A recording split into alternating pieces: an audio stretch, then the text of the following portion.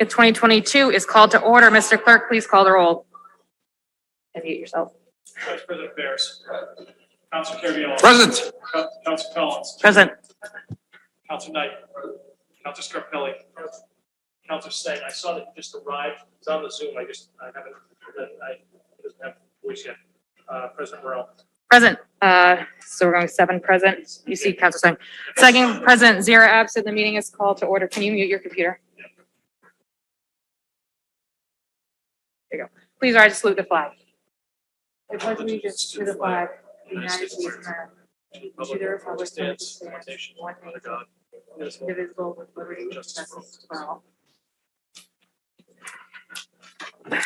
Announcements, accolades, remembrances, reports, and records. 22-587, offered by Councilor Scarpelli. Be it so resolved that the... Sorry. Okay.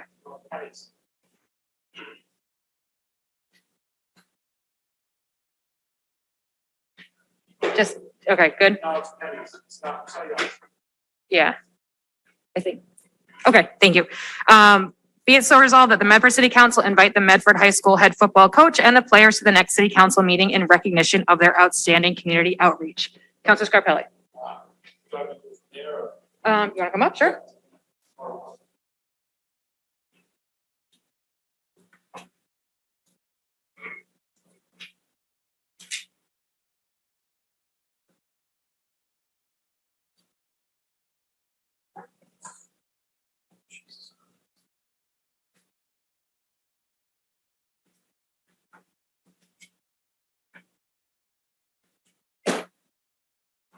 Thank you, Madam President. It's my privilege tonight. I know we've had a tough week here in Medford, and this is fitting and needed to address a group of young people that have done our city proud. And before I recognize anyone, if Coach Curley and Coach Offord come on up.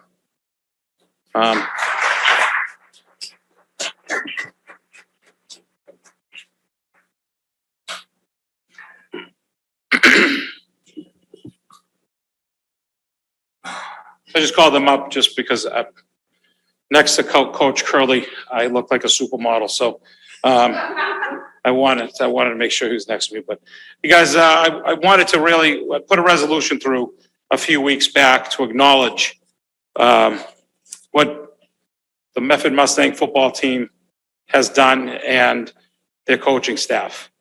Something that's always overlooked is the impact that young people play in our community. And it's easy when it's something bad, right? When it's something bad, yeah, everybody wants to talk about what the kids are doing wrong. But I wanted to make sure that as I looked through different messages that I received, I was noticing a trend. I was noticing an amazing trend. That our football team is a special group of people.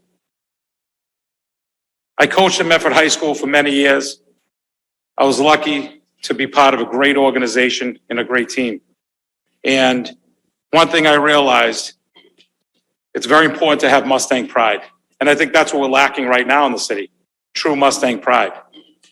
And when Coach Curley came to the program, and before that, we had some difficulties. Numbers were low, kids were getting in trouble, we weren't winning games. Everybody thought that the world was ending. And then you saw the bigger picture. Coach Curley came in, you saw him active in the community, you saw him doing special things with his team, and all of a sudden the football team became elevated. And now the numbers have grown and positive things are in front of us. It's all right. That's my favorite song, by the way. It's okay. So now, what I wanted to address is something very important. What is a Mustang? It's not a word. I know people will easily say Mustang pride. What it means to be a Mustang is truly to love the city you live in, to represent your community with pride and distinction. And what you boys have and girls have done have been amazing.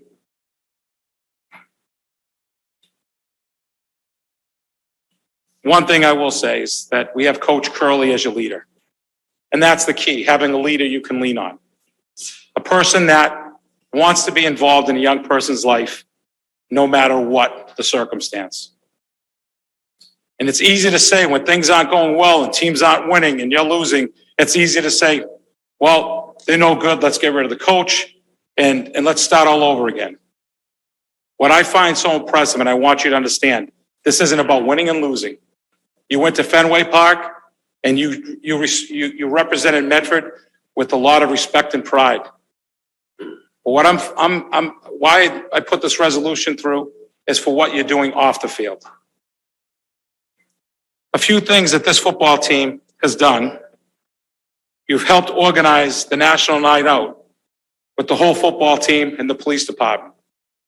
Really showing what unity means and how everybody works together. You led that. In September, you helped empty out the senior citizens' basements and helped seniors. In October, you helped with the Unified Basketball League. The day before Thanksgiving game, we saw you guys over at McDonald's Stadium helping with the Unified Flag Football game. Then you saw a bunch of football players in yards raking out people's yards that couldn't do it themselves. And now you're helping with the Medford Family Network for their toy drive. That's amazing. And I wanted to have this opportunity tonight to bring Coach Curley up and really commend you for what you have done and really put you on the pedestal that you deserve to be put on. One thing is having the leader to show you the way. And it's an honor that I talk about John Curley tonight because John's a very special person. What I'd love to hear is I got a phone call from a teacher and they said, George, I saw this resolution. I need to share something with you. I had a problem with the football player. He was being a little wise. And I called Coach Curley. And the next day, Coach Curley was sitting in the back of the room, just his presence there. And what we realized is that young man wasn't offended. He was so taken back that Coach Curley was there to do what? To show him he cares, to make sure that he's doing the right thing. And that's the type of leadership we need in our school system. And what you boys have done and girls have done and gone out into the community and put together all of these community service hours, it's something we should, as a city, applaud. So I want to publicly thank you guys. I know we put together a, do we have that at?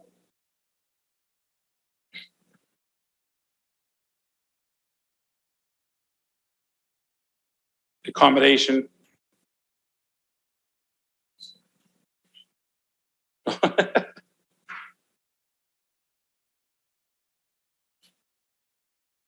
Thank you, my friend.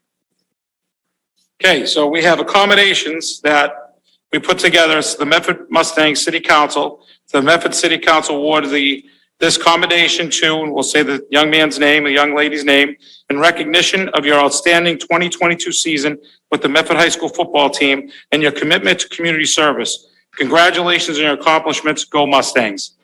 If we can, we'd love just to recognize you. We're going to call your name up. I know that Coach Curley, Coach Opper are going to help out. If we can, just before we get going, if Coach Curley have anything to say, I know that before we get going, I know some of the boys and girls want to get in and out, so I know that if Coach have anything to say, that'd be great. I just want to say thank you for allowing us to show what community really is all about. These kids are not told to do this stuff. They actually want to do it. It's awesome.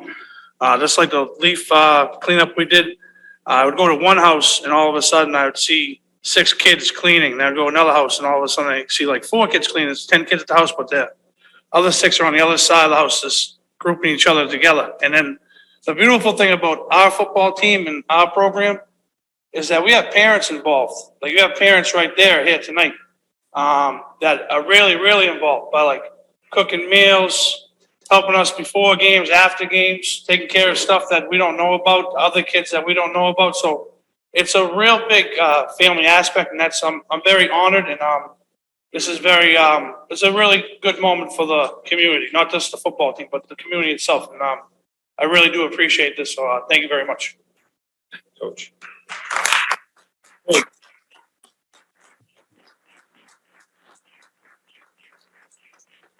I don't want to forget one person. I know that Mr. Medford's here. Mr. Chris Murphy, thank you for everything you do with the Football Association. We really appreciate it. You look fabulous, by the way, so thank you. All right, Coach, you ready? Sure. All right. Zaim Ali, Okay. Sam Alvarez, Luis Barbosa. They come up. Yeah, come on up if you called. Sorry about that. So come on all the way around.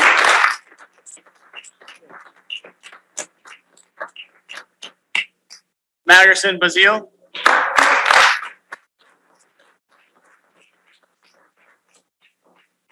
Cole Beretten Green.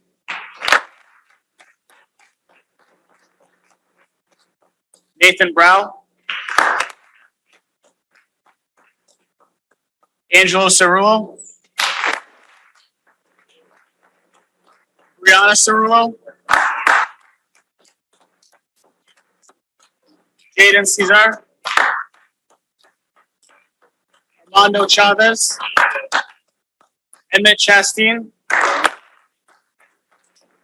Nathan Chevalier. Nicholas Correnti. Samuel D.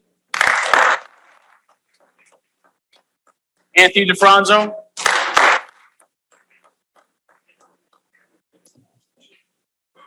Chris DeFranzo.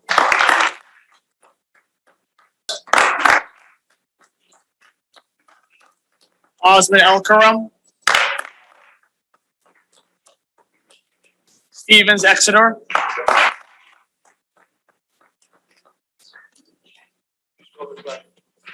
Prince. Pedro Fernandez. Demi Georges. Gio Ross.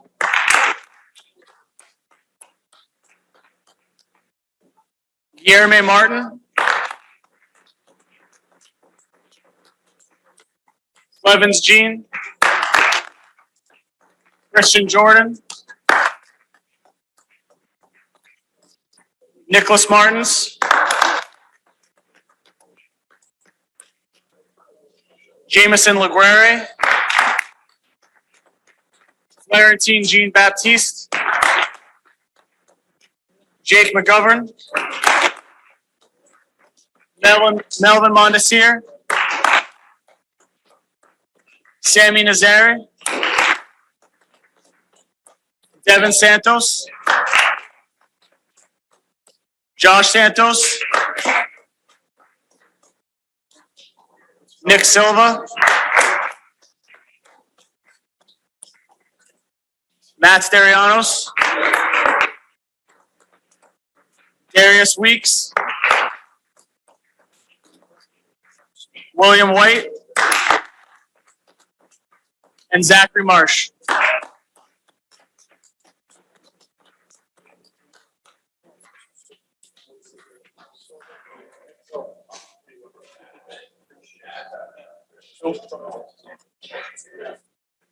Jack Lombardo. And JT Mastracola. Yeah. Ryan Mabardi. Dom Rizzo. No. Trav Moody. William Penn Erickson.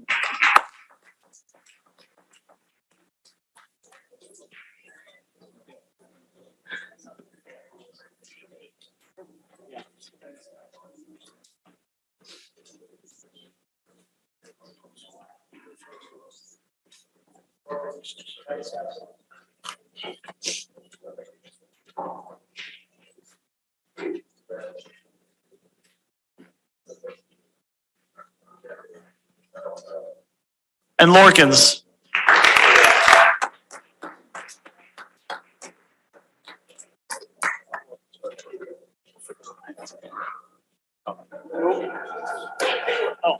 And Michael Piccolo.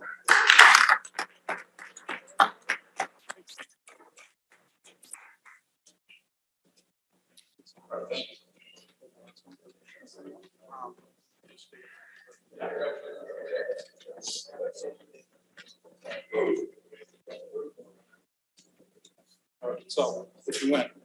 Coach, I know that we have a bunch of coaches that have been committed. I know that they've been great with the program. If you could just acknowledge them. I know Coach Offord, your right-hand man, but anyone else that you need to address, that'd We be got great. Coach Maderos. Thank you, Right Coach. there. Coach AJ. And Coach Joe Rowe is not here right now, but he's on his way, hopefully coming a little bit. A little bit. So you know when you're a true Medford program, when Coach Joe's leading you boys. So I think that I appreciate Coach for being here. I know he's at an appointment, but he's going to try to make it. If not, I'll come by the house myself and drop off his. So what we did is we put together a certificate that's going to be in a folder. We're going to be getting that out to you tomorrow. Okay. But I thank you guys for coming out tonight. I know that one more. And Sorry, one more, Coach, my guy, Coach Calvin. Coach Calvin. Thank you, Coach. Again, it's easy to point things out when a young person does something wrong. It seems like that's an easy thing to do. What I'm proud of tonight is that we're really putting you on a pedestal because you deserve it. The opportunity, that the time that you give on your own, like Coach said, that when we talked and said that no one forces you to do anything, but you go out and do it because you love the city of Medford. This is what true community is all about. So I'm proud of you. I thank you. My fellow councilors, thank you. And have a great night. We really appreciate it. Thank you.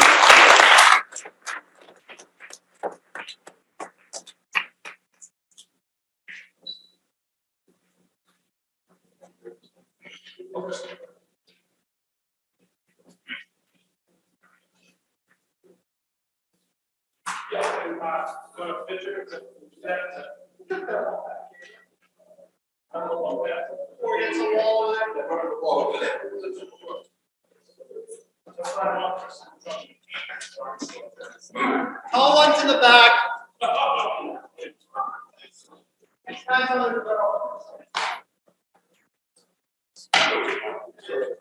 So these are just the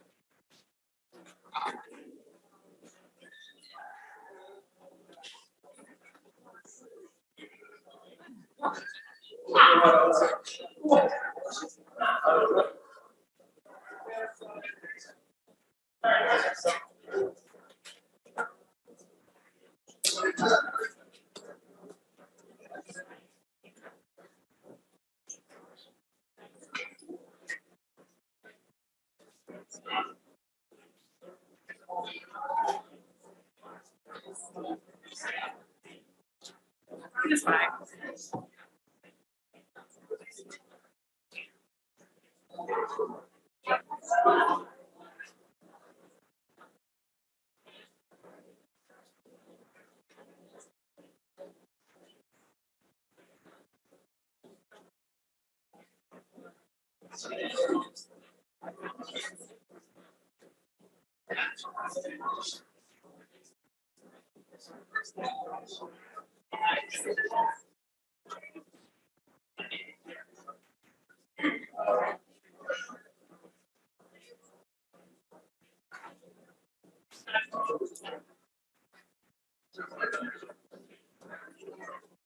See you, brother. Nice job. Nice job. Talk to you soon.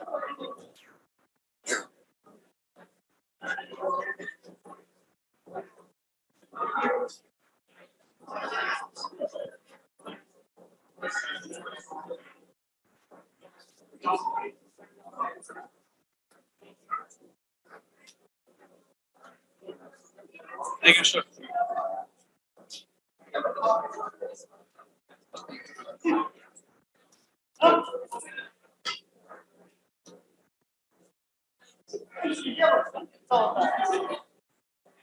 Bye all.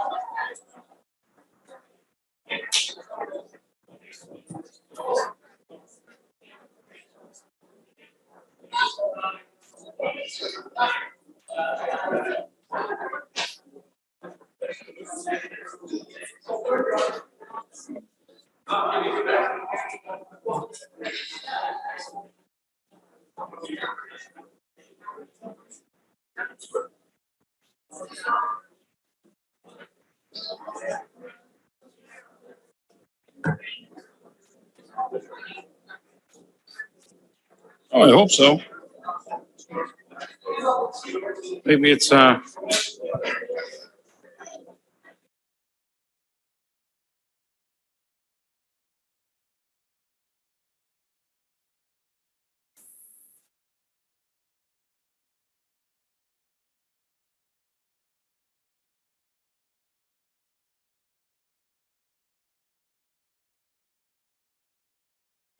Madam President. Madam President, move Motion. approval? Oh, sorry. So on the motion of Counselor Scarpelli, I move approval on the paper that was just before us, 22587. Second. Mr. Clerk, seconded by Vice President Bears. Mr. Clerk, please call the roll. Vice President Bears. Yes. Council Carviallo. Yes. Council Collins. Yes. Council Knight. Yes. Council Scarpelli. Yes. Council Sam. Yes. I guess yes. Council Sam. Yes. We can't hear you. David Kennedy, yes. Okay. President Morrell. Yes, 7 affirmative, 0 in the negative, the motion passes. Madam President, motion to suspend the rules to take papers 22-584, 22-609, 22-603, and 22-604. 584, 609. Sorry. 603, 604, 603, 604, and 609. Correct? and 584. And 584. Okay. Yes. Anytime you want to do that, you can always say the number slower. So on the motion of Vice President Bears to suspend the rules to take papers 22-584, 22-603, 22-604, and 22-609 out of order, seconded by Counselor Carviallo. Mr. Clerk, please call the roll. Vice President Bears. Yes. Council Carviallo. Yes. Council Collins. Council Knight. Yes. Council Scarpelli. Yes. Council Sam. Yes. President Morrell. Yes. 7 in the affirmative, 0 in the negative, motion passes. The rules are suspended. 22-584, petition for grant of location Arcadis on behalf of General Electric, Medford, Mass. City Clerk's Office. You are hereby notified that the Medford City Council will hold a public hearing in the Howard F. Alden Memorial Chambers and via Zoom at 7 p.m. on Tuesday, December 20th, 2022, on a petition of Arcadis on behalf of General Electric for a proposed monitoring well location at 4,000 Mystic Valley Parkway and Madam Commercial Street. President, And motion for a brief summary. on the motion of Vice President Bears, to waive the reading for a brief summary from the petitioner, seconded by Second. Councilor Scarpelli. Mr. Clerk, please call the roll.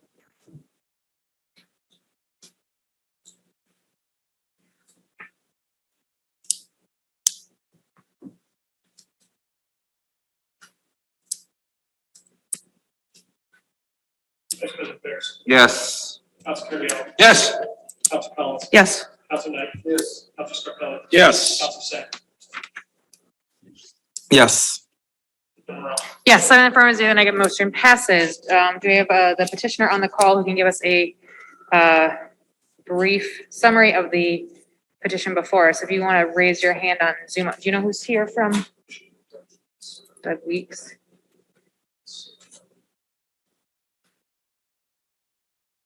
I see. A Weeks. Okay, got it. Okay. Name and address for the record, please. It's Doug Weeks. Address is 100 Hollister Way, Burnt Hills, New York. Thank you. Could you give us a brief summary of the petition before us?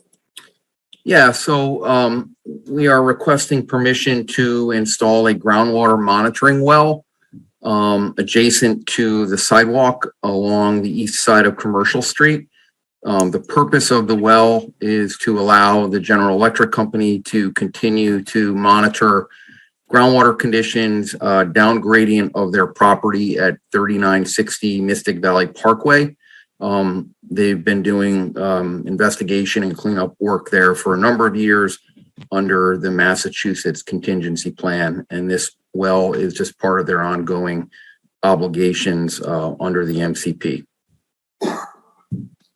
Thank you. Before I open up the public hearing, do we have questions from counselors? Madam President, if I can. Counselor Scarpelli? Is anybody representing the city to answer any questions on this call?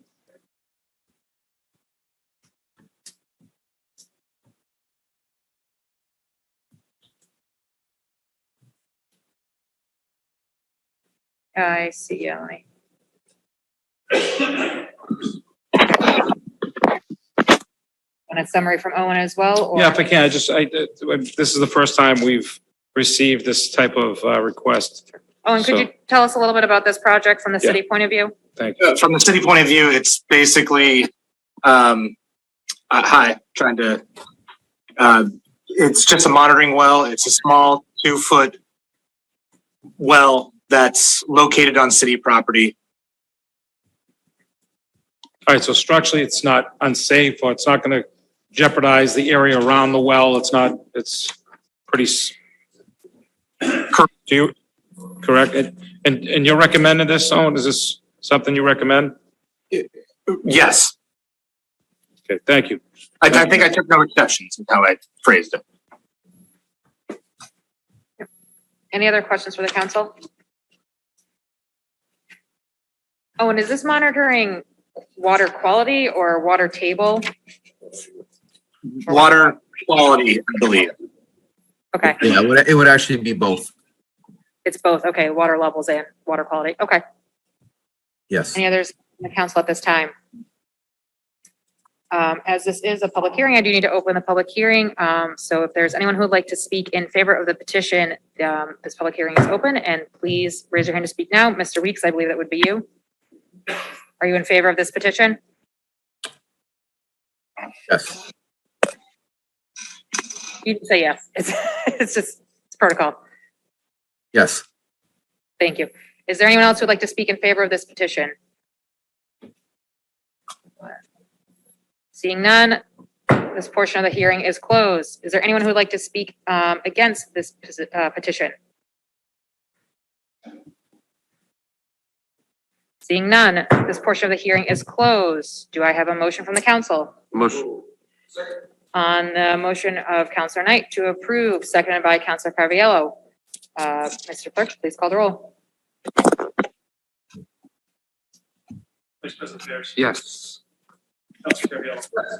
Councilor Collins. Yes. Councilor Knight. Yes. Councilor Scarpelli. Yes. Councilor Singh. Yes. President Brown. Yes, 7 in the affirmative, 0 in the negative. The motion passes. My intention was to do 609 next. That's the eviction license. Okay. And we'll go back to 603. Yeah. Okay. Petitions, presentations, and similar papers. 22-609, petition for common victor's license by Lynn Rune, 7 Arlington Street, Lynn, Massachusetts, 01902 for Four Season Boba Tea at 34 Riverside Avenue, Medford, Mass. 02155. Handing it over to Chair of our Licensing Commission, Councilor Scarpelli. Thank you, Madam President. Is the petitioner here this evening? Hi, how are you? So I've reviewed the paperwork. Everything seems in order, sirs. This is what type of, if you could just give us just a brief synopsis to share with everybody. Sure. So it's a bubble tea shop that we are opening. So it's it's a flavored bubble tea from Taiwan. It's very popular at the moment. And it's including fruit tea, milk tea, smoothie, and also comes with the flavored boba that you could add inside. Okay, Yeah, that's, all right, great. And what are the hours of operation? what was that again? Hours of operations, what time, Um, what days and It's time? from 12 to 9, from Monday through Saturday. Sunday from 12 to 7. Okay. Yeah. Those hours fall into play. And then, how many employees do you have working? for? Just me and my wife. And that's it, the Yeah, whole, that's it. really? Okay. You know, I hear great things about this product and, we're excited that you're moving to Medford Square. It's a great location. I know that, my daughter loves it, so it's gonna be, Thank you. it's gonna be something we'll see in our family. So again, I see everything in order, Madam President. I would move approval after questions from my fellow councils if they have any. Thank you, Councilor Scarpelli. I see Councilor Singh. I just wanted to wish you the best of luck. My friends and I have always wanted a bubble tea shop in Medford, and it's a great honor for us to be able to have one to call our own. So thank you so much. You're welcome. And good Thank luck. you. Thank you. Yes. Thank you. And I also want to wish you good luck. I just know at my work, I work at university and they say if you want the students to come anywhere, offer them boba tea. So I hope you have Definitely. great success. So Thank you. motion of Councilor Knight to approve, seconded by Councilor Carviallo. Mr. Clerk, please call the roll.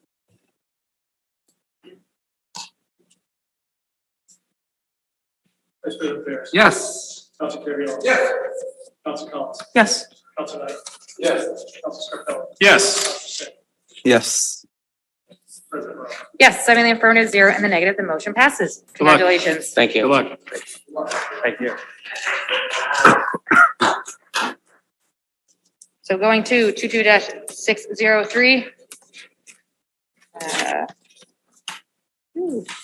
22-603, offered by Vice President Bears. Be it so resolved that the Medford City Council, that the Prevention Outreach Manager present an update on the Municipal Vulnerability Preparedness Project and Grant.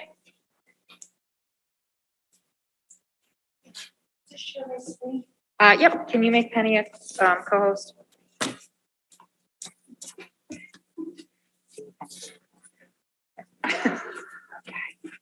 Thank you, everybody, for having me here tonight.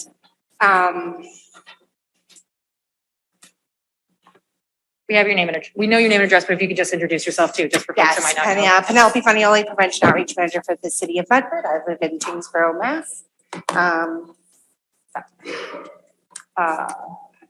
That's great. Here we go.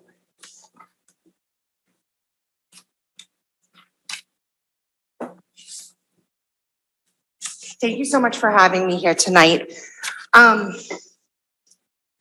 So I'm here to speak specifically about a program that we have. It's a grant that we've applied for. And I want to first just get everybody grounded in what is the Office of Prevention and Outreach. The Office of Prevention and Outreach was established in 2015. Thank you to the City Council for moving that forward to address the opioid crisis. At that time, they funded my position. In 2017, the City Council and the Mayor has funded a city recovery coach position as well. In 2018, we established our Medford Hub meeting. It's a crisis-specific group meeting with multiple service providers to help people at the highest risk get out of risk. So I want to just point that out, that these are some of the things that we've had going on. In 2020, though, we were reassigned to work on the COVID-19 response. And with that, we learned a lot of different things about our community. But I do want to say that prior to that, in the fall of 2019, we did apply for our first Municipal Vulnerability Preparedness Grant. And I'm going to go in detail about all of the work around this particular grant. But I just want to point out that as I go through my presentation, there's a lot of things that we are doing that are feeding in to this project. So I want to kind of highlight them a little bit here. So we developed and operated the Are You OK program. We used that program as a part of fact finding for our 2020 Municipal Vulnerability Preparedness Grant. We had to move to a social service navigation model because we were really just coming up with a lot of people who needed support. So our recovery coach at the time was also a master's in social work. She took on the responsibility of doing a lot of that work throughout the pandemic and since we've built that position into the department. We also started the multilingual resource line. And that has been a huge source of support for how we are able to communicate with the community. We had it for both the largest flows that we were having come into the office, but also really to be a place where folks with language that is not English as their first language can come to this line and can leave a message to us, for us, with us in their own language. And that's really a critical step in supporting our community members to trust that we're here to support them is figuring out a way to let them be the lead of what they need and us to follow suit. So we have, anyone can leave a message in any language, number one, but we have specifically Arabic, Spanish, Haitian Creole, and then Portuguese, Brazilian Portuguese specifically. In addition to that, we started Medford Connects. Medford Connects was started in May 2020 in response to the fact that many of us were kind of stuck in our own spaces and not communicating with other departments or other agencies. And so we started to come together and really start to think about, what about youth mental health? What about health equity? How are we communicating? What are you hearing in the community? And this Medford Connects group really transformed. We met weekly throughout the pandemic to really support each other. And we learned a lot throughout that process, and then we started to infuse the MVP project into it. So just laying down the foundation. The other thing I want to make sure that I've said out loud is that we were funded through ARPA for a health equity coordinator who manages 5 community liaisons, one representing the English-speaking BIPOC community, Arabic-speaking community, Spanish-speaking community, the Haitian community, and the Brazilian community. So we have those are all here working every week, and they're helping us to translate materials. They're helping us to communicate with our community members, manage this multilingual resource line, and they will begin in 2023 doing active outreach to support community members on things such as mass health applications and other applications in order to get support if they need it, in addition to just continuing to build community within these communities that haven't traditionally shown up at City Hall to have their voices heard.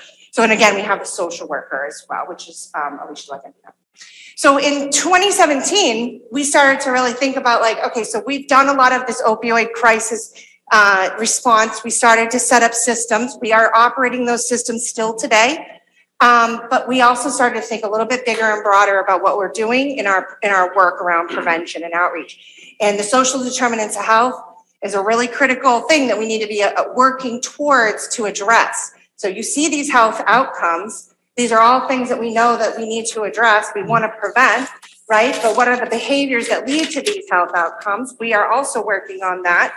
But what are we doing at this more deeper level around the social determinants of health, built environment, education, violence and trauma, employment, housing, social environment? These are some key places where we should start doing our efforts. But even more importantly, let's take a step back and let's dig a little bit deeper down to the roots of these health outcomes. And those are classism, poverty, racism, right, xenophobia, ageism, so on and so forth. So we're looking at this in a comprehensive way, everything that we're doing. And in 2020, when Felicia Hunt, our at that time, Director of Sustainability, said, I think that this project would really fit well with the health department. We said, let's think about this. How can we understand it? And so really it was an assessment. Find out and brainstorm what are the community's needs, what are their resiliency needs. So what is climate vulnerability and climate resilience? These are lingo terms from the environmental sustainability industry. They don't make a lot of sense to me sometimes. They probably don't make a lot of sense to the general public. So let's break it down, right? And I am going to read this because this is not my wheelhouse, so I'm going to do that for myself. So climate vulnerability and resilience are measured by indicators related to exposure, sensitivity, climate hazards, coupled with the ability to get out of harm's way. to adjust to changes and rebuild after a climate event. We just actually experienced a major emergency event, right? And where were we when we started the pandemic? And then where did we end up after? How did we recover? All these things are they kind of apply, right? You can lay an overlay on it.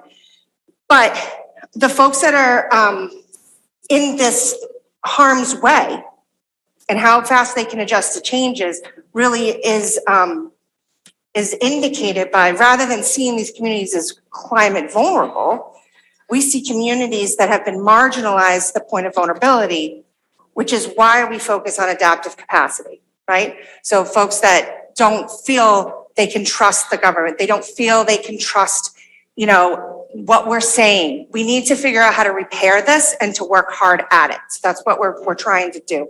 So as you can see though, in these sensitivity, exposure, adaptive capacity, all of these things really are within the wheelhouse. This is really what I just explained that we've been working towards.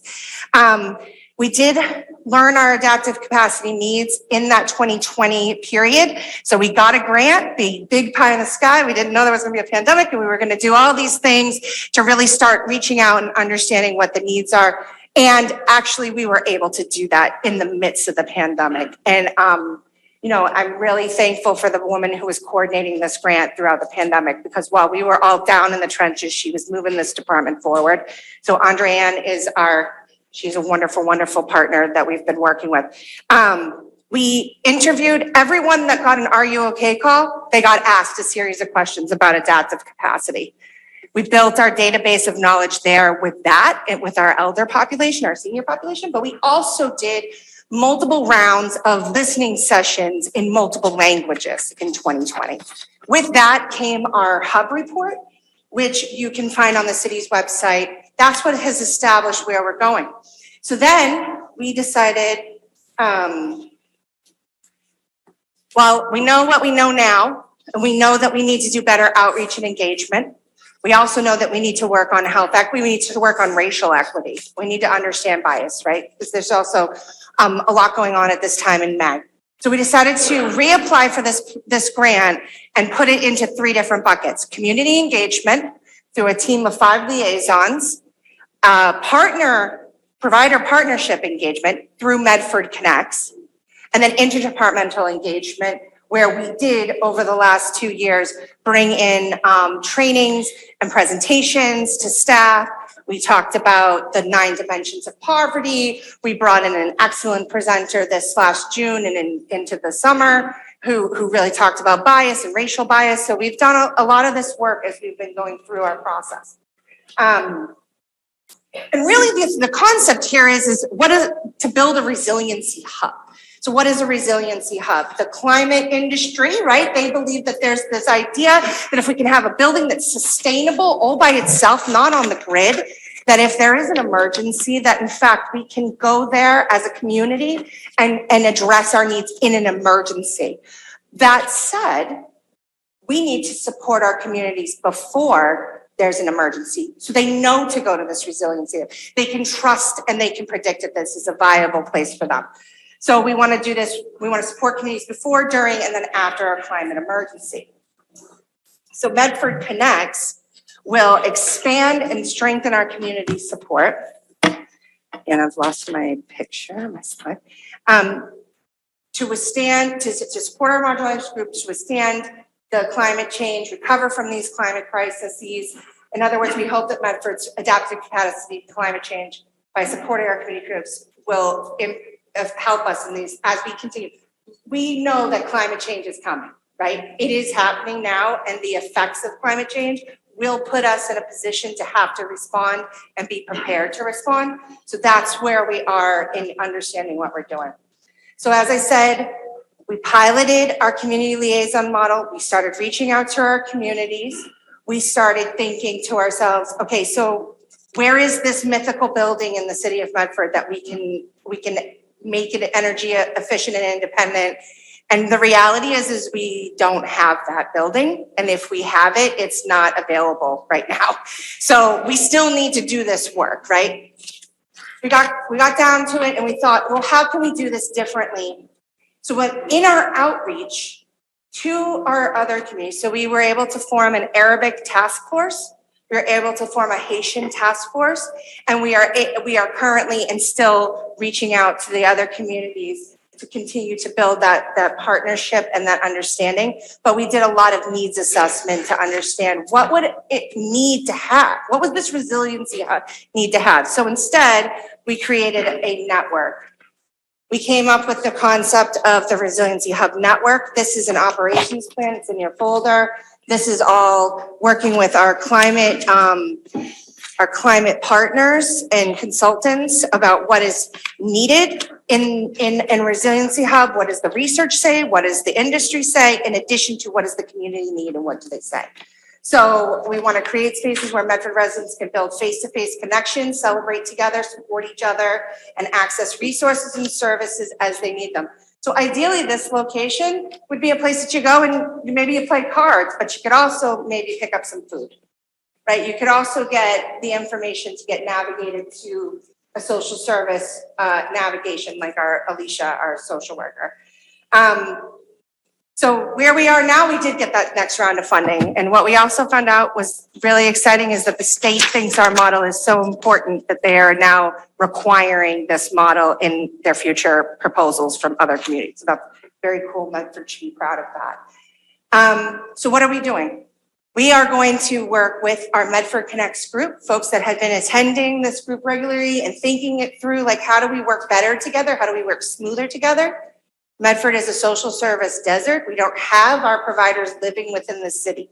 We have Wayside and their wonderful YMCA moved in to support us. They have a youth center and they have Mystic Community Market and West Medford Community Center. That's really it, right? Medford Family Network is also an agency, but they are also under the city's school system. So it's a quasi nonprofit as well. But these are our key supporters. And so we all collaborated together with a couple of departments as well to start thinking about how are we going to communicate better and how are we going to do this work. So with this change in focus and this understanding that we don't have a physical location, we are moving to a virtual resiliency hub model. Right? We're going to centralize and localize services and information. We're going to formalize a network of community providers, and we're going to set the foundation for resilient communications. So as you can see here, these are all programs there are programs that live within the city, right? But how are they all connected? So there's a couple different things that we will do, but one of the key things we're going to be able to do with this funding is purchase a software called Unite Us. And Unite Us is a system, it's a software program, right? With a lot of extra support from that company to help us build up a network. But effectively, our social worker can go in and say, this person needs housing, they need food, they need this. They can refer from that system all at once to 3 or 4 different agencies, all, of course, partnered into the system, right? It can't just, somebody has to receive it. So we have to have that formal partnership. So we're going to continue to work towards that and build that. And we hope that that will help streamline our communications. And just knowing that we have a hub for crisis, but not for prevention. And these efforts will help us to prevent evictions. They'll help us to prevent, starvation or not being connected to services or waiting too long to get what we need. So the project is going to do a number of different things. One of the key things that we're going to do, though, is make sure that all of our partners within the hub, within the Medford Connects, are going to be working on language access. So they're going to look at translation of key materials that they regularly put out. And then we will also be working with them to get more frequent communications out that are smaller, flyers, different blurbs that they want to put out, social media, stuff like that. So some of the key things that we are also going to do are English for speakers of other languages. So ESOL, the Library and Medford Family Network are going to partner together, and they will have a staff member who will help to build up our ESOL courses in the city and coordinate with other agencies in the area that are doing them.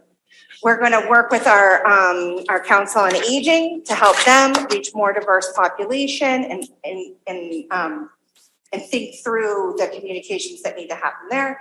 We're working with the YMCA in partnership with the rec department to do youth work around social emotional skills to withstand future crises, right? And thinking about how that can apply throughout the community as well. We're going to be continuing to infuse more support into the Medford Family Network, to continue to enhance the work that she's doing. Well, everyone knows Marie is the Medford, she is our heart and soul. So the Medford Family Network, right, we're gonna be working on that with them. And then we are working with the West Medford Community Center to look at elevating by our Black, Indigenous, and residents of color and locations of local positions of leadership and economic security. So they have a really great evidence-based model that they'll be utilizing called Circles that takes mentorship from a professional that's doing, really enjoys their career and wants to mentor others, and then they'll mentor folks and they're gonna match people up in that regard. And then, I have to tell you, let's see, that was, and then we are working very intensely with our Mystic Community Market. So Mystic Community Market will be working on a food justice council to look at how we can shape local foodscapes and systems that are shaped by people who have experienced them and not people who haven't. So we'll be working with them on that, as well as another of other communications, ensuring that all of their materials are translated, so on and so forth. So this is our network here. We have, as I said, I kind of went through it, but this is the visual of it. And as you can see, all of the partners that I cited, we are also partnered with the Office of Planning, Development, and Sustainability. They are our guru on environment and climate change, so we need their support overall. But they also, it's a great place for them to hear from our community what's going on, hear from these partners, and how they can build that into strategic planning for our community going forward. And then we have the communications department here at City Hall, who will be really looking at how they're gonna be the center of disseminating how we get information out in multiple languages. They're gonna sort of be the point person, and we're gonna make sure that everything's jiving throughout the network and in concert with the city.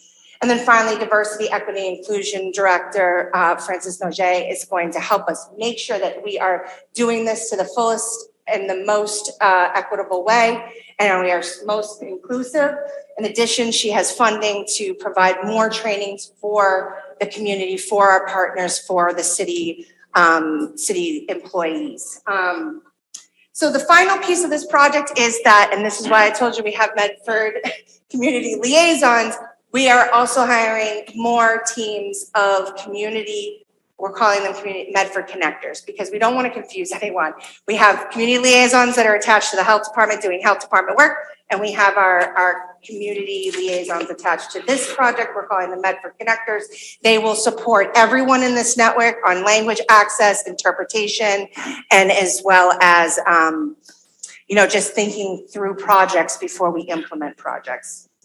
And that's it. That's all I have to really tell you. This is a part of the process. It's letting you know what we're doing. We are working on our contracts. We will be hiring up these Medford connectors and all of these support staff for our grant. But we are at the start of a new process. So that's it. Thank you so much. I know Councilor Scarpelli wants to speak. I just sent him on an errand for me. Vice President Bears. Thank you, Madam President. Thank you, Penny, for reaching out to me to make this presentation. I think it's really important for us to hear, and for anyone who's, in the community to hear the great work that we're doing. I think this is really showing how we're bringing together so much of the response work, and whether we're talking about climate or, substance use disorder or food insecurity or housing insecurity, all the other issues that we know so many people in our community are facing, but also just bringing the community together in general and building a more resilient community. I mean, I think something that we have been talking about and will continue to be talking about is social emotional support for young people in our community, and also, making sure that seniors have connection to the resources that they need in our community. And I just think that this is really showing that there's an intentional approach, and that the staff on the ground are really doing amazing work, not just in bringing in funding so that we can do this, which I know is really tough. And one of the reasons that it hadn't been done before is we have huge budgetary problems. So I'm glad that there's a pool of money that you're able to access for this, but also how we can really embed it throughout all of our public institutions, from our public schools to our city departments to our nonprofit organizations going forward. It's really impressive work, really thankful to you and everyone who's been working on it, and would obviously continue to love to support and help however I can. Thank you. Thank you. Councilor Scarpelli. Thank you, Madam President. Thank you, Penny, for all your hard work. You've done so much for our community, and I really appreciate everything you do. So I think that one thing I realize as I'm reading through this, it's amazing. This is what we've lacked here for a long time. So I appreciate your effort. But our most vulnerable community right now, I didn't see anything with the housing. Are we partnering anything with the Medford Housing Department to reach those families that I think that if you can? Yeah, we are partnering with them through our health equity coordinator and the work that we're doing with our social work. Okay. We definitely are in communication and working with them. This is just, it was just a formal partnership for the grant. is Okay. What I'm expressing Okay. here. So Yeah. obviously there'll be a big piece of this. Yeah, Okay. definitely. All right. Thank you so much. Thank you. Councilor Singh. First of all, I just wanted to thank you and your department for all of this work that you're doing. I think something that a few of us, many of us on this side of the rail have been talking about, a lot of community leaders have been talking about, is the importance of bringing government to the people and not just expecting people to show up.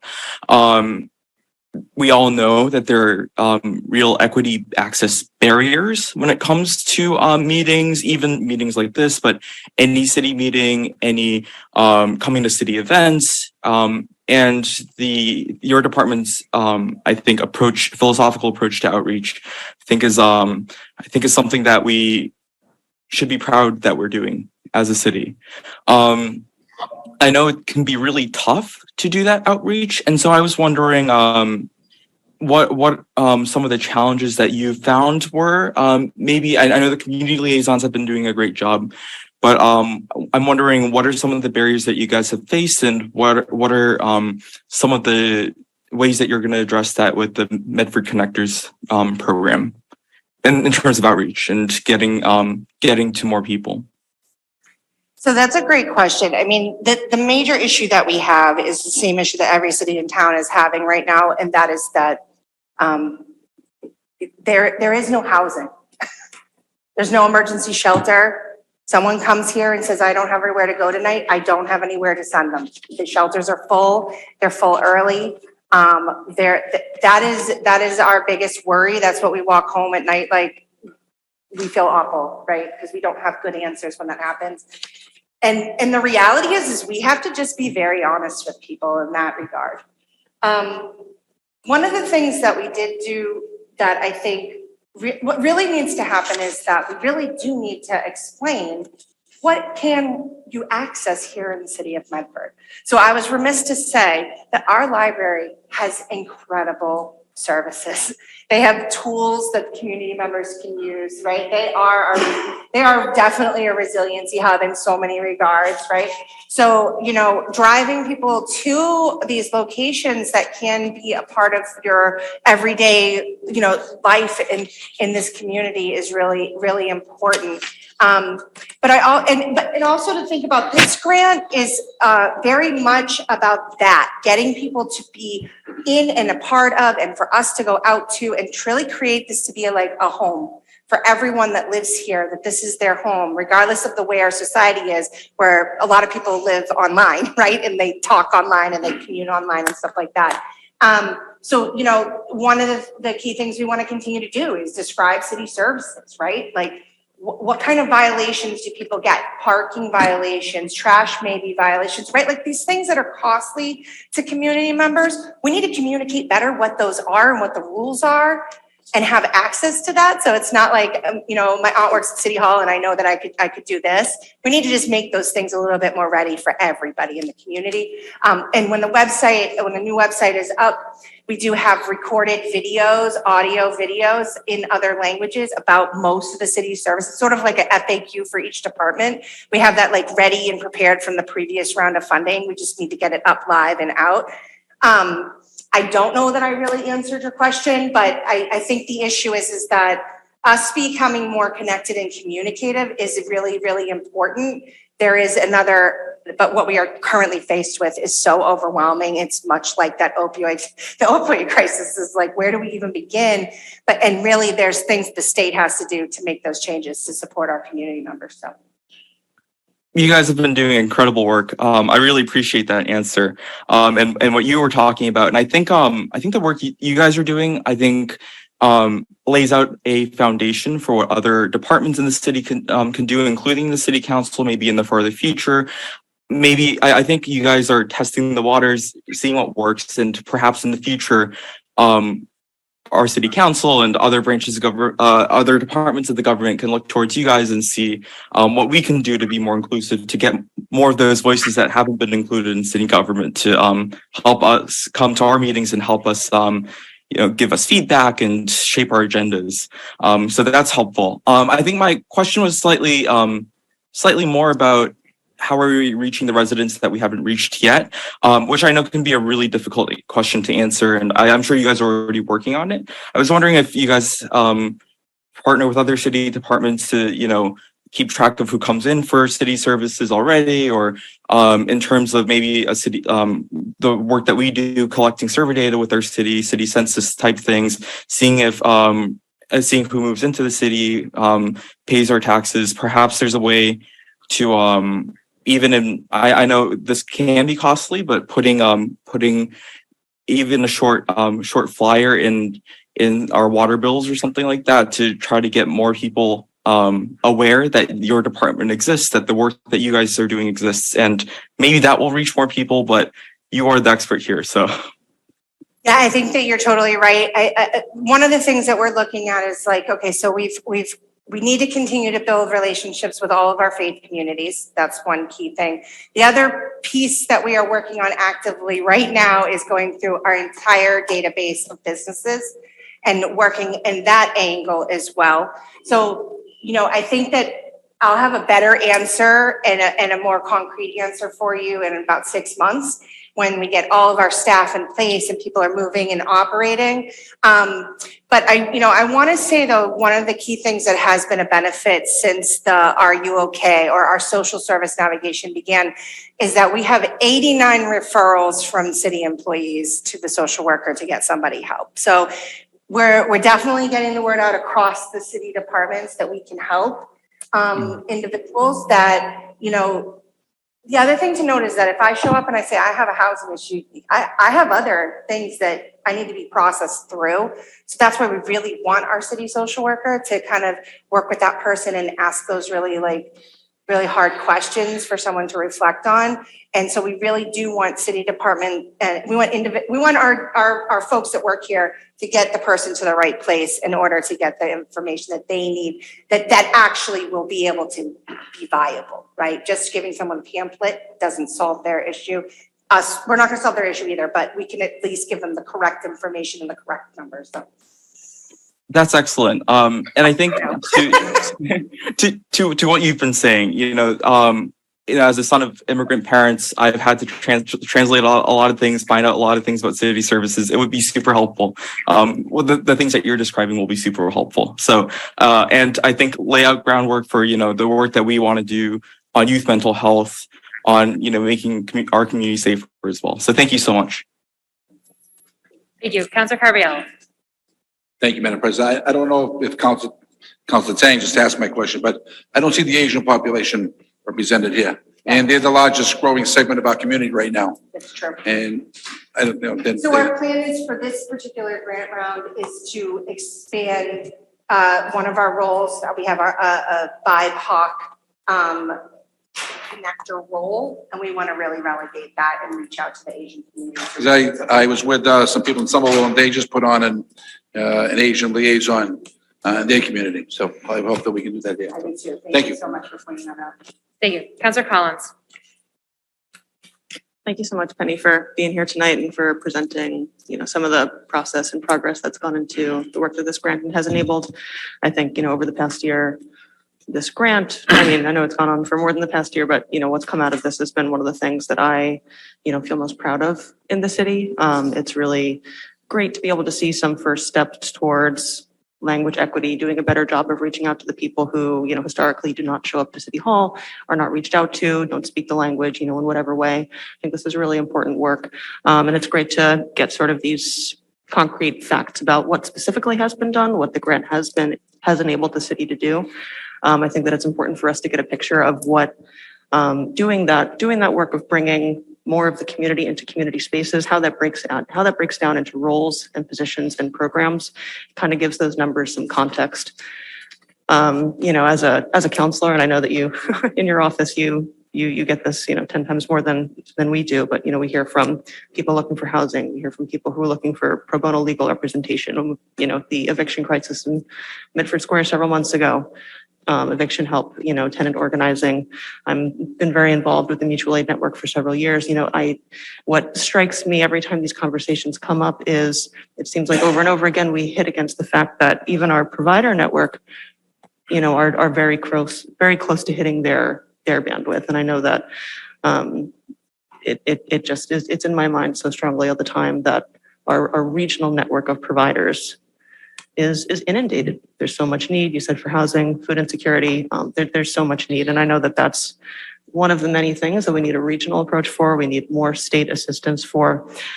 Where this comes in is, I think, given that, it's so important for us to streamline on the local level as much as possible to make sure that everybody in our community who needs those resources can access them in an easy way. I think this program is doing that, and then everybody in the community can have equitable access to the resources that are available. And I really hope that work can continue in parallel with, you know, regionally and with our other providers, working to make sure that we have more places to direct people to. You know, I'm sure it's heartbreaking for your staff every time you have to say, I can get you on that wait list. I can get you on that list. I can't get you on that wait list. And I'm sure that's really hard. So I just thank you for this work. I'm really excited to see how it continues. And like Vice President Bear said, so any way this council can support you and continue that work, you know, we're partners with you. Thank you so much. Thank you, Councilor Collins. Penny, I just had one question. So you mentioned part of the work really needing to lean on the communications department at City Hall. So my understanding that the communications department is essentially, it's one person. Mm-hmm. So is there any funding in this grant that, you know, funds additional communication support? Because I think that's something we always run into in all aspects of City Hall. And I don't want to detract from any of your work. This is incredible work. The work of you, the liaisons, everyone, like this is so much work. I want to make sure, you know, communication supports that, but understanding how you know, it's one person. So. We have, the city has hired a COVID-19, communications support. So there is 2 people now. That's great. And Okay, Emma's so that's already that one's begun been working with backfilled? us. Okay. Yeah, so that's excellent. And I think that role really is absolutely applicable to supporting this grant. So we do have that as a fortunate positive. We do have a little bit of money to go along, like formal translations. It's not a lot of money to be able to do that. Obviously, that's a big budget. So we have to be obviously thoughtful about what we're going to use that funding for, but we do have the money relegated to help them to do that. And then I think that's all I was supposed to say. Okay. Thank you. I appreciate it. On the motion of Councilor Carviallo to receive and place on file, seconded by Councilor Knight. Mr. Clerk, please call the roll. Thank you, Penny.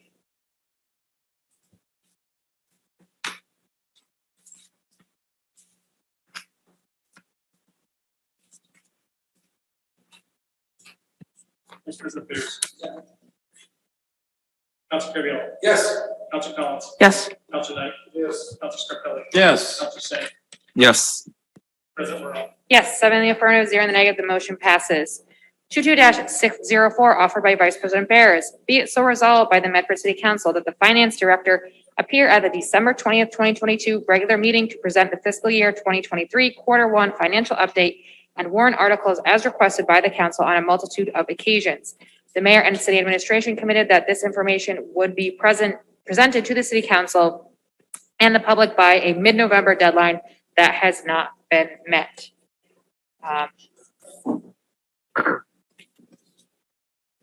Okay. Thank you, Madam President. And I also do recognize that Councilor Knight did submit an amendment to this paper requesting that the documents be presented to the council in advance of a presentation and that the presentation be tabled to the next regularly scheduled meeting. So I don't know what you have tonight for us, Director Dickinson. I'd be happy to hear kind of a short update, but I do agree that in order for us to be fully prepared for a budget presentation and financial update, having the documents in advance would be helpful. So I don't want to speak for Councilor Knight beyond that, but I do understand that concern. So I'll just put that out there. Thank you, Mr. Bears. Councilor Knight, or would you like to hear from Finance Director? No, I'd like to know why we still haven't received one copy of one warrant article since January of 2021 now? 2021. We have not received one copy of one warrant article. You sat here before this body and put a budget presentation on, and we made it pretty darn clear that we want this document. This council has passed countless resolutions saying we want this document, yet your office has failed to provide it time and time again. Now, Bob, I know you're new to the city, and at some point you got to say, I'm not blaming you, but now I am blaming you because you sat here before us in June when we asked for this document. We still haven't received it. The council's taken numerous votes. The mayor's office has said, refer to the finance director in a response to this body, but we still haven't received it. Why?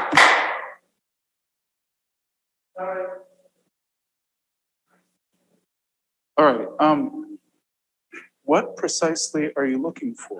I mean, is this a for real story right now? After This is a for real story. I mean, literally, Warrant articles- after a year and a half of waiting for this document. I'm sorry, Just so we can hear Madam what you're saying. President, we've been asking for this document for a year and a half, and he goes, what are you asking for now? I mean, is this? I understand the frustration. I know, this isn't even about frustration. It's about a waste of my goddamn time. All right, that's what this is. All right, it's a waste. It's a waste of all of our time to come up here and be pranced around like dog and pony.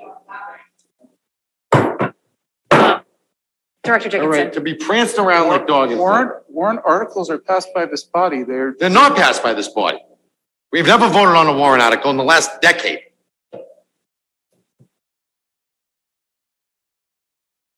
Then, Director Dickinson, do you have an update for us or anything you can provide? well, I'd like to clear this up. I want to give this body everything that it wants. I really do. I came here, I have the budget to actuals for the first quarter. I have revenue projections that unfortunately are locked up in my computer, which died. But I can email all that stuff to you. I really don't want to sit here and there's no reason for me not to give you stuff that you want. That's what I'm saying. Okay, then we're on the same page.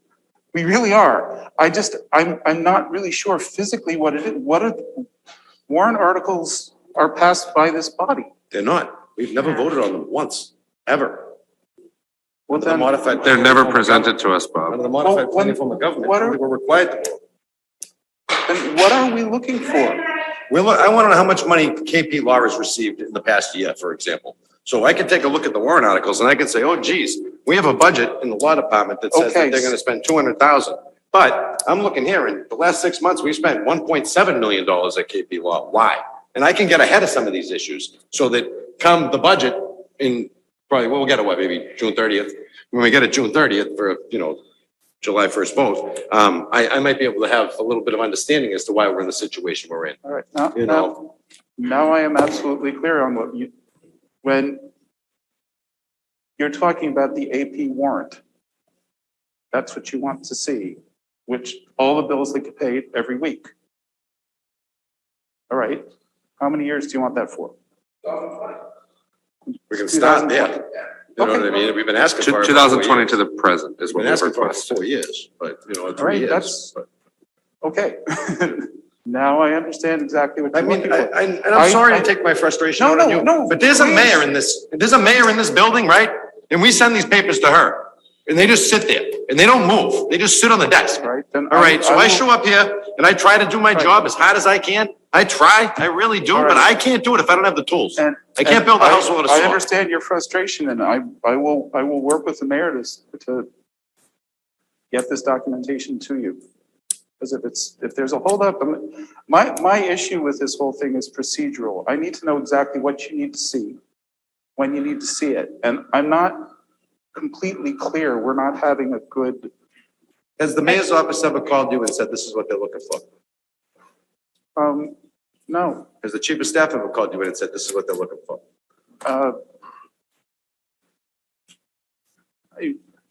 Has the law department ever called you in and said, the city council's asked us to draft an ordinance because they haven't received this information, this is what they're looking for? No, the law department's never So the called me law for anything. department hasn't called you, the chief of staff hasn't called you, and the mayor's office hasn't called you. But this council's taking at least a dozen affirmative votes to get this information.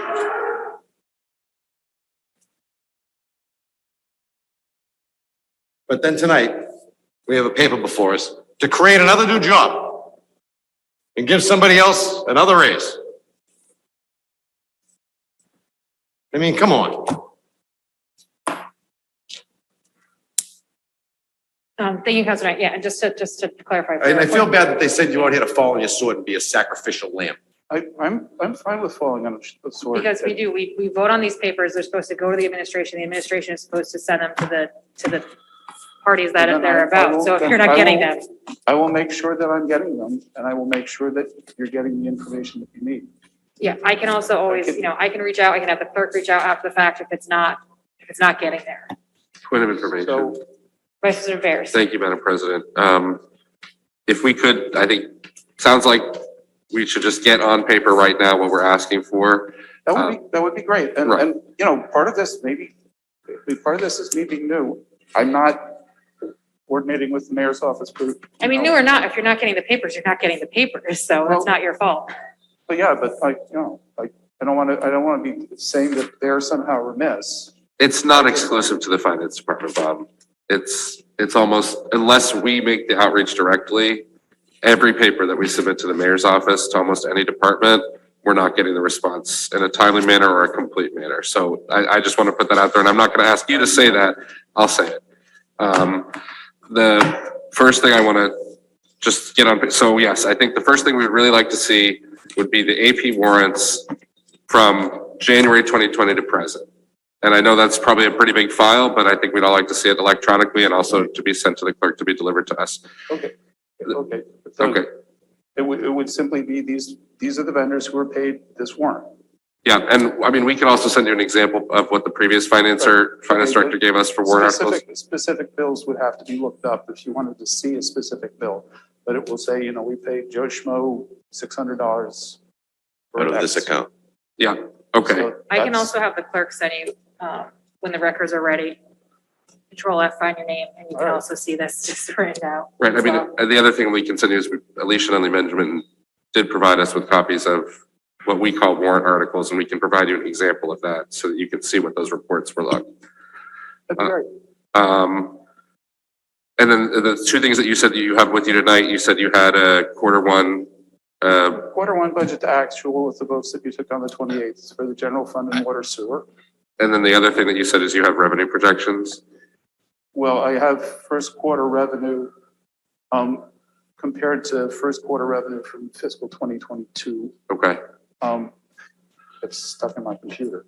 I can email these files to you if you prefer. yeah. I do have paper copies of this along with the budget stuff, along with a copy of the vote that was taken. Do you have multiple copies? Oh, yeah. Can you pass them to Larry and he'll get them to us? Yeah, and I don't mean this to be exhaustive. I'm sure other counselors are gonna have other items, but basically what would be also very helpful is if you could take anything that we request tonight, send them to us in a digital format and the clerk in a digital format. He can provide it to us in a print format. And then if we can have that, maybe by the end of this week, then we could have a full presentation from you in January, as Councilor Knight had requested, where we've had time to review the documents in advance to have our questions ready. Okay. It might also be helpful to go talk to the city clerk and say, hey, can I see a copy of the council tracking sheet that says finance director? Because there's probably literally 40 requests that we're looking for out of your office over the course of the last year. All right, well, I apologize that I haven't acted on it. I will follow up with them. Thank you. I'm through. Thank you. Councilor Scarpelli. Thank you, Madam President. Bob, again, the other person taking the heat And I apologize for that. It's not fair to you. And, Go right ahead. and I'm not going to pile on. I think that we should, you know, I think for preparations purposes, I think that maybe calling for a committee of the whole meeting with Bob, once we have all this information, so we can sit down and really sink our teeth into these issues. This is something that, so you understand, Bob, you know, something as simplistic as people that are watching understand. You know, when I was 14, I opened up a checking account. My dad said, okay, this is how you balance your checkbook. This is how you spend your money. And if you have $100 in your account and you want to purchase something for $120, it's telling you can't. Okay, you're responsible to control your own finance. Unfortunately, what we're seeing time after time here, we're getting papers from the mayor. We're getting requests from different counselors about asking for money papers. And to be honest with you, I haven't voted for a financial paper and approval in a long time, because I find it very difficult for this body to do their job, not understanding the basic financial breakdowns of our community. You were there when we had the tough budget process. Yeah. It was horrifying for you being new. And as we're going through this process, Bob, we haven't gotten one paper. We haven't gotten any information about where we're spending our money. And here we are, oh God, almost January 1. So I want the public to know this is the hardship we're feeling in the council. We don't have a city solicitor. I'm trying to ask questions about legal matters, and we don't have anybody to turn to. And I apologize that you have to be here tonight and really be hung out to dry. I'm curious if the chief of staff is here. I did see her on the call earlier. There's a lot of people on Zoom. She is on the call. If I can we address the question to her? Madam Chief of Staff, are you there? See two name it. Okay. There we go. Councilor Scarpelli, your question. Thank you, President. I think it's a simple question. I know that the chief of staff has been out for legitimate reasons, and she just starting to ramp back up. But were you familiar that our finance director hasn't received any of this information from this council? I'm not sure I would phrase it that way. However, I would state that both he and I have been discussing the matter, attempting to work on what specifically it is that the council is looking for. I think that this is a matter of language. And I've also been working to try to find out what historically the city council has received. But again, as you stated, I'm returning from leave. So this is a matter that's important to myself, the administration, the finance director. I believe we all intend and want to provide this information. So I apologize that it hasn't been provided yet, and I take responsibility for that. Councilor Knight. I'm just curious, if rank and file employees, say in the Medford DPW, for a year and a half, failed to provide you with information that you requested, what would happen to them? President Morrell, through you, I take that as a rhetorical question. Matters of personnel are not matters that on the city council for. I'm not sure I understand what I can't hear what you're You saying, can't, you're coming in a little warbled, Nina. even when it's clear. So again, I heard your answer. I don't appreciate the response. I think that this has been a total lack of disrespect to this council. We have crises that we're dealing with right now, that we're looking at financial support and hoping for some financial support. And we don't know where we are financially. So to move forward with any of these dog and pony requests and then ask for funding for deeply needed resolves and not having an understanding of where we are financially is very difficult for me as a councilor to make decisions moving this city forward. I hope everybody that's watching and understands realizes how dysfunctional this community looks right now. There are so many issues that we're seeing that are coming across from us, and this is so totally embarrassing. I'm disheartened right now. So, Bob, again, I apologize for the answer that the chief of staff just gave. The understanding is this: we have been asking for money papers, I believe from the day after we had our budget, and we've been trying to get some information, some valuable information of where we're going, what direction we're in. We're trying to figure out tonight's a very important meeting. There's some resolutions tonight. We're talking about some very important issues and looking to fund some very important issues. But getting the okay from the administration to fund papers and then not understanding where we are, because I believe you were there when the mayor said, as critical as last year's budget was, next year's is going to be even worse. And what puts me on edge right now, Bob, is the fact that we haven't seen anything. And we can't move to support our most neediest members of our community and resolutions that are coming forward. So I find this very disheartening. I find this very troubling. And I don't know how my 16, 17-year-old daughter has the ability to run her finances better than what we're seeing with this multi-million-dollar corporation called Medford. So, and again, I know it's not you, Bob, but I have to express my concerns and disgust. So thank you. Counselors, at some point it is going to be me. So I'm, just to let you know. Yep. We have had staffing issues. Nina's been out, Tyler quit. Yep. We've got a very, very good person to take over from Tyler. She is already working on the 2024 budget. Like we've already had meetings on it with all the department heads. So we're working on that right now. We got the recap done. I'm working on the state reporting, so we'll know what free cash will be. Hopefully we'll have that wrapped up within the next month, depending on how much availability they have. They have staffing issues too. We were fortunate to get the recap done so quickly because there are people out there too, and everybody does their recap at the same time. So that's coming along.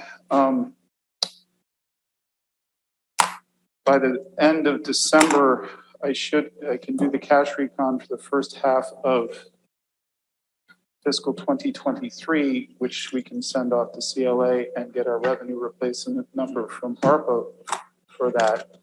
You also have a much better projection of how much revenue we are actually going to take in 2023. So we are working on all these things. I'm doing a lot of cleanup work, especially on all the grant fundings. And the CPC, the linkage funds, all that stuff. Just trying to get the books back in order to be in a firm foundation from what I'm being able to say, this is what's actually going on. So I'm sorry for the miscommunications or lack of communications, but we are seriously working on this stuff. And I don't want to be here till 2 a.m. on June 28th, hashing out a budget. Neither do you guys. So this is all going to be taken care of well before that. So that is what's going on right now with us. Thank you, Director Dickinson. Councilor Collins.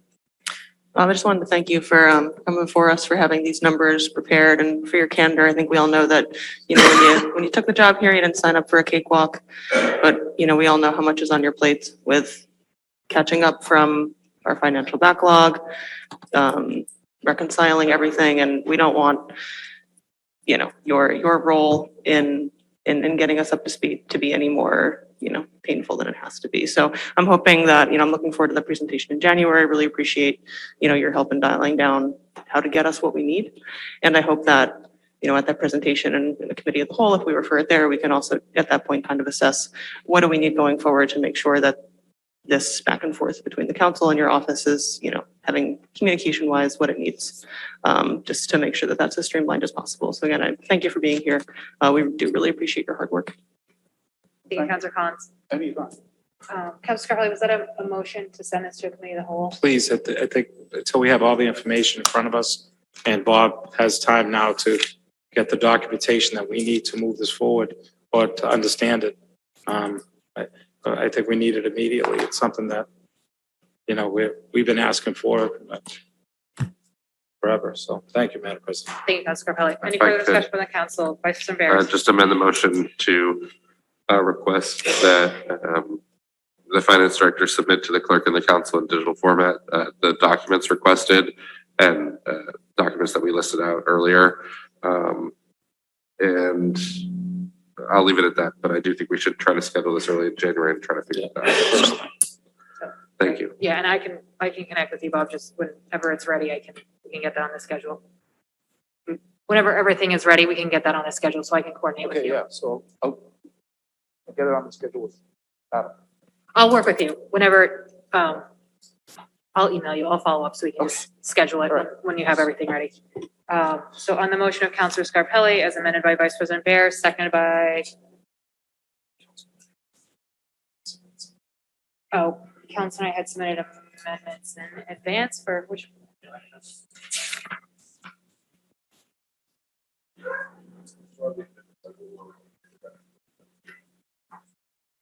So on the motion of Councilor Scarpelli as amended by Vice President Bear, seconded by Councilor Collins, Mr. Clerk, please call the roll.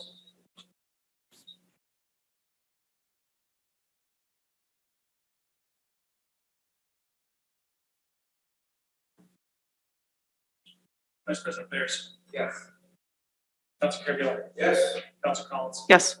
Councilor Knight. Yes. Councilor Scarpelli. Yes. Councilor Sang. Yes.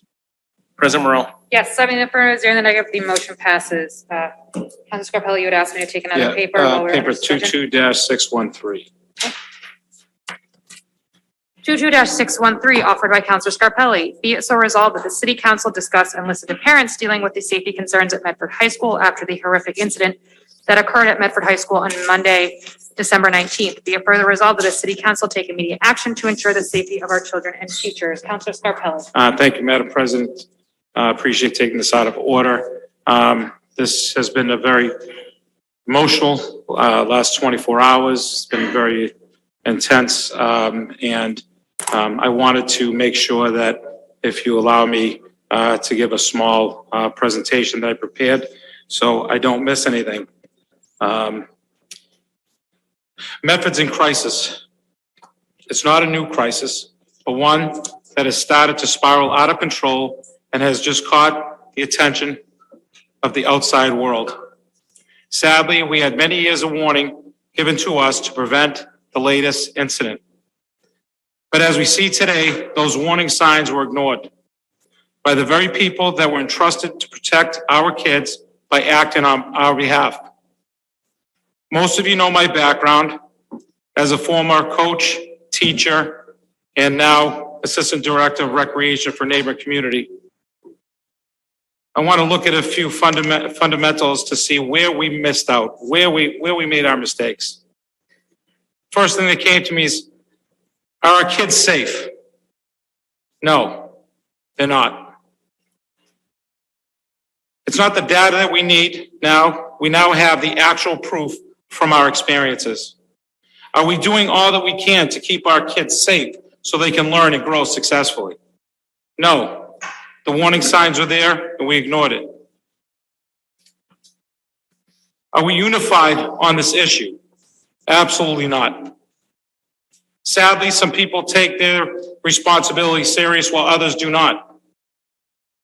I question the personal motives of some to simply protect their income versus protecting people that got them elected or hired. There are outside groups currently bullying elected officials to exercise their views, which do not help to protect our kids. National organizations, national movements, while we're having crisis here in our own backyard. Is our division hurting our kids and the reputation of our city? Yes, that's evident. The division in this great community is tragic. If it continues, we'll just see the first of many situations that will bring our amazing city even further down. Now, 2 heads are better than 1, and 4 heads are better than 2. Unified, we will overcome together. Divided, we will continue the sad, turbulent ride to a much worse place. You know, last night I was accused of politicizing this issue. My knee-jerk reaction was quickly defended to be categorization of being looked at and politicizing this issue. Then I thought about it. Of course I'm politicizing this issue. Because that's the only way, the only mechanism that we, our kids and the citizens, have to make any changes to our system. We live in a political system that requires checks and balances to protect our citizens. So being attacked with this term makes no sense and showed me exactly how those that are guilty continue to deflect away from their own inaction, neglect, and responsibilities. Well, we've learned that inaction equals action, meaning inaction enabled these outcomes, putting our kids in harm's way and making our parents petrified to send our kids to school. That's the atrocity that we are looking at today, right now. If anyone has been politicizing this issue, it's those that have been both enabling these outcomes and hiding from the consequences of their own inactions. We were elected by the people, for the people. It's time that we get to work for the people, especially our children. See, when we got elected by the people, it should not be measured by winning or losing. It should be measured by the impact that we make and promises that we keep. This is our opportunity that has presented itself to us today. Question was presented, what are we going to do about it? Here's what I propose to get us united, back on track and protect our kids the way that they require from us. First, I'm going to be asking the mayor to put together a team so we can put an implementation of safety that works with our teachers, our principals, our police department, so our kids feel safe when they go back on January 3rd. We want them to feel safe. Meetings, consultants, that's past. We have true professionals in our building that we can work together over the next 2 weeks to make sure we have that plan in place. I'm sure of that. I have resolutions in place this evening that would ask the mayor to prepare an RFP to hire and train true security guards, 4 to 5. Make sure that we have full staffing in the video room where our staff can watch a minute-to-minute action and who's going into the bathrooms, who's loitering in the hallways, to make sure our administration can see where these issues are happening and get the support there as soon as possible. Last night, I believe it was Tony Puccio who brought up a very simple resolution. We ask our parents today to do everything, to be involved. And he mentioned that. I thought that was a great idea. When I got home, I got a phone call from a former soccer captain. She went to school at Tulane, worked in Louisiana, and she sent me an article about a program they use in the schools in Louisiana where they were having issues and concerns like we're having today. It's called Dads in the Hall. Maybe to be correct, we'll call it Dads and Moms in the Hall. If we could put parents on a bus to go to a field trip to Plymouth Rock, then we could put parents in the school that want to assist our teachers to make sure they're just an extra eyes and ears as we walk the halls. So I thank you, Mr. Puccio, for bringing that forward. I'm going to ask the school committee to open up their meetings for public participation, where there's a dialogue like last evening. So if there's an issue with parents, students, or constituents, they have this forum to come and speak with a dialogue back and forth to make sure things are identified. The process that's in place right now, as some parents can tell you tonight, very daunting to put it through, to ask to get approval, to read something, to write something up, and making sure that what is going to be presented is approved is another form of censorship. If not, I'm going to request this council to go back to the original request that Council Knight and I put forth as a ordinance change, demanding that we put in place that format for the city school committee so they have an avenue to have a voice and they can listen. So this has been a very intense last 24 hours. My daughter didn't go to school, nor did, I believe, close to 400 other students. The word back was that the police were there and they were present, but we also know that won't happen every single day for the rest of the year. So I implore our school committee to work together with the police department to move forward to making sure that there's a plan in place over the next few weeks. So we have our children feeling safe and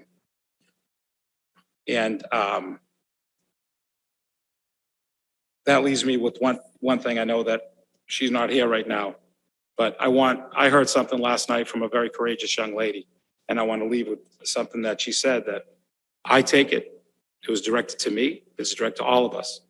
It was very simple to, as she said, step up or step down. We have a responsibility, and I hope we hear it. And we have a responsibility to make sure that we're giving the tools to our leaders in the school, our principals and assistant principals, to make sure that they can run the schools as efficient as they did when they led the middle schools or before this administration, when they were part of the resolutions. So let's unify this community. Let's unify our schools, and let's make Medford the city that it's always been. An amazing place to live, work, and raise their family. So thank you, Madam President.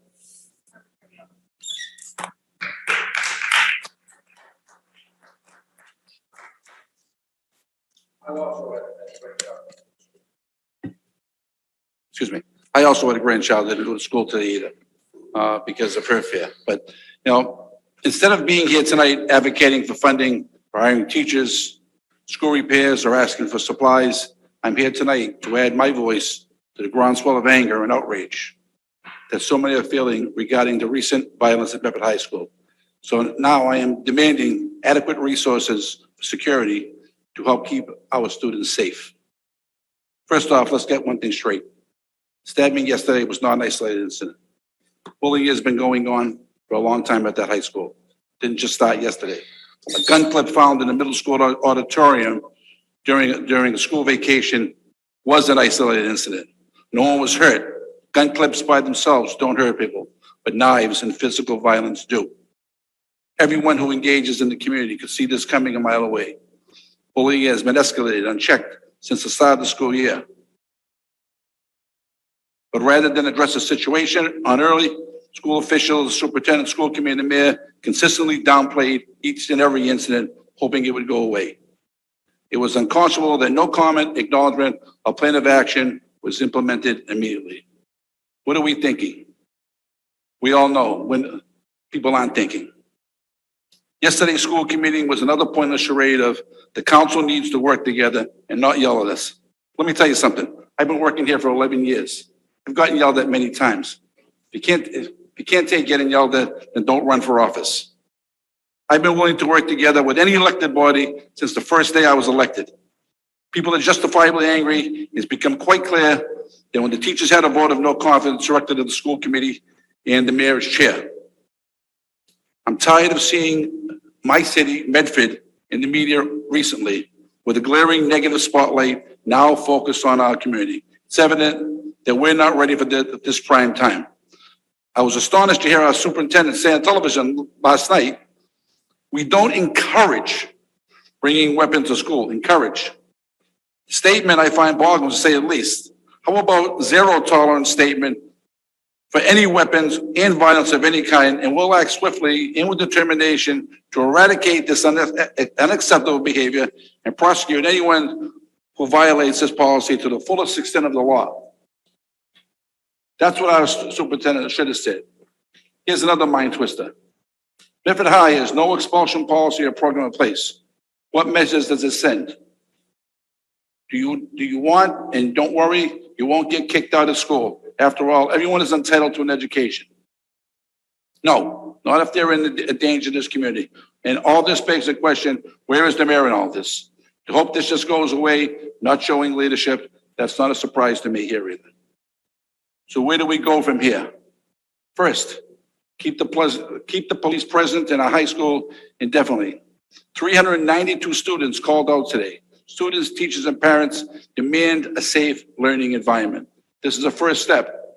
Bring in counselors to talk to our affected students and ensure them that the situation now finally is being addressed. Schedule multiple listening sessions for parents and community members to express their feelings and vent. Give them your absolute promise that this ends now. Go through the school incident logs and put problem students out on notice immediately. It's an insult to say this was an isolated incident. The kids at the school have seen a growing power vacuum of non-discipline with the recent bullying and feel embodied to act up themselves. It's copycat, pure violence, and simple. Lastly, hold yourself accountable and admit that you minimize the problem instead of deflecting the blame. That's the only way to move forward from this. The principal and superintendent should put a clear professional plan in place to start 2023 right. We owe it to our children and their future. We can fix mistakes that were made, but if someone loses their life due to needless violence, that's not a mistake that anyone can fix. I'm proud to be a graduate of Medford High School, and I have many fond memories of my time there. What kind of memories are these children going to have for their years at Medford High? We can change that, but we've got to act now. Thank you.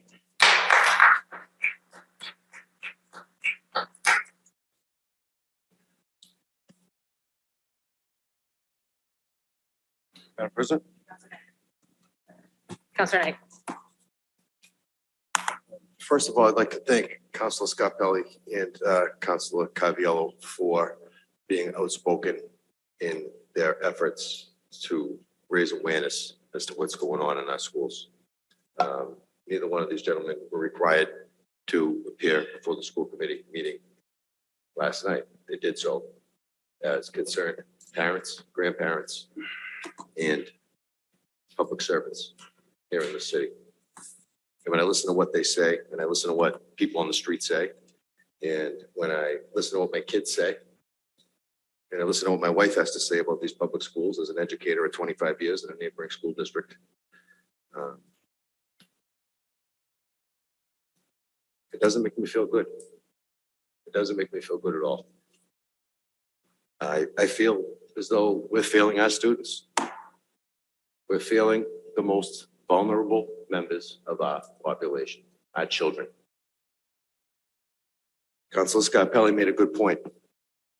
He said, it's the 1 year anniversary. I said, 1 year anniversary? What are you talking about? 1 year anniversary of what? 1 year anniversary. It's December. I mean, Christmas hasn't happened yet. I go, 1 year anniversary of what? He goes, oh, you don't remember the 2 walkouts that happened last year? The 2 walkouts at Medford High School that happened last year because of escalating violence in our public schools? When hundreds of children, hundreds of our students, our kids, our neighbors' children, our families got up out of their seats and they walked out of the school because they said, we can't take it anymore. We've had enough. Here we are exactly 1 year later. I don't think we're in a better place. I think we're in a worse place. I think we're in a worse place.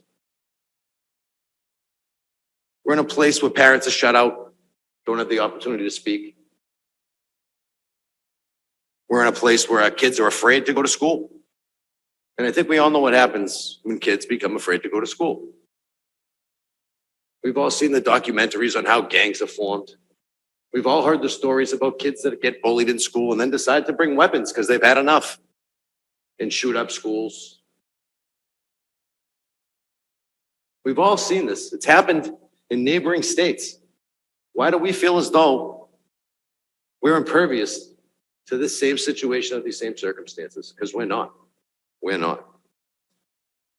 So we're in a place where kids are afraid to go to school. And we're also in a place where we see embarrassing news story after embarrassing news story after embarrassing news story in the headlines with the word Medford. And that's a shame, because this city's better than that. This city is better than that.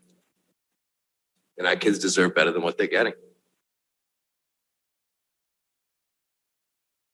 There's no accountability, and it shows. It shows. And this culture that's permeating our school system is transcending into the classroom. And we could all sit here and we could say, this isn't right and this isn't wrong. But the data doesn't lie. The numbers don't lie. So let's talk about the numbers a little bit. Let's talk about the numbers. 42% proficiency in math, 50% proficiency in reading, 240th in the state in college readiness index, 181st in graduation rate, and 184th overall. Our kids deserve better. Our kids deserve better than what they're getting. They don't deserve to go to school afraid. They deserve to go to school with leaders that are willing to step up and accept the challenge. Now, when this incident first happened, I got an email, and the email spoke volumes in terms of the culture that's going on with this administration. And I have to take a look at it and just mention it, because I think it really speaks volumes. If I can find it and learn how to work this thing.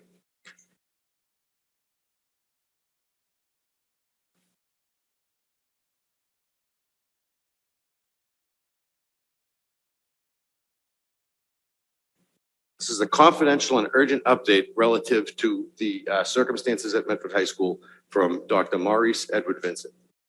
MHS is currently in a stay-in-place due to a medical emergency. A student was stabbed in the restroom and transported to MGH. 4 students have been identified. The police are here working with us. We're working on an official communication. What's that mean? We're working on an official communication. You shouldn't have to work on facts. You shouldn't have to work on truth. You shouldn't have to work on anything other than telling the people what happened and what you're going to do to prevent it from happening again. Here we are, 60 days ago, 2 short months ago. 2 short months ago, a girl was assaulted, terribly assaulted, captured on video, broadcast all across the local news stations. This poor girl has to go to school every day, shaking in her boots. If it weren't for the strength of her parents, coming up here, week after week, day after day, fighting to raise awareness about these issues, it would have gone away. And then 60 days later, we would have been talking about this gentleman that got assaulted and stabbed. And then it would have gone away. And then 60 days later, something else would happen, and we'd bring it up again and we'd start talking about it. Let's get serious about it, all right? It's been a year. It's been a year since the students in that school told us they've had enough. It's been a year since they all got up out of their desks and had the courage to walk out, all right? They had more courage than the adults in the building.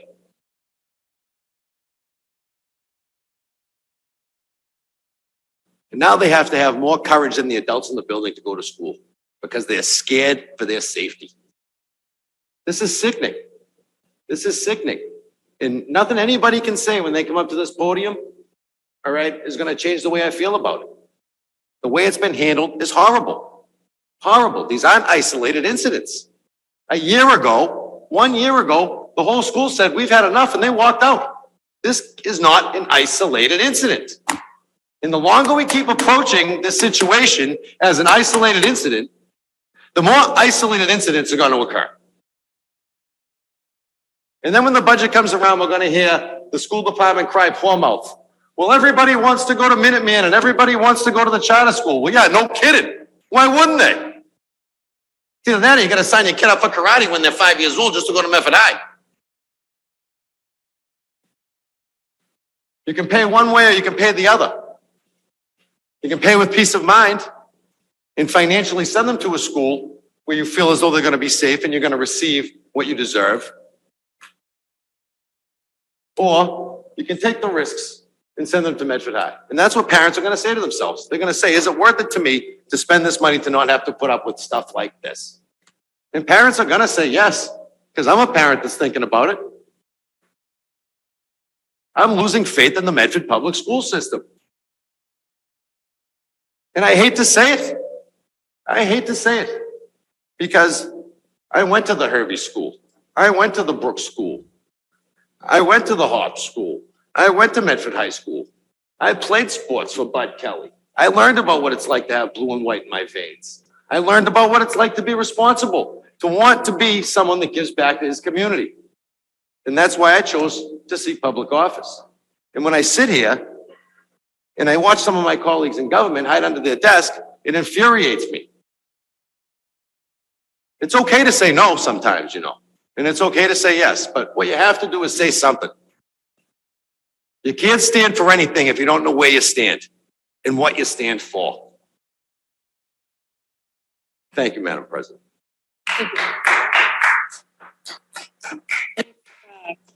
Counselor Collins. Thank you, President Morrell. Mostly right now, I know there are community members in the room. I want to hear from community members.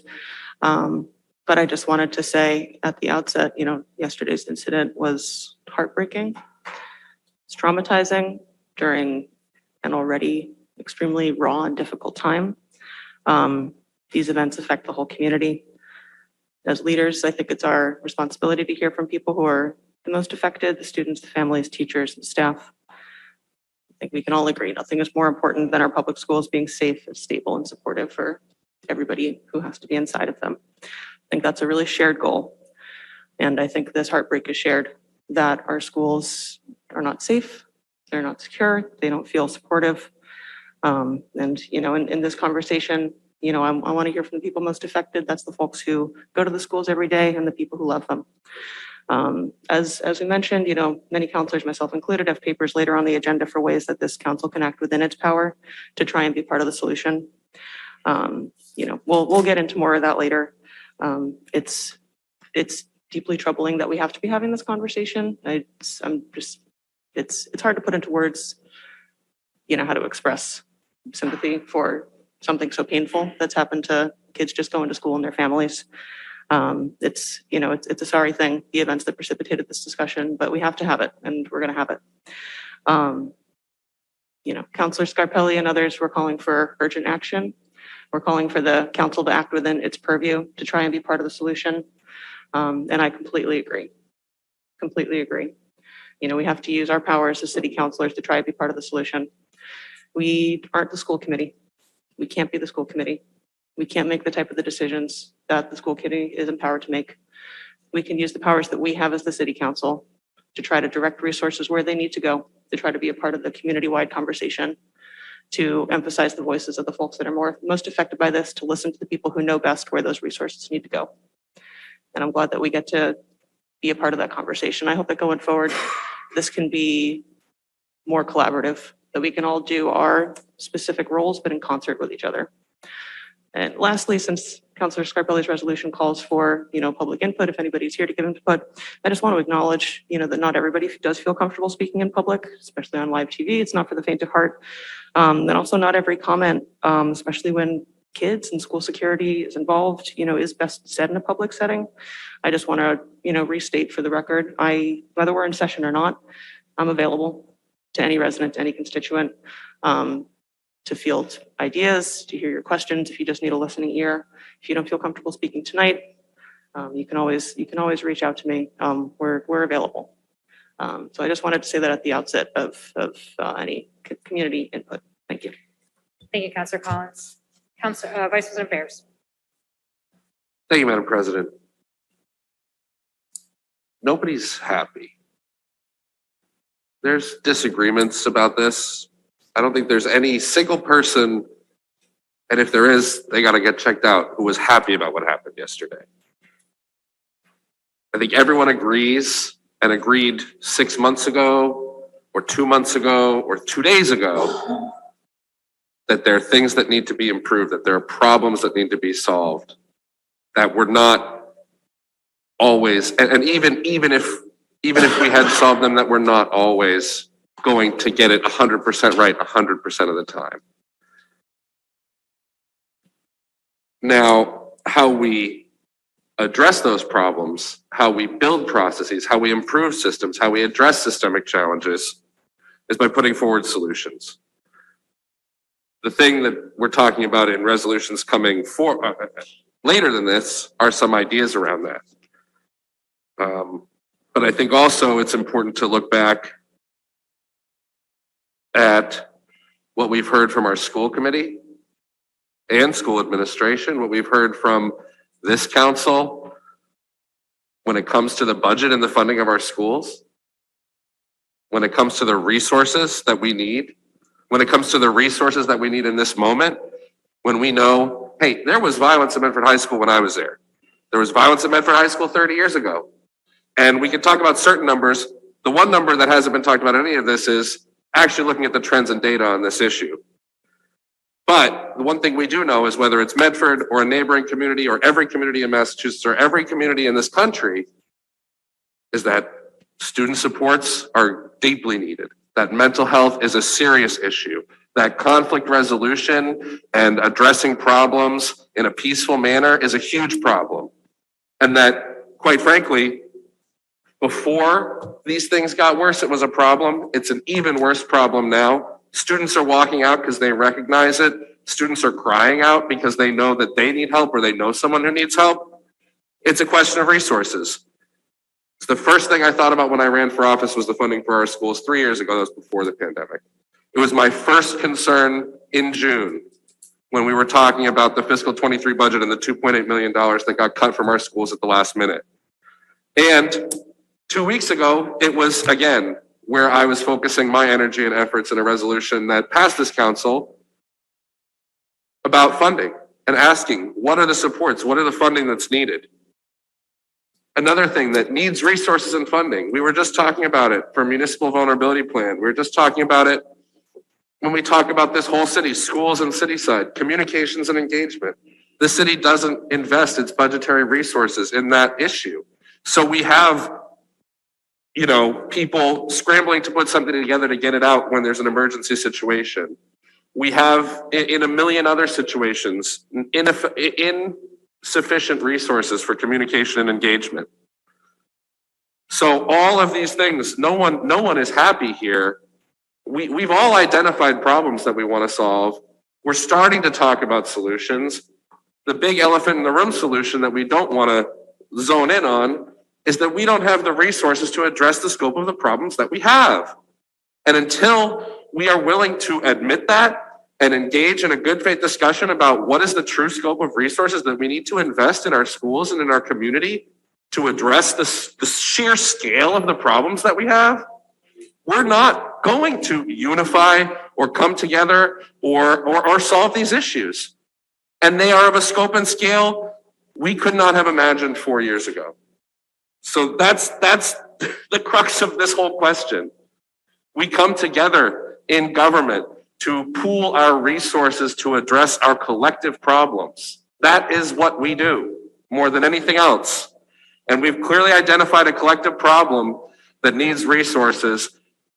And the resources, we are literally unable to put those resources on the table. Now, I think there are things that we can do and should do and try to do in the short term, medium, and long term with what we have to better target what we have and do the best that we can do with what we have. But that's not going to be enough. The other two things I want to talk about here are that we are once again not going to get unified and be on the same page and be able to move forward collectively unless we are moving on a single set of facts about who has the authority to do what, who has the power to do what, and who sets the rules about what. The state and the Department of Elementary and Secondary Education set a number of rules about a lot of the things that we're talking about tonight or have talked about in previous meetings. The state defines the scope of the authority of the school committee and the city council. The one place where we truly do have authority is on this fundamental core question of funding and the budget. That is where we can partner. And I know that there's a resolution from Counselor Scarpelli on that question and a resolution from Counselor Collins and I on that question, because that is where we can most and best engage in this discussion. And I don't say that to limit that there may be other things, but that is where our authority and power lies. And the last thing I'm going to say, people aren't going to be happy about it, you know, and I'm not happy about everything that everyone else has said, so I'm just going to go ahead and say it. I don't know what veiled accusations about national organizations are going to get us anywhere. When we have information that is not correct out there about why people are making decisions that they're making, or what decisions have been made, or the policies and rules that actually exist and are actually being followed or should be being followed, we're never going to get on the same enough page to move forward in a collective way and really talk about having the community and collaborative conversations that we need to have. So, you know, I know that that's the nicest way that I can think of to say what I really want to say here.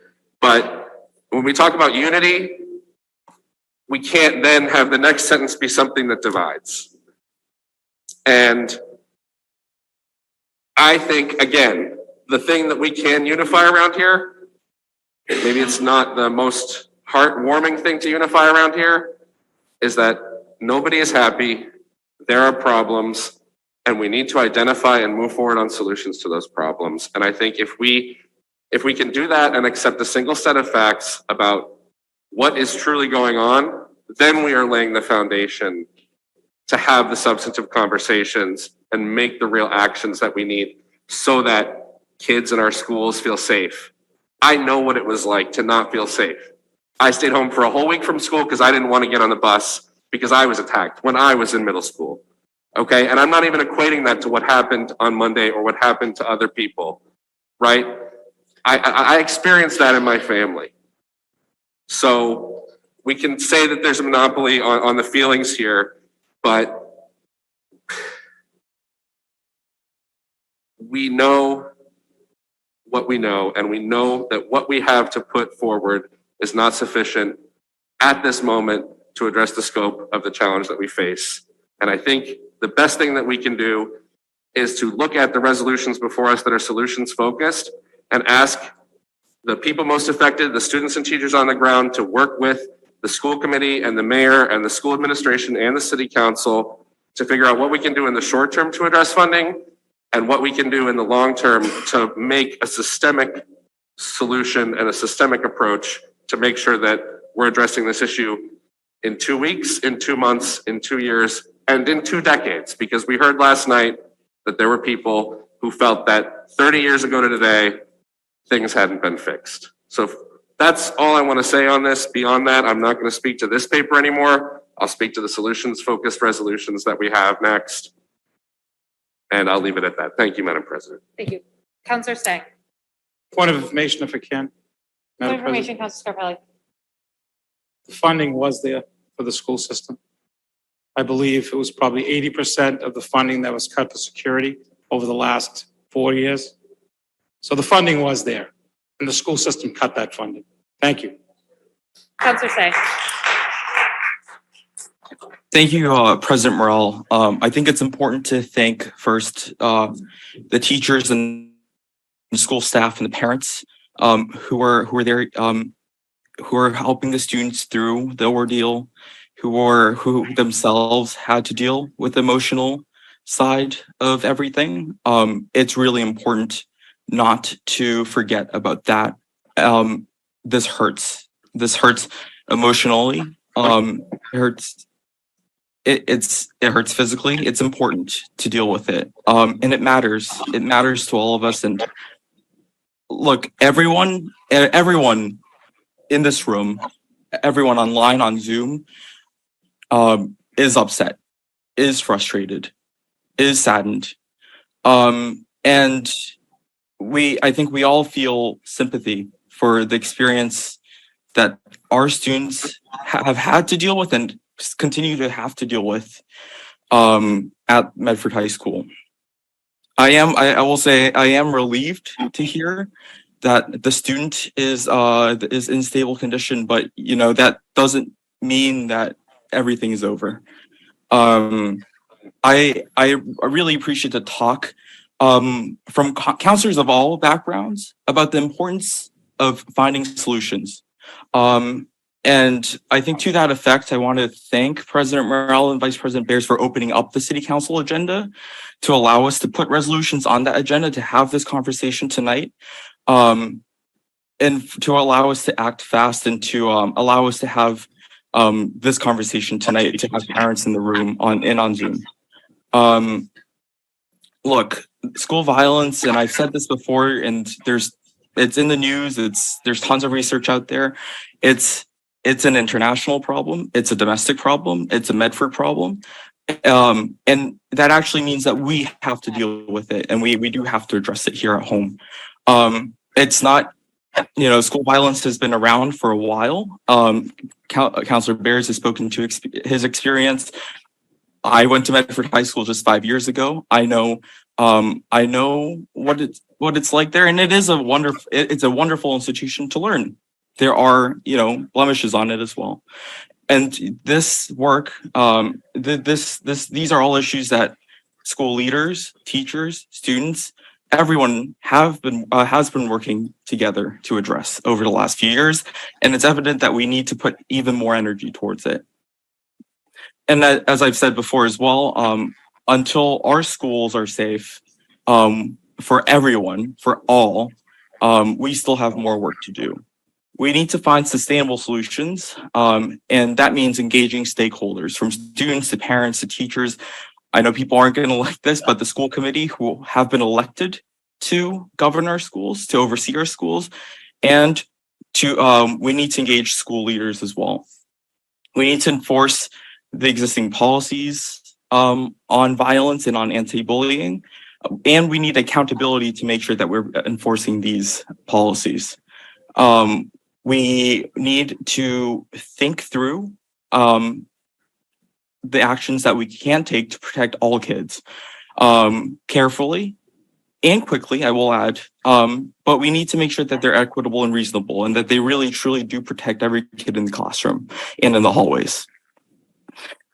I think it's also evident that there's a major communications problem that we as a city council have been bringing up in the city, the communications problem in the city when it comes to not just in an incident like this, but just in general, getting the message out to residents.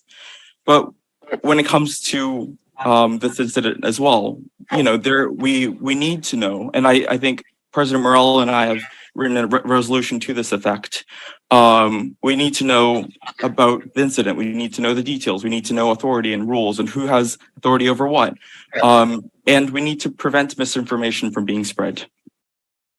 And school committee members at yesterday's meeting have also acknowledged that as a city, we need to do better on communications and on engaging families as well.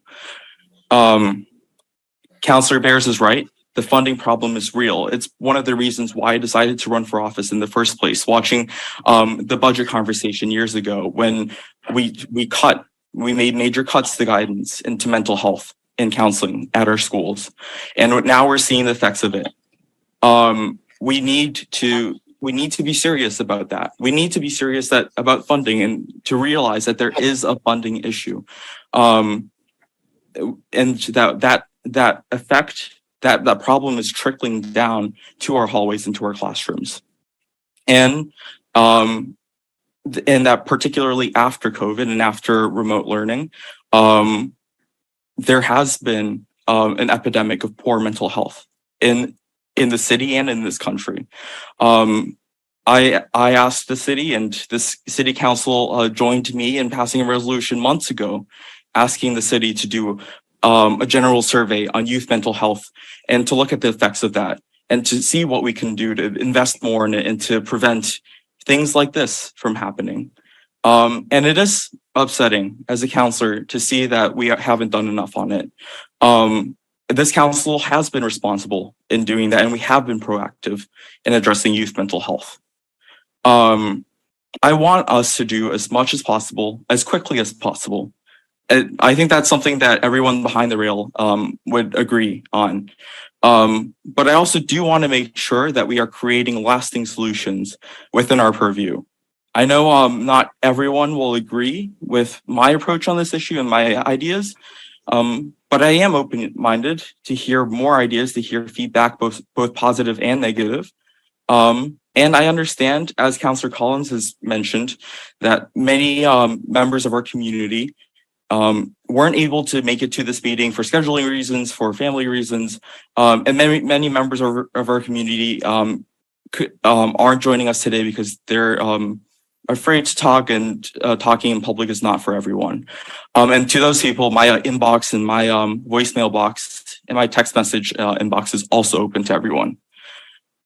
I think it's really important to emphasize that regardless of the tone of this conversation, regardless of the points that people have brought up, regardless of the feedback that we're going to hear, and I think people in our community, there are many different ways of thinking about this issue and about the solutions for this issue. I think that's been evident to me in the conversations that I've had with neighbors, with residents, with young folks in the last 24 hours. I think it's important to acknowledge the differences, but to also acknowledge the points of unity that I think we see on this agenda tonight. Because those points of unity, those are the seeds, I think, for more lasting, more substantive policy changes in the future that will better, I think, create a school environment for our children. Thank you, Councillor Singh. Councillor Scarpelli.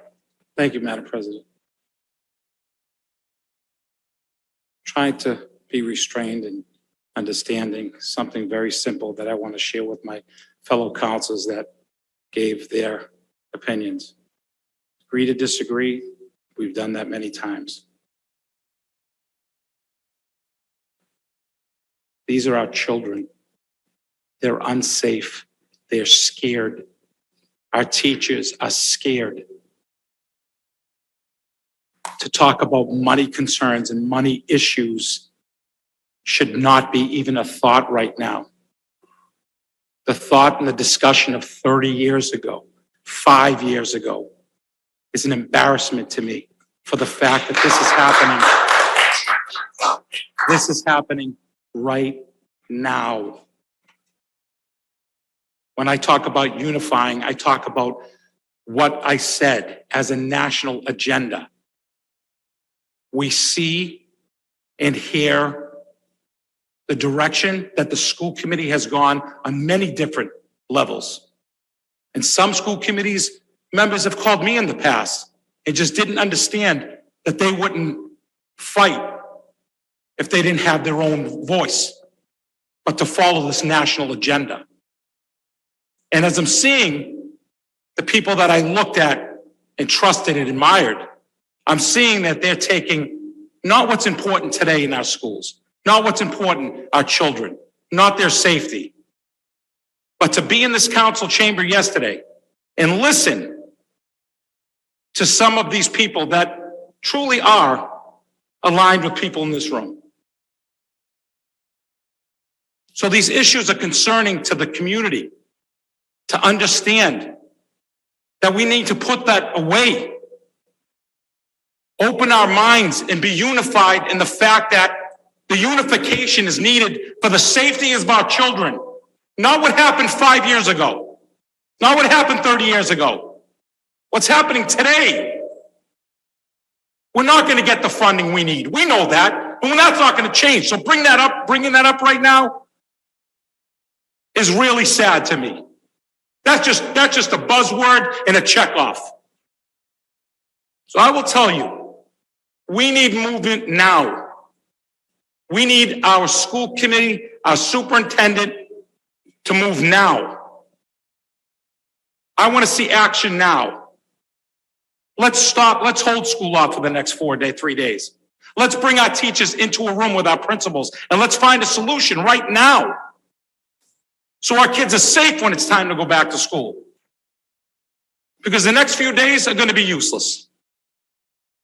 There's going to be no learning. I want to hear solutions from groups that are going to work together to make our kids safe on January 3rd. Safe when they go back to school.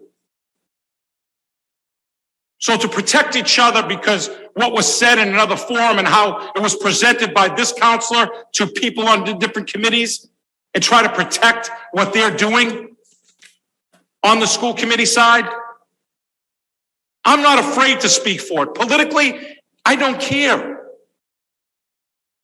Our kids are hurting. And what people are seeing and what they're hearing from the school committee are agenda items that aren't protecting or looking at their safety. I was questioned that I was part of that school committee. And there are legalities. And I understood those legalities. But you know what? When it came to children's safety, George Scarpelli never swayed. I made sure that they were safe. I never had this situation when I was on the school committee. Thank God. But I will tell you, we can bicker back and forth and disagree, but ultimately, that wasn't my intention today. My intention is truly to look at everybody and say, let's meet now. Let's bring everybody together now. Let's set a plan that's tangible that we can reach. That we're not going to get grants from the state. We're not going to get funding from City Hall. But there's ways to get that done right now to make our children feel safe. Thank you.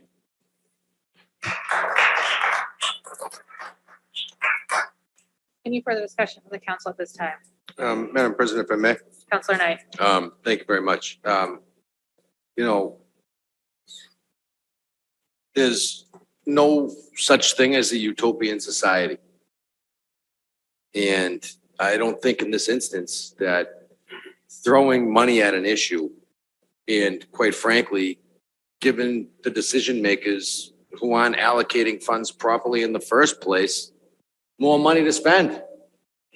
I don't think this is going to do anything for those children that need to go to school tomorrow. It might help in the long run, but it's not going to do anything for those children that need to go to school tomorrow. What this is about is reallocation. As of right now, the committee needs to live within its means because there is no funding request from the mayor before us. So we can jump up and down and say, we want more money, we want more money. We do that every week about every issue. But ultimately, right now, the administration hasn't put the paper before this body, which tells me the administration isn't taking it seriously. Which would again move me to the position to say, you have to live within your means and reallocate your funds then to address this issue. So what's the plan and what are you going to do?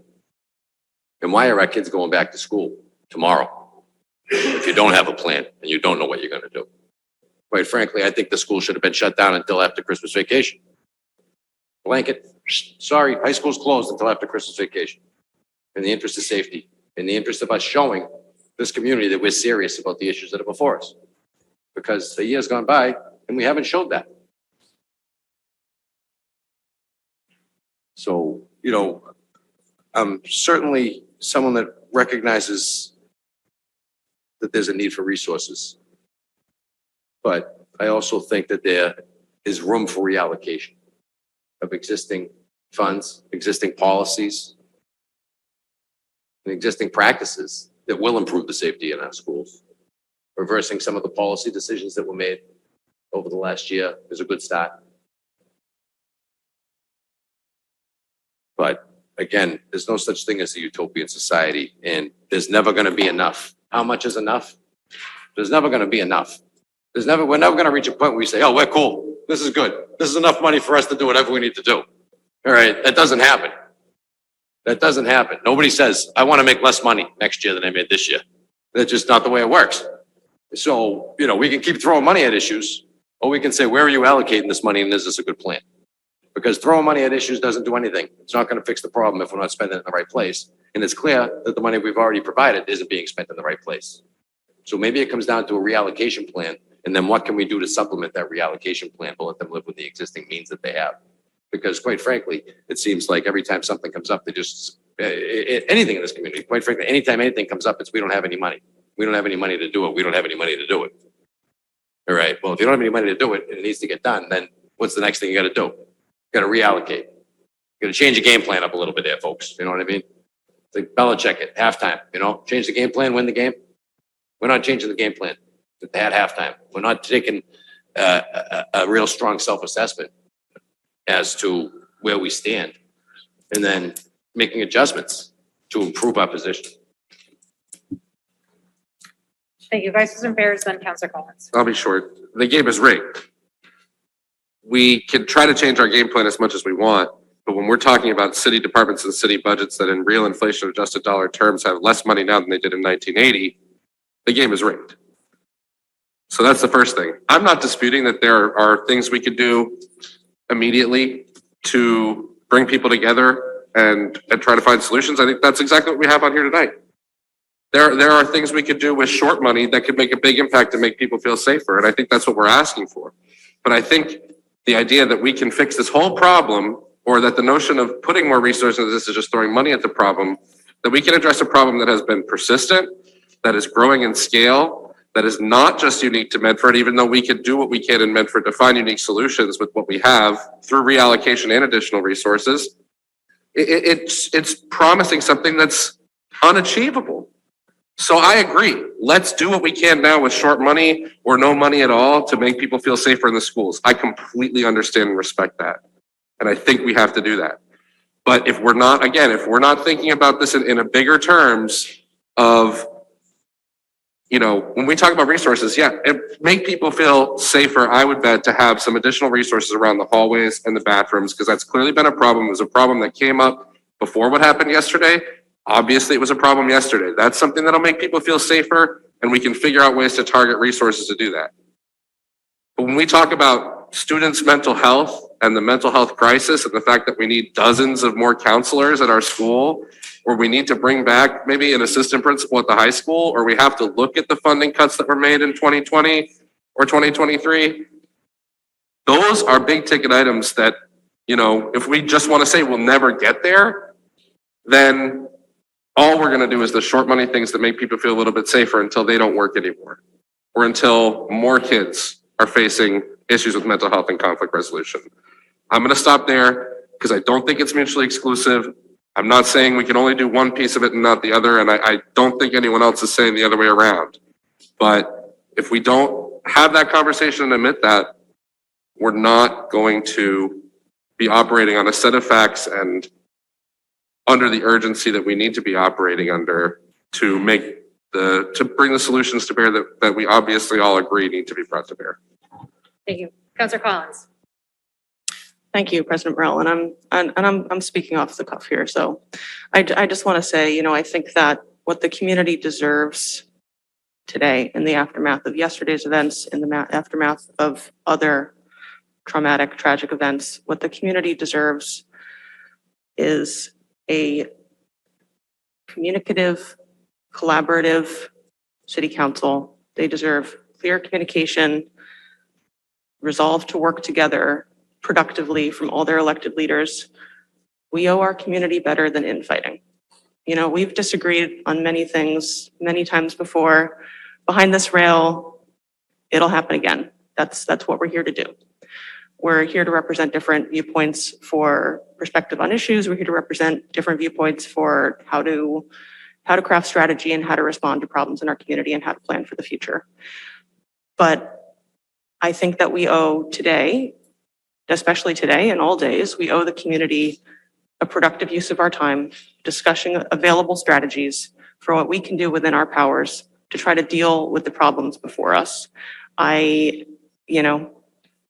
What looks like a buzzword to one counselor might be somebody else's best good faith, earnest approach at doing something that is within our power, within our purview, to try to address specifically a problem that exists. It's put forth in good faith, and I think that tracks both ways. I don't think it's productive for us to launch into veiled personal attacks. You know, I don't want that to be what tonight is. I think that we have to come together. We have to discuss the strategies that we've put forth. We might not agree on all of them, but what our community is calling out for is a good faith, earnest discussion of strategies. It does our community no good to spill a lot of ink and spill a lot of airtime fighting about things that we cannot control. The community deserves better than a performance. We need to discuss strategies that we have the capacity to enforce. And sometimes we will disagree about what those best strategies are, but that's what our time should be for. So I have a rationale for why I brought the strategies that I think are most important to talk about here. I know those feelings aren't universally shared. I'll save that for when those papers are brought up. But I really hope that we can maintain just clear communication and sticking to the issues at hand and striving for concrete strategies for as much of this evening as possible, because that's what the community needs from us. Thank you. Thank you, Councillor Collins. And I do believe the intent of the resolution is to open it up for public participation. So I want to see if there's any further discussion from the council, but I want to make sure we move forward to that. Seeing none, I just want to briefly, Councillor Scarpelli, I absolutely hear your calls for unity. I hear everyone's calls for unity. And I believe that the council is absolutely unified and that no one wanted yesterday to happen. No one wanted the incident 2 months ago to happen. No one wanted any student to get hurt in our schools ever. Schools should be a refuge. We talk about a lot of these issues go beyond the schools, that a lot of these issues start at home, because of course they do. But every student deserves the opportunity to go to school and feel safe. And I know every member of this council, every person in the chambers, every person on Zoom, I know they feel that. So I hope that we can continue to have this talk and come to solutions so that students can feel safe, so that parents can feel comfortable sending their kids to school, and so that teachers can have the space to do their jobs and do what they do best. So I'm going to open it up to public participation. Before we go to that, I do just want to note, public participation is just that. It is to hear from the public. It is not meant to be a debate. No personal attacks will be permitted. I will gavel them, and no speculation that will further endanger students will be allowed either. So opening it up.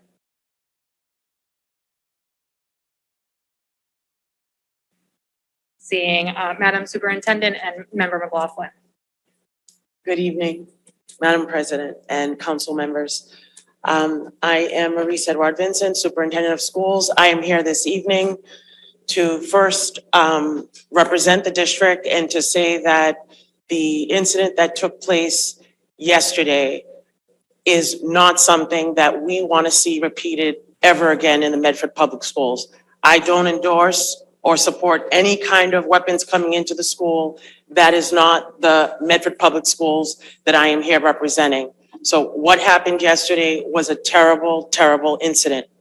It was not something that we knew was going to happen in advance, and working with communications to get that message out and trying to keep the entire community safe, working collaboratively with the police. We had many, many police officers on campus yesterday, and there was a lot of investigating happening. There was a lot of information that as things were unfolding, we had to wait for more information to become available.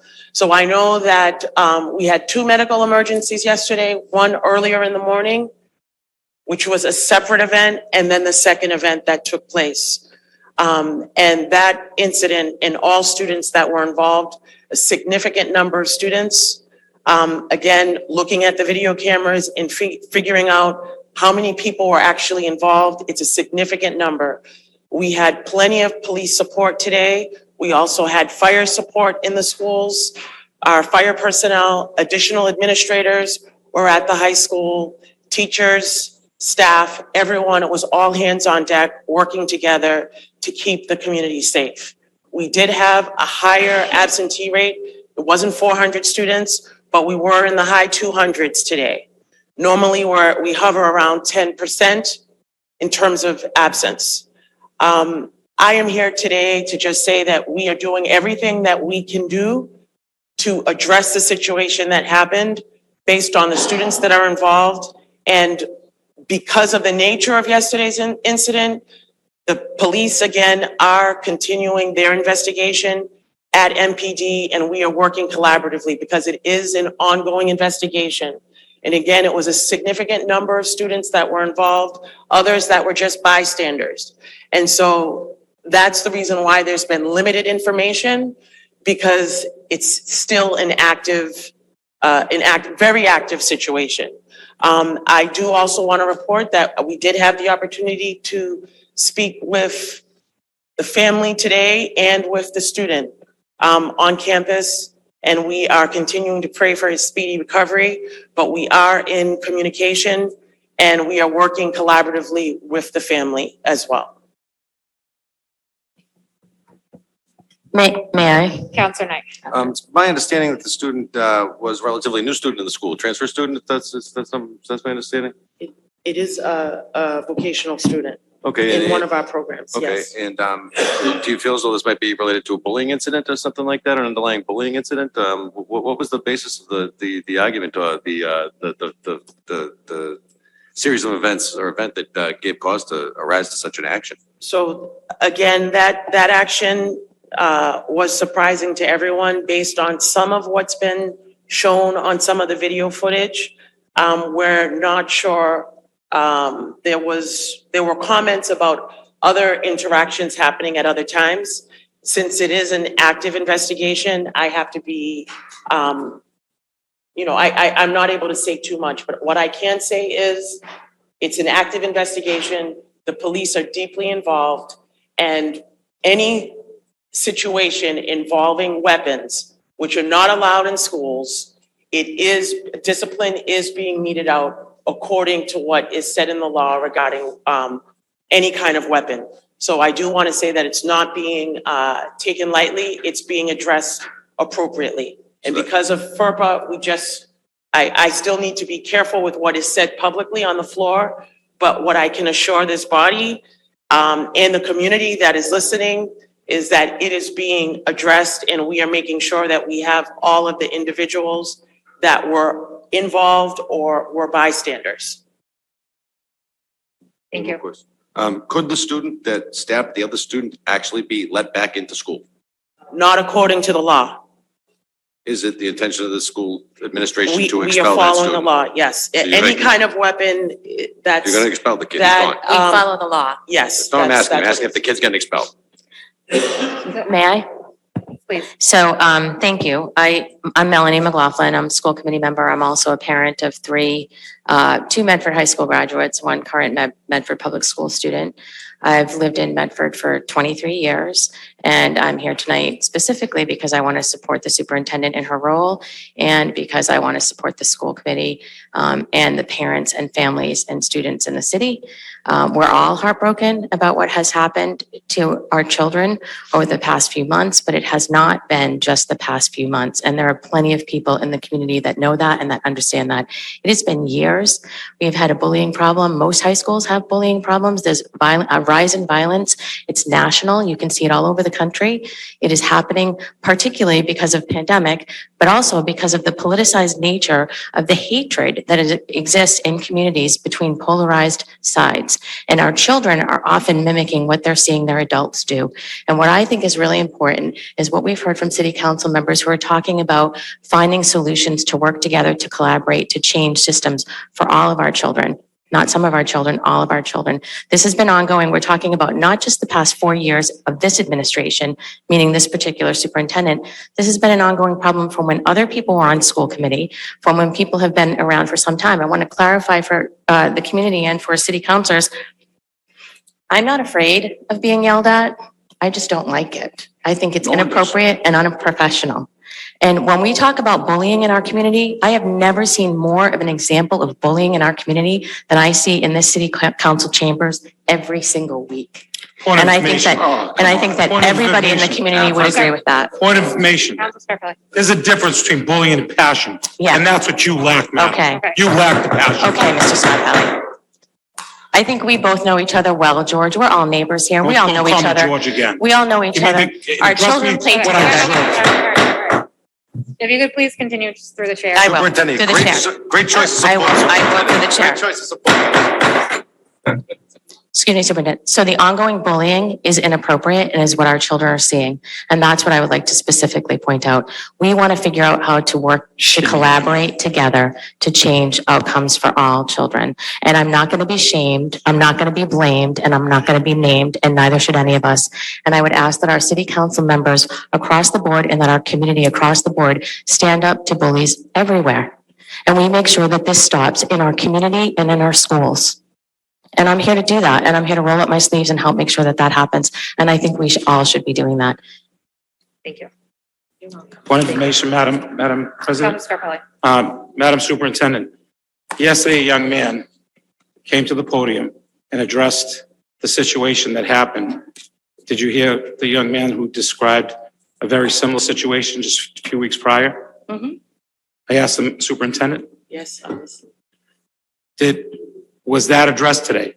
Did you contact the guidance counselor that he talked to express the concern of the same people threatening him to stab him? Did you address that today?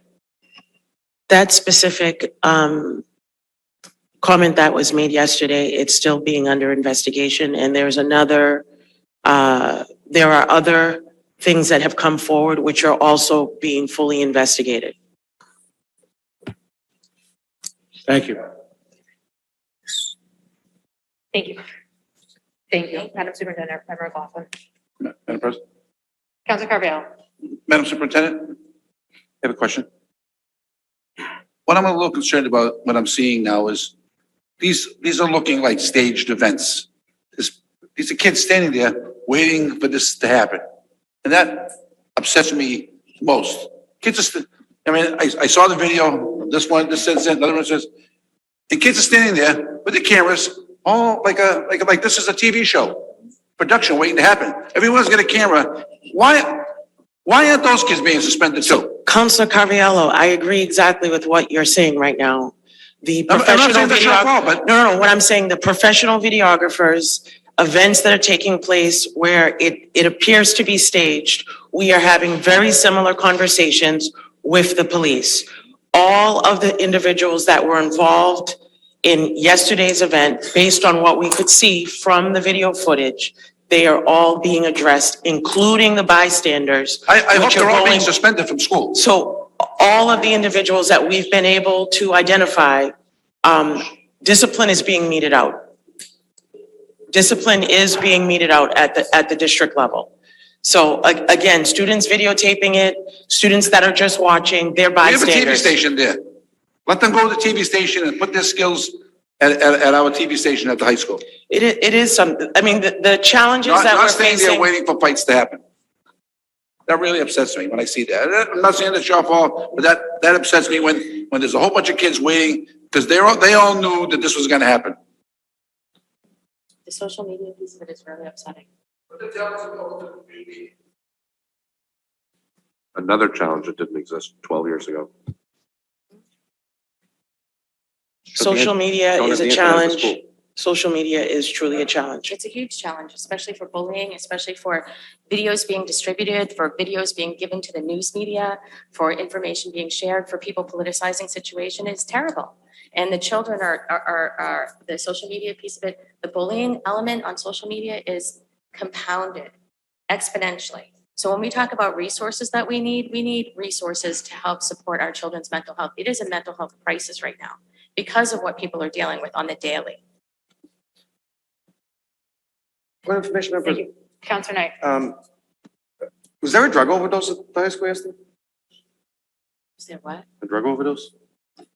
I just know that there was a medical emergency earlier in the day. I was not told that there was a drug overdose. Okay. And you did say that the police and the fire department were there today? Yes, providing additional support. What kind of support? They were supporting in the hallways. They were just available and also conducting the investigation as additional students' names became available that did not appear on some of the videos. So they've been providing additional support in conducting their official investigation. So they weren't there in a security capacity? I would say both. They were present. They were present in hallways, but they were also conducting the investigation. So how many? We probably had I'm maybe sure the fire six, department wasn't maybe there conducting were the 6 police officers there providing support. I'm not sure of the final number today. And I mean, I understand that, violence happens in schools. Most high schools aren't in the news every day though. Ours are. Ours is. Ours is on the news every day. Our surrounding communities aren't on the news every day. All right. And don't make this about the Medford City Council gets passionate about issues. So it's our fault that kids get stabbed in the high school because that's nonsense. All right. Because we don't make the policies up there. All right. The school committee does. They're the ones that set the policies. They're the ones that are responsible. But nobody And is they're making policies for students to get injured. So there were bigger issues that So need to be when I want to addressed go to the in bathroom, additional why are there 12 kids supports. hanging out in the So bathroom? may I please? So may I please? Sure. So this is what we're talking about. This is the barraging. This is the sort of, back and forth with people trying to intimidate people. I think it's really important I'm that not we trying to talk intimidate anybody. I'm trying to collaboratively. hold you accountable for the words that No, you said. I'm And I sorry. have the floor. You don't have a point of information Let me because you're know. not a counselor. Let me know when I. Counselor Knight, let me know when you're finished. I'm finished, Madam President, because this is like ridiculous. This is ridiculous. So what's the plan? Going forward tomorrow, when these kids go back to school, how are they going to be safer than they were yesterday? Let's answer that question, because that's really what the people care about. May I? Would you like? Yes, for one moment, if you don't mind, Superintendent, is that okay? I mean, it's So- the superintendent of schools. She should be the one answering these. So not a member of the I'm school. not answering your question. May I? Through the chair? Yes. Thank Member you. McLaughlin. So I just wanted to say that to Counselor Sang and Counselor Collins' remarks earlier about people who are intimidated to come up to this podium and who are not able to speak for a number of reasons publicly, to please feel free to reach out for solution-oriented options, because we are willing and open to listen to community members. This is a community problem. This is not 7 people that are going to solve a problem. It's not one person that's going to solve a problem. This is a community systemic problem, and it's a national problem, and we need all hands working together. We don't need people yelling at people. We need people collaborating. And I don't know. And to all those And I- people listening, when and you I- go to the school committee, remember that. I just wanted to respond to your comment, Counselor Knight, regarding what is the high school doing? We have additional social emotional supports at the school. We had outside support available as well at the school. We had additional police presence, and we redeployed several of our administrators who were also present at the high school today. So there was an abundance of administrators, staff, police presence, fire presence, additional counselors. We were all hands on deck, working collaboratively to keep everything running smoothly at the high school today. And we had a very quiet day today. Madam President, But just another question. How many of those administrators and other individuals that were deployed in the hallways that trained in safety training are trained in how to keep somebody safe? But it's the How many? Is it the superintendent that's answering? Yeah. I don't know. You keep piping in too, so I'm trying to figure that out. Everybody's interrupting each other, so maybe we should stop that. Madam Superintendent, sorry, please. So all the administrators that are there are providing additional support and supervision in the hallways during passing, during transition times for the students. So that was part of what took place today, because students did express that they did not feel safe. There was a lot of extra presence and extra support today and extra counseling support. All of that is going to be available for the entire week. We are there to meet the needs of our students. The staff and teachers, many of them were also on duty. They volunteered and they were providing additional support and supervision in the hallways today. And things were, it was a quiet day today. So we were very happy that it was a productive day for the community. We know that it's going to take time, and that's why we do also have the additional counseling support available for any student and staff that require that. I'm a little bit less concerned about the counseling of the traumatized bodies, and I'm a little bit more concerned about how we're gonna keep bodies safe from getting stabbed and beat up and fought and stuff like that. So obviously, we got a systemic problem there, right?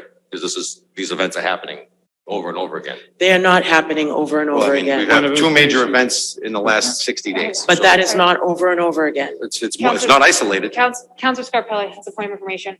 would it be shocking, Madam Superintendent, that a few phone calls I did receive from personnel that were there to support, that there were still numerous students walking the halls freely? Has that even been addressed? I was in the hallways today as well, so I don't know exactly what point in time that was. Students were allowed to go between, some students maybe needed a break. I'm not sure the information that you're receiving, because that's not the information that I saw firsthand today. And I was with the administration, Principal DeLeva, Principal Fallon, the assistant principals. We were together today. Okay.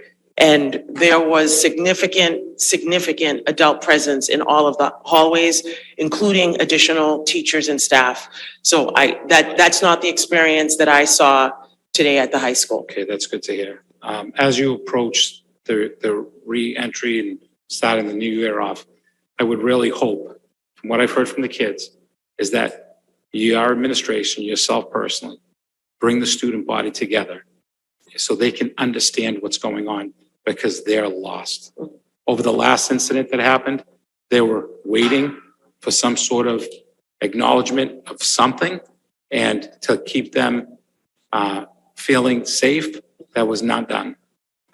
I hope moving forward on the 3rd that the student body is in one area that they can see the leadership of our school system to show them that we're there and we understand what we're trying to say. 'Cause that hasn't been done yet. Okay, so what you're talking about, we are working on meeting with the students. We would not meet with all 1,300 students at one time because Okay, it's just too that's- large a number. that's So we have fictitious. already been planning to Right. meet with the students by grade level teams and in smaller, in smaller groups of hundreds so that it's a more manageable number and that students will have an opportunity to speak back. That's So good to we are actively working on that as a team. Good, that's good to hear. Thank you.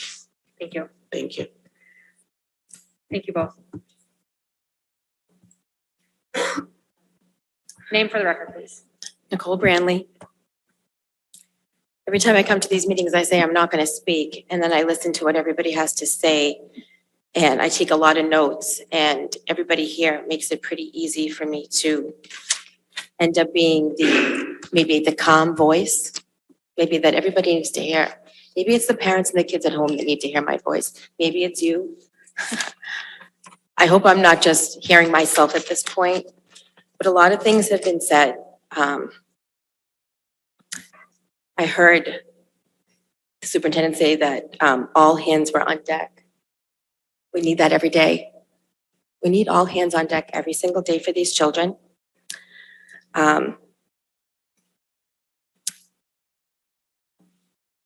Councilor Scarpelli quoted our daughter, and our community really has seemed to rally around step up or step down.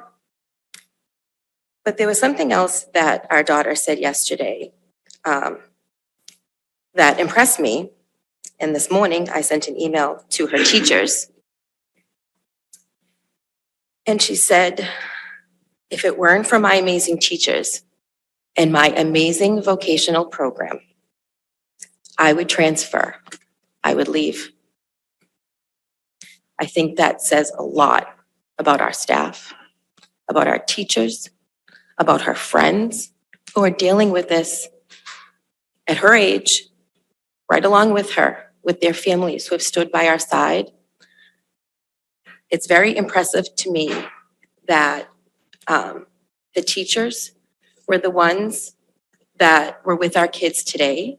They were the ones that were with our children during that lockdown yesterday. As upset as my daughter was, her teacher took care of her yesterday. Her teacher saved her life on October 17th. Her teachers saved her life. I know 4 by name. There were others in the incident report that I did not know of. But they saved her life. We're asking a lot of our teachers.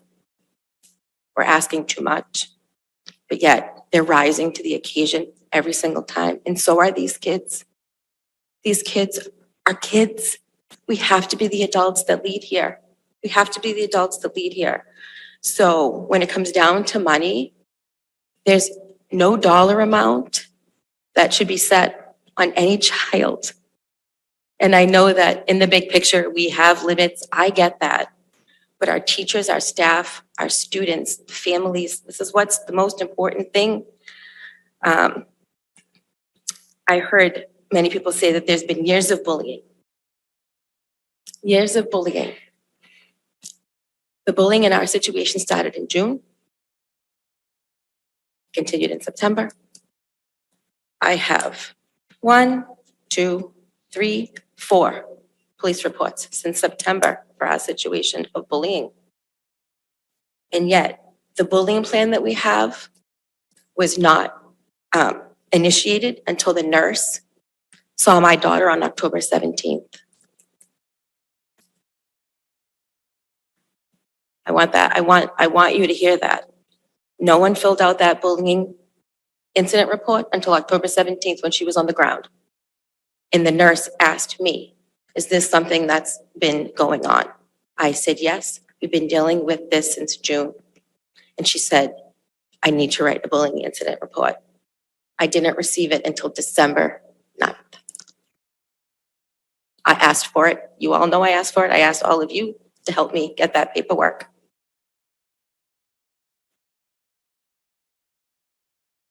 So years of bullying have been happening.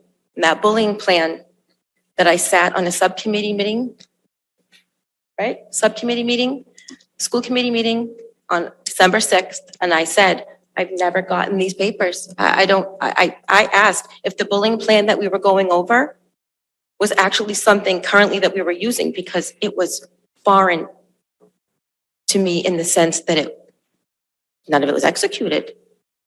So what we have in place needs to be followed. We have a whole bunch of stuff that we need to do. Don't get me wrong. We have a whole bunch of stuff that we need to do. We really need to step it up. But what we have in place could work if we followed it also. That has to be done. So I know, Councilor Knight, you said maybe cancel school for the rest of the week because no learning will be done. But maybe something just as valuable as learning can be done.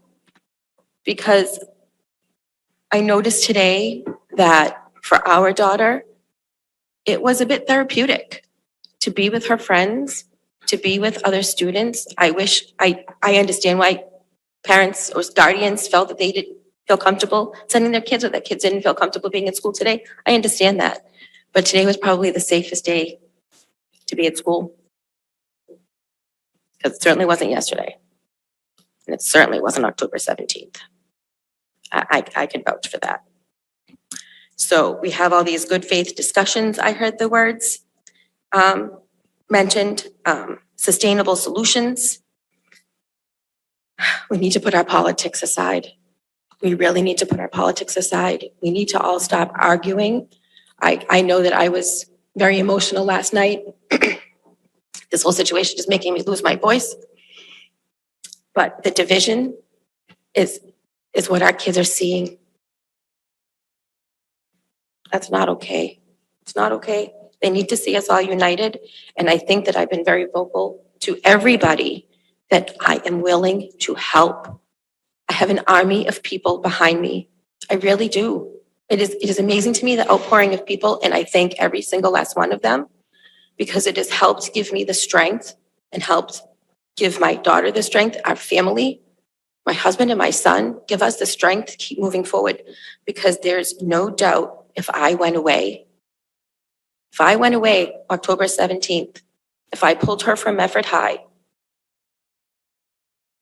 we'd be here right now, but it wouldn't be about her. It would just be another situation and maybe the urgency wouldn't be there. I don't know why this has all happened to us. I really don't, but we can't stop. And I beg every single parent to come to every single school committee meeting to join me. I've sat here the first night, an abundance of people, but I've sat here every single meeting. You all have seen me. I've spoken at your meetings. I think this is number 3 here at the city council. We need to hear your voice. We need to hear your voice as parents because I've heard you all. I'm relaying the messages, but I'm just one woman repeating myself. We need all of your voices. So I also wanted to mention too, my 4 police reports are all about bullying, but I met this other mom yesterday outside of Medford High, someone I've never met before in my life. I don't know her. Between us, we have 7 police reports from this school year. Her story is so similar to mine. I feel like I've known her for a very long time, even though we've just met yesterday outside of Medford High School. This is not a bond moms should have while their daughters are at high school. This is not the bond that we should be making. And I'm grateful for it. But this is a sad time. It really is a sad time. We need to step up. We need to work together, please. I've asked, and I almost messaged the school committee today and said, let me help. Let me help. I've been at every meeting. I've been here. I'll do it all. I'll do it all. Just tell me. I think you all know how persistent I am at this point. I am not going away. I love this city. I bleed the blue and white too. I bleed it too. And I want to be proud, and I always have been. I'm so proud that the football team was here tonight. We need to recognize all the good that's happening here, starting with the teachers, the sports, the culinary program, the vocational school, all of it. It needs to be celebrated, but we can't let this other stuff be swept under the rug anymore. So thank you again for your time. Want me to stand here with you? Okay. She's a little nervous. She asked me if I would stand with her. Thank you. And I just want to, just because there's, we'll take the two people standing in person and then I'll go to Zoom. So Sure, please, thank you. name and address for the record, please. My name is Samantha Ripley and I live on Kenmare Road. We all know what has been going on at the high school for a few months now, and it's gotten to the point where we had a stabbing yesterday morning. Many of the students are now afraid to go to school because this has gotten too far. I personally haven't had to experience many problems at the school, but my friends have. I wanted to speak out tonight in hopes my voice will be heard on the issues going on at the school as a student who actively has to get up each morning into that building and walk into that building and wonder what can possibly happen next. As a senior about to finish and graduate from this high school, I'm ashamed to be graduating from Medford. I did not attend the school my freshman year as I went to Malton Catholic, but this past year has left me questioning why I left with all the violence that is going on and the fact that a plan hasn't been placed into action to stop the violence. When I first came to Medford High, I was extremely excited because I had the opportunity to be a part of the vocational program. But lately, I haven't been feeling safe at a place many of us call our second home. We are tired and frustrated of having to enter the halls of Medford High, wondering what will occur today.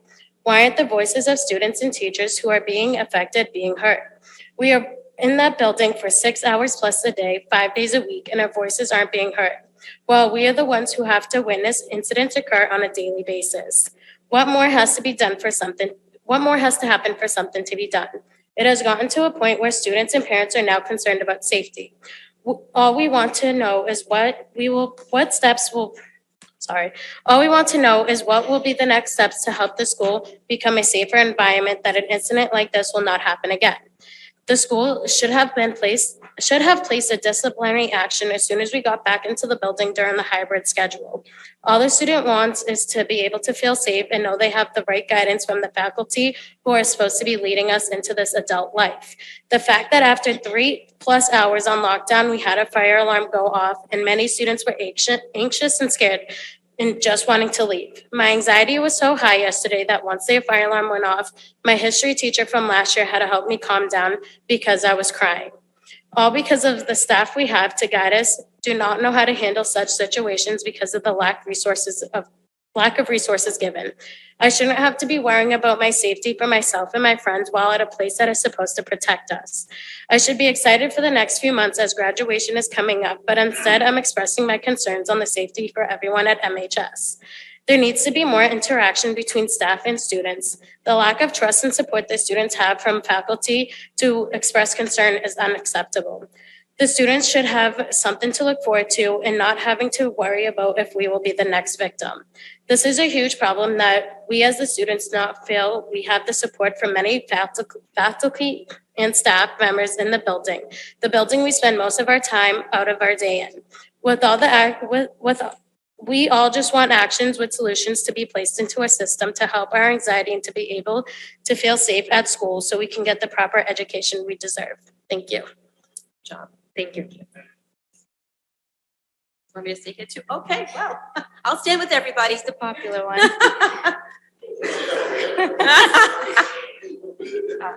So good evening. My Name and name address is for the record. Joanne Colburn. My daughter is a sophomore at the high school. She's also in the vocational program. My daughter has goals and dreams like most of your children, if you have children. She wants to be a trauma surgeon. She wants to reach that goal. I expect her to do that. I never thought I'd be here discussing this, but bullying, it's a real thing in the school. outside of school as well. I have an only child, and the police reports that I obtained, because you need 3, I have probably 10 just from this school year. Okay, so this one was from April, but this was a continuation from last year, but this was April of this year. It's quite a few pages long. This incident, my daughter was in her classroom doing her work, and a group of girls barged into her classroom, went right up to her while she was sitting at her desk, and antagonized her to start a fight. She kept her hands to herself. We would be having a much different conversation if my daughter was harmed physically. This is all, talk. But at some point, it's going to become physical. So that was April. Then we figured, okay, the summer, summertime, everything's fine. Go back to school September. So eerily familiar. September 28th, another police report. Officer Conway calls me and tells me what's going on at the school. And now my daughter is being escorted to her classes because these girls are following her to her locker. She doesn't even use the bathroom at school. But last week she did because she's in the medical assisting program. She went into the bathroom with her other medical assisting friends to change into their uniforms. I call this one girl a ringleader. She's not in the school right now because once she turned 16, she was allowed to drop out. Fine. But she calls her, gang of friends, if you will. Hey, so-and-so, follow her. Many different names are on here. I know they're minors. I can't mention their names, but they are on the police reports. They have, it's sickening. Last week, so that was September 29th. Just last week, a different batch of girls from this original ringleader sent another group of girls into the bathroom and cornered her in there and tried to jump her. So those girls were sent home. And then the boys had a fight, and then, of course, retaliation happened yesterday. I don't know what's going on in the bathrooms, but there's a lot of drug use in the school. Everybody knows it. These kids are in the bathroom doing drugs and whatever else they're doing. Some of the drugs were laced. I'm hearing that's why there were some overdoses. I don't know that. It could be hearsay.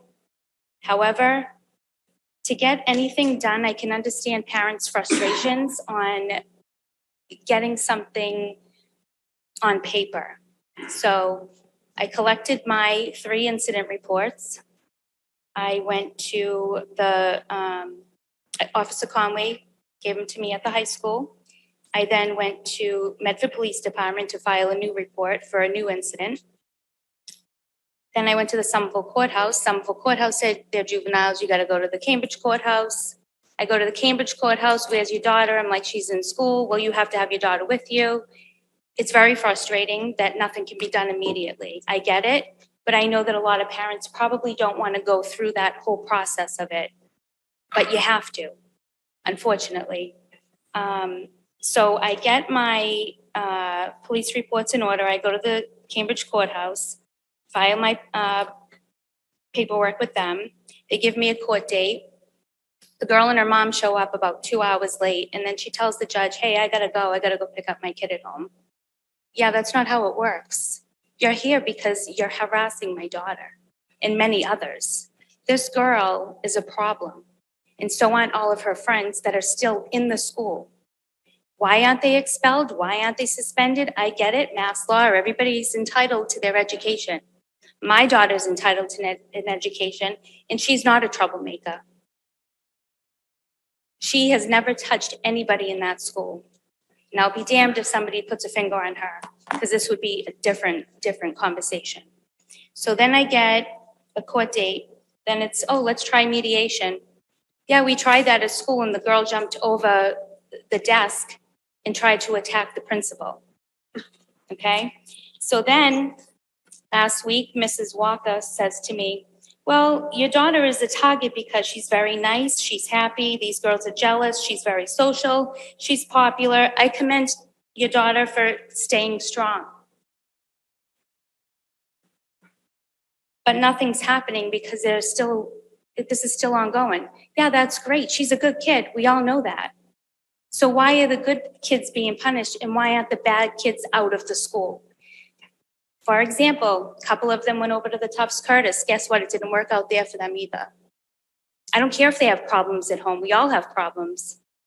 Don't bring it to school. That's supposed to be their safe place. Can't go to the bathroom. My daughter doesn't go to the bathroom at school. She holds it until we pick her up and drop her off every single day. She's never taken public transportation because you know what happens on the public transportation? They're smoking, they're doing their thing, they're fighting, they're offloading the kids in Medford Square because there's a brawl on the bus. They all have to get off the bus, go on another bus. I don't want my daughter experiencing that. So we go to mediation and we get the complaint for protection for harassment, a harassment prevention order. I sign it, my husband signs it, my daughter signs it, the girl signs it, her mom signs it. 2 weeks later, the girl's harassing my daughter again. And she's not even in the school. But she's taking pictures of her, taking screenshots of her, posting it on social media and saying nasty things about her. So that's a violation. Nothing happens. So then we reach out to the superintendent. And they send me a 34-page pamphlet on bullying investigation and response forms. So there's first 7 pages that you have to fill out. The bullying incident report. The police reports, I guess, aren't enough. And then there'll be a bullying investigation form, which is 2 pages. So I guess whoever this was handed to is supposed to fill this out to see what has been done. Now, this was passed in on Friday because this happened either Wednesday or Thursday last week. And then there's going to be a plan. What's the plan? All this paperwork has done nothing at all. There's married people that get restraining orders on each other. They end up killing each other anyway. The piece of paper isn't doing anything. So I don't know what the answers are going to be, but what's going to happen is people are going to start taking this into their own hands because the people that are supposed to be leaders in the community and our superintendent of schools, the administration, nobody wants to take responsibility. I mean, how much do parents have to do? A lot. You know? My daughter wasn't physically harmed, hers was. We're in the same situation, tons of police reports, and I only brought the ones that I had to bring. You only need 3. I have probably 20. She's got a whole bag full of paperwork. It's all papers. This is the bag I carry around. This is my whole life right now. All talk, no action at all. 1, I can't even imagine.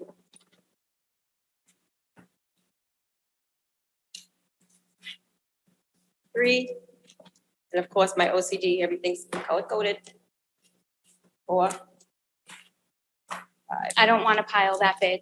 I don't want it any thicker than this. So we're, as parents, we do the best with our children. My child is a straight A student. She wants to go to college. She wants to have a future. She wants her education. She doesn't want any of this other extra stuff. And neither does, I just don't understand why the bad kids are still allowed to come back to school. You know what? Because they're not bad. They have unexpected behavior and adults aren't doing their job. That's why. Adults aren't doing their job. So all their unexpected behavior continues.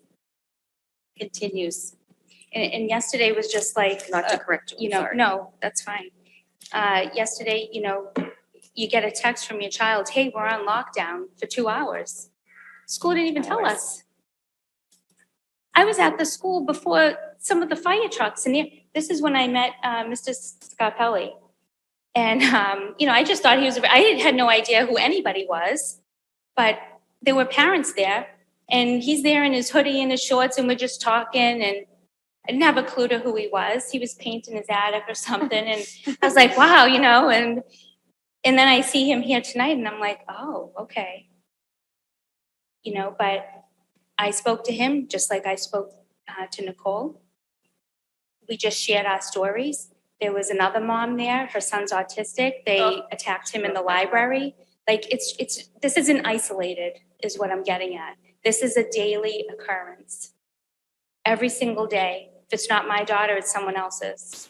I don't know anything about much of the boy stuff, but the girls, there's groups of them that target the educated children. And the parents that I go to at the courthouse, they're not doing anything. Oh, that's okay, sweetheart. You don't have to go to school. We'll send you somewhere else. Where am I going to send my daughter? Why should I have to pull her out of school? Absolutely not. She's there for a reason. Excitement about being in the vocational. You're getting, a certificate when you graduate. You can use that towards going to college. She plays sports. She's very active. She does community service. I mean, these other kids are not doing any of that. They're not even going to school. So that's my say. Thank you. I found out about this meeting from Nicole, so I will probably be here more often than not. Now that I know, I had to actually Google how to get here because never had to be here before. But I'm here for Nicole. I'm here to speak on behalf of other parents as well. So thank you. Thank you. Counselor Carviallo. Thank you, Madam President. Madam President, through you to the superintendent. Do we know how many of reports like this are throughout our school? I mean, yesterday, when I was there with Councilor Scarpelli, I heard the young lady telling Councilor Scarpelli about her incidences with going to the police. And believe it or not, I probably heard the same story from a half a dozen other people that were standing outside waiting for the show, saying they had all filed police reports.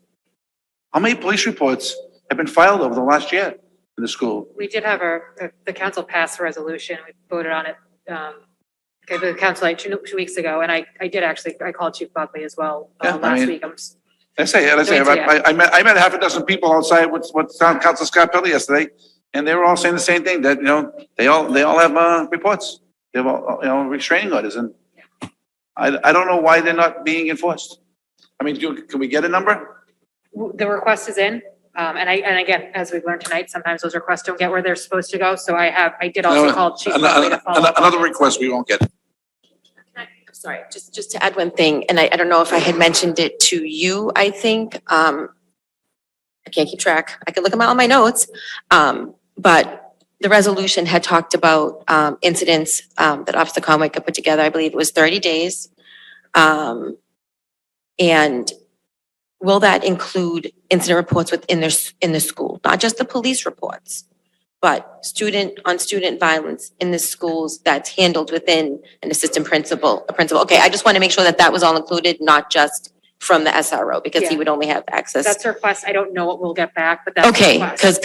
because he can only produce the stuff from the police department.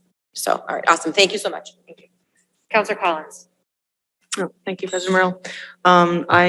It's hard to add anything after a story like that. I don't have anything to add. I just wanted to thank you for being here. Thank you for sharing your story. I'm not a parent. I can't fathom what it's like to be a parent and go through something like that, something that unfortunately a lot of families in our public school systems have to go through. It's heartbreaking. I just want to say, our hearts go out to you. Thank you for being here. Thank you. And I do, I think everyone who's coming to speak for the first time tonight, I know it's not easy. I know it's really hard, and I appreciate you taking the time of your night to come speak before us. Sometimes they're 20 minutes, sometimes they're 5 hours. You never know until you're here. But I appreciate, and I think a lot of us that if we we went to public schools, I graduated 20 years ago. There were some of these, I didn't go to Medford High, I went to a different high school that had many of its own issues. But I think it's very clear that some of us may have experienced stuff similar, but stuff has gotten to a level that I think is unimaginable for a lot of us that were in high school, possibly even 10 years ago. I don't know. I think second smartphones got added, seems like stuff I can't even imagine. So I really appreciate you coming out to talk. My heart goes out to you. I'm a mother of a very young child, but this is stuff that, of course, we're all thinking of constantly. So I appreciate you taking the time to share your stories as a counselor and as a mother. So thank you. I do see Counselor Singh, and then I'm going to go to one person on Zoom, and then we'll come back to Mr. South. Okay. Counselor Singh, Vice President Bears, we'll go to Zoom, then we'll come back to Mr. South. No, Counselor Singh. Thank you. I also wanted to thank the parents for coming up and telling the stories, and I hadn't heard the story before, and I think President Morello, you put it well that even though I was there 5 years ago, I think things have things are slightly different now, and smartphones and COVID and all of that changes everything as well. So it actually is really helpful to hear that perspective. Thank you. Vice President Bears. Thank you, Madam President. Yeah, I also want to thank you for coming out to everyone who spoke tonight. Ms. Ripley, you were really good. And the students who spoke last night as well. I think that takes a lot of courage because you're going back there and you know what it's like. And I just want to say to President Morell's point, I graduated 2011 from Medford High School, my sister 2016. And there were cliques and bullying and police reports and, issues that we faced in our time at Medford High School. And I think, again, there's not much more I can add, but people have been experiencing this. It's clearly worse now than it's ever been before. And I think we've talked about a lot of the reasons that that's true. And this council and the school committee, and I think everyone involved is, Ms. Ripley talked about resources, seeing every day the teachers and staff not having the resources that they're asking for to help address these problems. And I think, again, that's something that for me personally, I think is what I'm going to keep hammering on is trying to get more resources into the building. Thank you. Thank you. I'm going to Jada Higgins on Zoom. I will unmute you. Name and address for the record, please. And I also do want to know if there's anyone who does not feel comfortable giving their address, they can message it to the clerk privately. So going to Jada Higgins. If you are still there, I know your hand's been up for a while.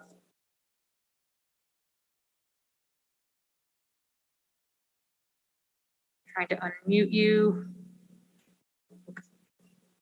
I know. All right, we'll come back to you. If you're on Zoom, your hand's up and you find your way back to your screen. Mr. South. Name and address for the record, please. Stephen South, 106 Damon Road.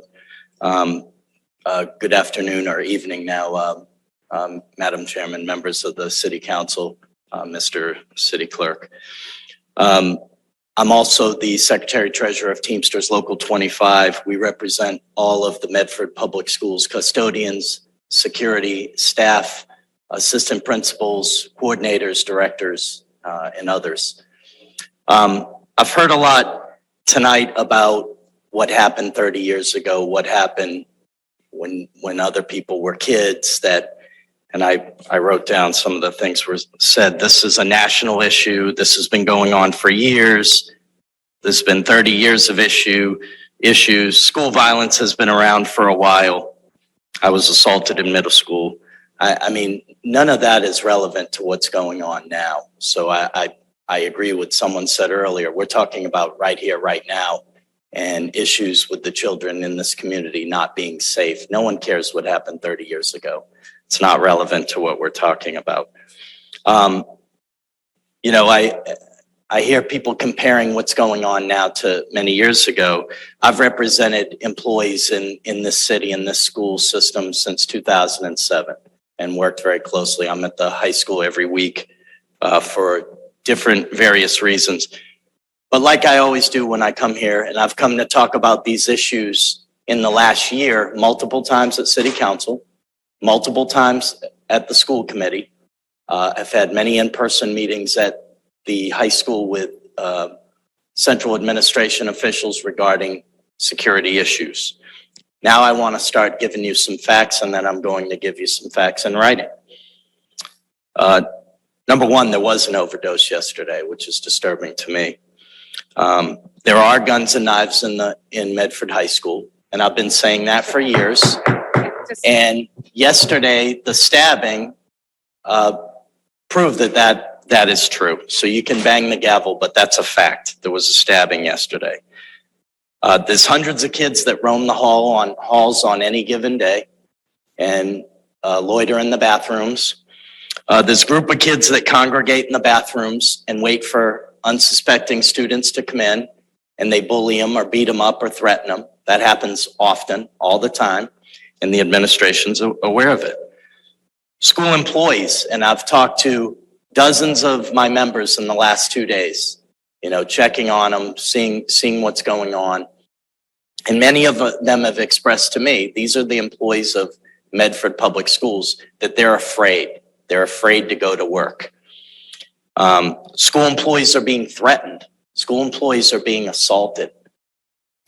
Okay? There are fights and assaults every day at Medford High School. I can tell you recently I was at a meeting, a security meeting, by the way, and one of my security staff was there. And twice in 20 minutes, she got called away on her radio to altercations. This is a woman, and evidently they want her to break up fights, and she has no formal training. There's graffiti daily in the bathrooms. There's no documentation of this. The staff are just told to paint over it. And I've instructed my members, your employees, to now take pictures of it and document these things. And we'll get into reporting in a minute. Part of the problem with these assaults on staff and on students is there's a policy that the staff aren't allowed to touch the students. So when there's a fight, you're not supposed to break it up. And this is being reiterated to my members. Talking about reporting. There's incidents every day at the high school. There's no formal reporting system at the high school for the incidents where students are telling my members and school employees to F themselves, F off every single day. They don't listen to them. There's no consequences. And when I talk to my members, which are your employees, about how these are being reported, they talk to their superiors and they say, okay, and that's it. They're not asked to fill out forms. So we created our own reporting form,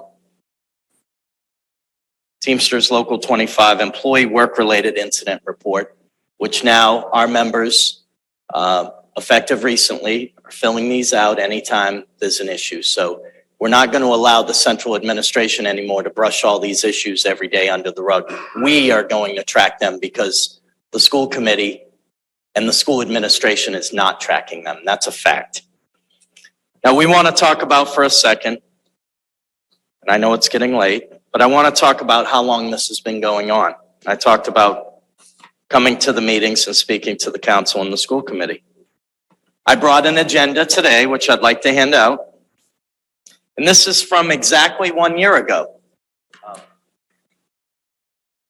To your point, Mr. South, I think people were trying to set context when they spoke about previous years, just as you're trying to set context now. No, this is relevant. So if you And give as me what- a second. As was what they said before, as was what they said before. This I is wanna a make that- meeting about security. As was what they This said is- before, I want to make that clear. Yeah, you make clear whatever you want. Point of information. Vice President Barris. Thank you, Madam President. The idea that we shouldn't contextualize an issue and analyze it to find solutions. I mean, yeah, what happened in the past is relevant. You're doing it right now. So I just want to make that point. This is a meeting, and in the heading says, City of Medford School Security Issues, December 16, 2021. 1 year ago exactly. And there is a point to this. There's 13 bullet points on this. This is a meeting with top central administration officials, myself and my two stewards, Kevin and Bill, who is now retired. Number one, we have 0 security guards. Bill Mazeka is retiring after 47 years. Today, we still have 0 security guards because that position has now been eliminated as of 2022. That is very relevant to what we're talking about today. Number two, the city's having monitors. These are people that sit at the front desk. A few of them are in their 70s, perform security guard work from monitor pay, $17.50 an hour. Number three, and by the way, they're still $17.50 an hour because our contract's been expired over a year. Number three, no security training is being provided to monitors who are being asked to perform security guard functions. That was a year ago to this day. This is relevant. They've hired 4 new security monitors this school year. 0 training, not 1 speck of training, nothing. That's relevant. Number 4, it says the city never replaced Joe Mizuraka, school security monitor that retired before the school year began. We're shorthanded in the monitor group. It's relevant because today we're still shorthanded. There's still vacancies. We're not fully staffed. And that's because of the poor pay. Number 5, the schools are unsafe due to lack of security. No guards and no school resource officer. At that time last year, we had no school resource officer because he was out injured and the school committee and the administration chose not to replace him. So we had no security guards and no police in the school. Number 6, after school security at Door 31 has been canceled since school has been back to full-time in-person learning. In nice weather, the door is propped open with a cone.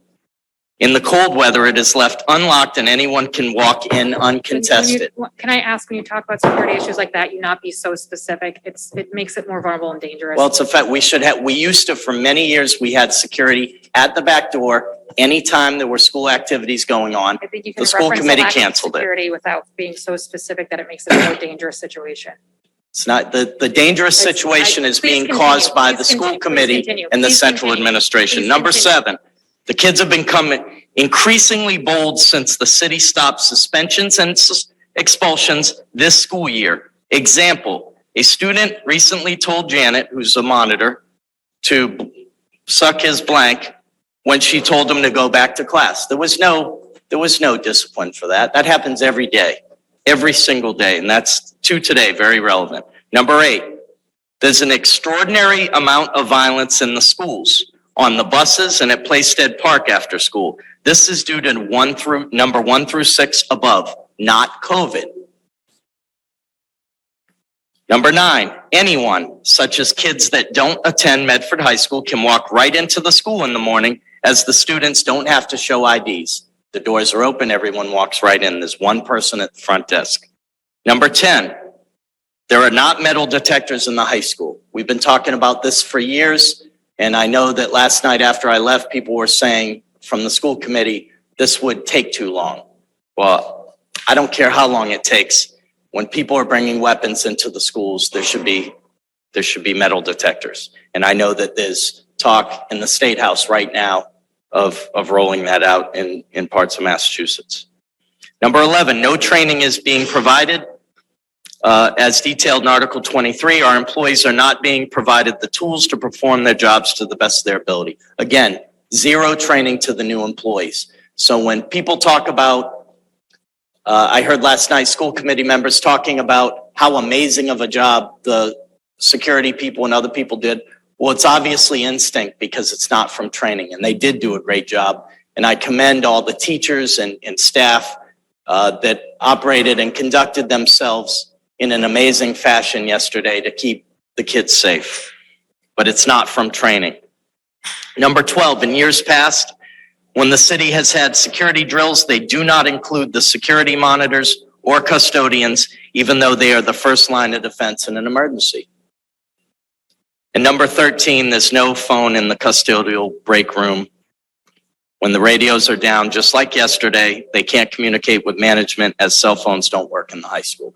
So the reason I gave this document, this is a meeting we had 1 year ago exactly. We've had meetings since then. I've spoken at the meeting since then, and exactly nothing has been done. Not 1 through 13, not one single bullet point has been addressed, meaning that obviously people aren't doing their jobs. So you heard earlier, people should step up or step down. That's a fact. And there's an election in less than a year, and I know this community will force that issue if things aren't done correctly. So I'll end with this. You know, the most disturbing thing I saw last night was the lack of compassion and empathy for the families and students in the city of Medford. You had parents that were here that were dealt with petrified students yesterday, upset families, parents that drove to the high school and sat outside for hours just to make sure their kids were safe. And I saw school committee members yesterday arguing with parents at the microphone. I saw one school committee member doing the hand gesture and saying blah, blah, blah from the seat. That's disrespectful. And you hear the same people talking about community and being in unity and coming together to find solutions. Well, lead by example. Show some sympathy and empathy to these families that were literally afraid whether their child was going to come home yesterday. And you see the news every day, the shootings and stabbings all over the country. And have a little tact and show some respect to the people that elected you to your positions. So the last thing I'll say is this.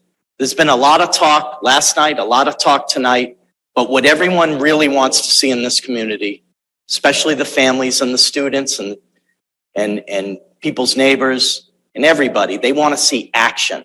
Let's hire some security guards. Let's bring them back. We used to have over a dozen of them. We used to have a security guard or more than one in every single school. Now we have 0 in any of the schools. Let's have more school resource officers. Let's have more police in the community. We're severely short-staffed in police and fire and DPW and teachers all over the community. Every position is short-staffed. Let's fully fund these positions that matter most to keep the community, especially the children, safe. I want to see action. Talk is great. It's great at the water cooler. It's great at the coffee shop. I want to see action. The families want to see action. I respectfully ask all of you to do what you can in your capacity. And I know you're not members of the school committee, but use your power and your influence and your skills that you have many, and find ways to put action in place, not just talk. And I thank you all for your kind attention. Vice President Bears. Thank you, Madam President. Thank you, Mr. South. I appreciate you acknowledging the national scope of the issue and the need, for significant funding, considering the massive underfunding of our city government. I just had one question, which is who wrote this document? I did, and I presented it to all the administration officials at Medford High School on that date for the meeting that we held. Okay, thank you. I drafted it. Thank you. I'm going to go to some folks on Zoom and then I'll come. So going to Tony Tanks, name and address for the record, please. Hi, Tony Puccio, Cannon Street, Medford, Mass. I know a lot of what I have to say is probably better said in front of the school committee, but this is an opportunity that was presented by Mr. Council Scott Pelley last night, so I'm going to take advantage of it. And I have a feeling there's going to be a few people on the committee watching anyway, so I don't believe for a second any of the school committee members actually wanted this to happen, this incident, but it happened. It happened under their watch. It happened in spite of and in line with the policy they wrote and passed. It happened even though all the warnings that many of us have given them repeatedly, it still happened. The school committee went to self-defense mode and self-preservation mode last night, and it was in no way conducive to the situation that they and us, the community members, are in. I do commend the committee for lifting the new rules, which are obnoxiously restrictive to community participation. So for that, I'm thankful. There's no study that needs to be done that can replace time-tested methods and common sense. Kids need structure, they need guidance, they need discipline, and they need to experience the consequences that come from the behaviors that warrant it. One of the most important yet least mentioned factors I've noted while observing the discussion surrounding this trend of violence in schools is the lack of attention given to parental responsibilities. Where are the parents during all this? Are they being held accountable for the actions of their children, or for the most part minors? If the school system is serious about correcting this climate of violence, then are there any plans to put in place that hold parents accountable for the behavior of their children? It's not a school's primary function to be the disciplinarian. Schools and faculty need to educate. Parents need to parent. Parents of offenders need to be part of the solution when dispensing punishment. And along with punishment, there needs to be a way to track and determine if patterns are developing that can be addressed. There are many community members that have great ideas. They're not guaranteed solutions, but who knows, something might be worthy of further conversation. And this study won't cost $50,000. That plan should include immediate implementation and has to be addressed at like an assembly or other means where students are made aware of the rules and clear consequences for further infractions. I try to be as active as I can as a vocational school graduate, night school teacher, and more importantly, for the sake of my child's education. And I've heard from teachers, one of which whom, when I asked, what do you think is a good solid way to help prevent, one good solid way to help prevent some of this violence? And their answer was a pretty attainable one. They suggested placing cameras at the entrance points to every bathroom in the school. Even if it's not a full-time monitored camera, having a record of who enters and exits the restrooms would certainly make wrongdoers think twice about causing trouble. My own child would have benefited from this when an incident took place at several bathrooms throughout the school that affected her. It would have been a lot easier to identify the perpetrators. We've heard this before. Never let a good crisis go to waste. Medford has enough money when it comes to school safety. There can be no higher priority. As Counselor stated, funds need to be reallocated, and an in-depth conversation needs to be had to figure out what is more important than safety. In closing, I'm left to wonder if the funds allocated to change the name of the Columbus School was enough to make the parents of the stabbing victim or the Brantley family feel any safer. Step up or step down. Thank you. Are you going to Nadine on Zoom? Name and address for the record, please. Nadine Moretti, Burgett Ave. Thank you, President Morrell and City Council. Can you hear me? Yes, we can hear you. Okay, great. Just want to make sure. Thank you. I just want to say, first of all, thank you so much to Councilor Scarpelli for putting forth this resolution and for all of you listening to him, his supporters, the parents, students, people on Zoom, people that spoke last night. We're all trying to be unified and united in fighting and being behind the mothers and families that are going through the hell they're going through, that have spoken over and over. And I just want to say that seeing some responses by, Councilor Bears, Councilor Sang, I don't feel like anybody really, except for Councilor Knight, Caraviello, supported Councilor Scarpelli in what is such a simple solution. It's such a huge problem. And I think it's not showing anybody that they're united or behind their fellow counselor. You can have different ideas, but I haven't seen one iota of support for him. I just find it mind-boggling. And I think that the only thing that should matter at this point is the safety of the students at Medford High School, period, end of story. So I'm going to reiterate what Tony just said, and of the words of the brave young woman last night, step up or step down, and that's it. So again, thank you, Councilor Scarpelli, for your amazing resolution, and everybody else. Thanks a lot. Thank you. Going to Mr. Castagnetti on Zoom. Just going to step away from the chair briefly. Hello. Good evening. Go ahead. Name and address for the record, Andrew. Good evening. Maybe it's a bad evening. It's Andrew P. Castanetti. What the hell happened in our abnormal world? It's just insanity. I have three simple solutions. The first solution is to send George Soros back to Hungary, but he is banned from his home Andrew, country. let's keep it on topic. I'm on topic. It's part of the problem. There's no respect, including the parents. Number two solution, sir. Medford High School must be policed and our laws be enforced to the fullest. And third and last, leaders should fall on the sword. And we must hire good leaders with simple common sense, period. In other words, talk softly, but carry a big stick. We need help. We need leaders, but we get gamblers instead. Please help the people. Protect and serve. Thank you, Andrew. Thank you, Mr. Orlando. Name and address for the record, please. Thank you. Richard Orlando, Winford Way. I went to school with Andrew. We never got in trouble because we were always playing baseball. He was pretty good too. As I've listened to all of this, I had some thoughts, and it's, when I hear the discussions about committee, council, this is really about the quality of, the value and quality in the city, the safety of citizens, an education system.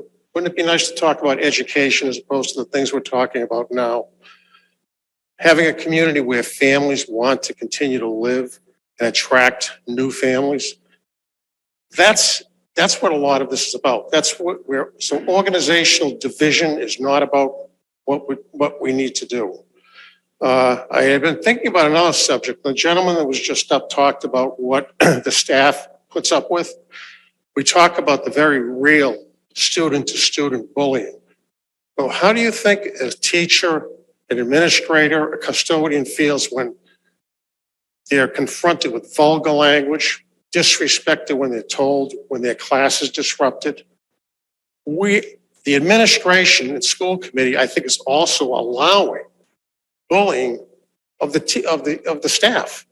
This is it's just so obvious what's going on.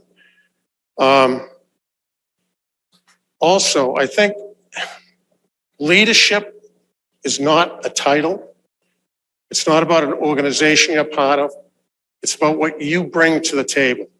And leaders come from many different walks. And I challenge anybody on any of our elected bodies to step up and demonstrate leadership, regardless of if it fits into the box that their title is.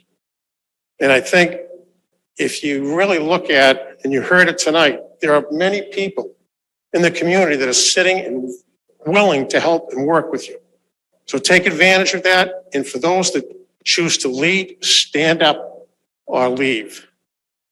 Also, one of the things I keep hearing tonight, some people don't feel comfortable talking.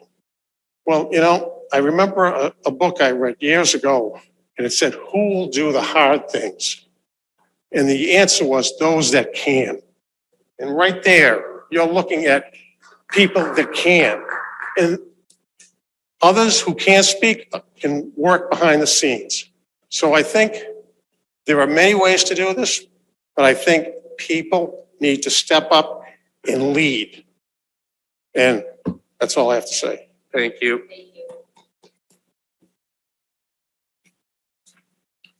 Name and address for the record, please. John Petrella, 61 Locust Street, Medford. You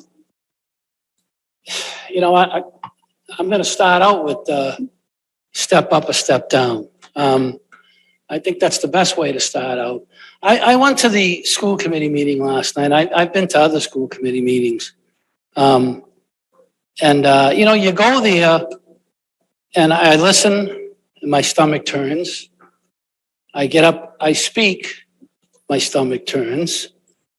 And then, I mean, this is really serious stuff, okay?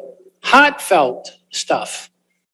And I left the school committee meeting and I got home and my stomach turns more because it's like, no, it's just nothing got accomplished at that meeting last night. It's like you're just, you know, people went, they spoke from their hearts, they spoke what they felt. And you walk out of there and it's like, they didn't listen to us. They ignored us. They argue with you. It's not right. That's all. It's not right. I mean, we're dealing with serious stuff. You know, I came here tonight, you know, the same thing. I'm hoping something's going to get accomplished tonight. That's just two stories of many, okay? And, you know, I want to go back and just say, all right, my politics should have nothing to do with anything, okay? They really shouldn't, okay? All right, let me establish that first.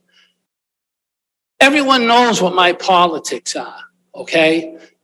I disagree with her. I disagree with Zach. I disagree with this revolution stuff. I do, okay?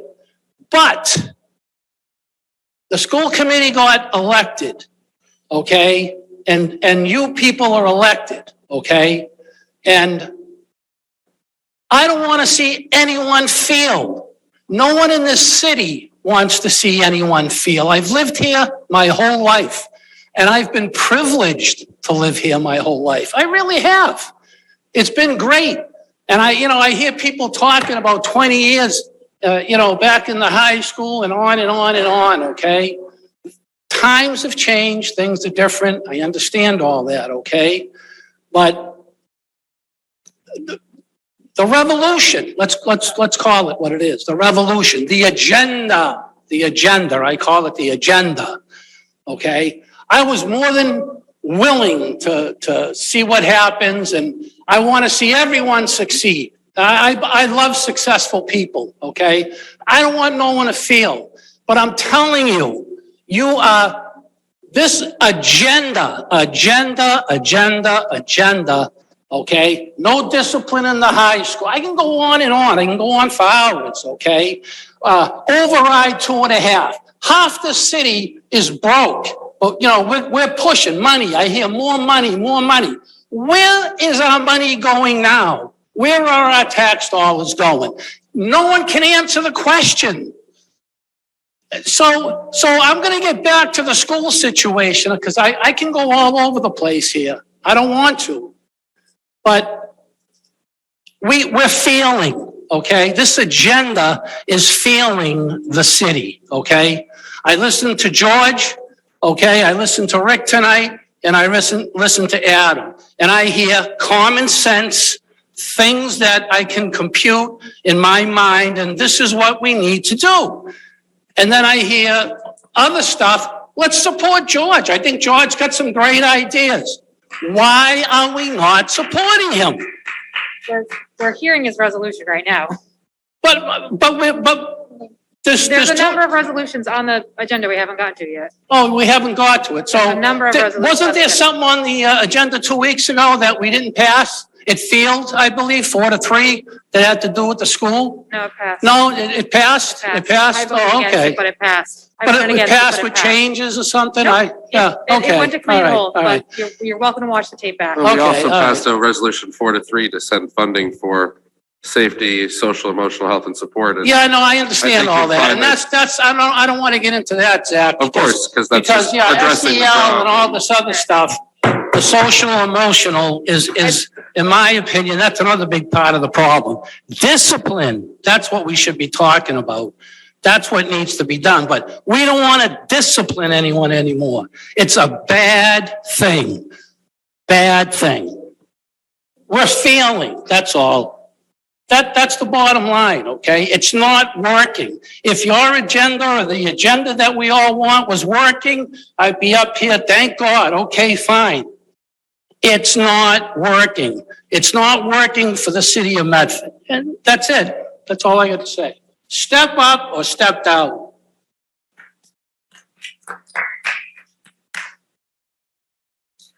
Name and address for the record, please. Bill Giglio, Winthrop Street.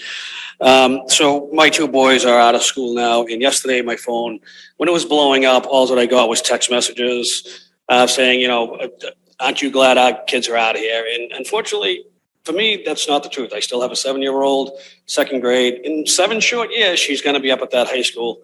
Little girl who Ms.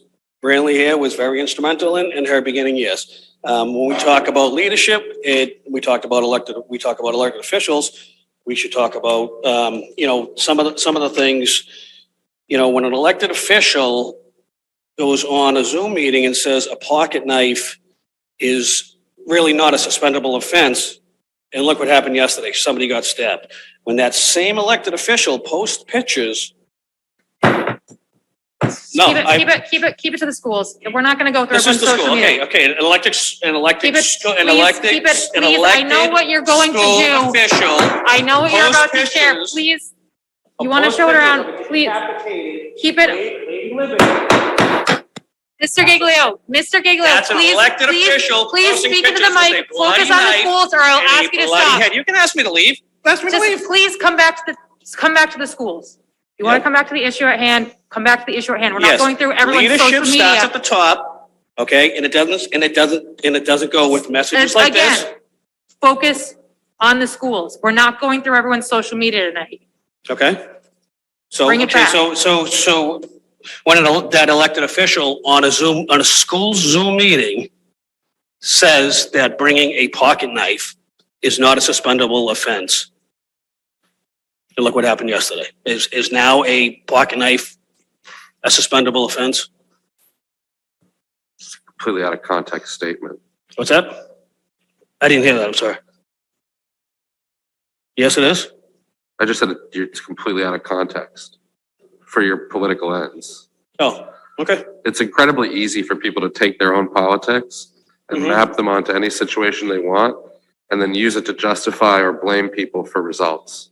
Right, but when kids hear that taking a pocket knife to school is not a suspendable offense, what do you think might happen? When people say that out of context and repeat it over again to rile people up What's out of context about and what he said? wrap it up, that's the problem.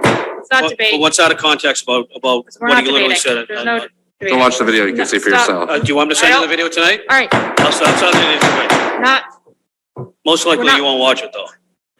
And you won't respond like goes. So that's all I want to say. Leadership starts at the top and it doesn't start with thank you. stuff like this Thank you. for everyone to see. Thank you for listening to me.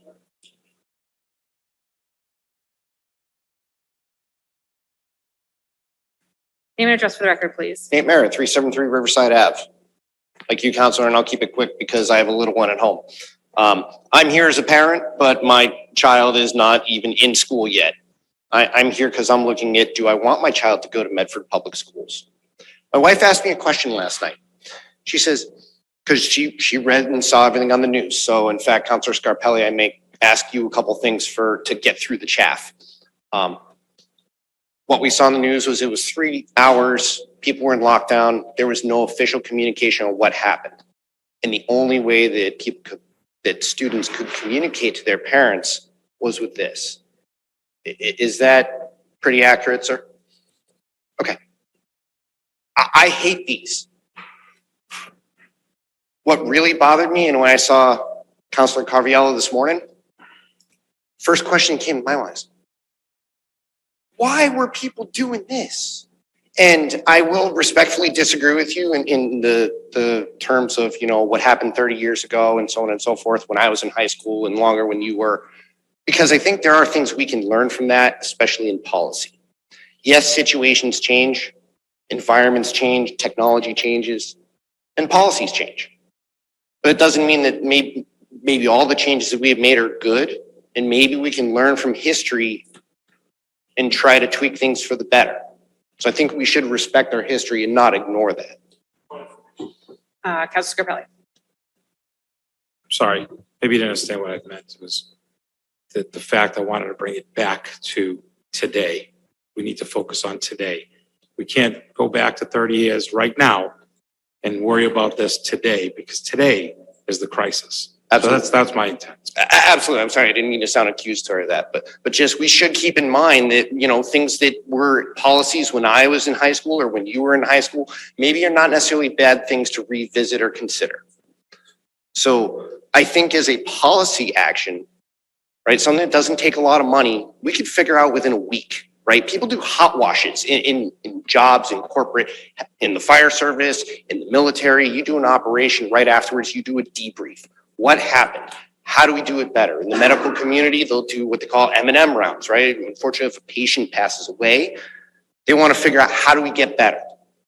I think that's something that we should be asking the schools to get within the next week or two. Why did it take hours for the school to communicate to parents? I personally don't understand the purpose of a lockdown given this incident and why it was hours. There's difference between, you know, preserving a crime scene versus locking everyone in because you think it's an active shooter.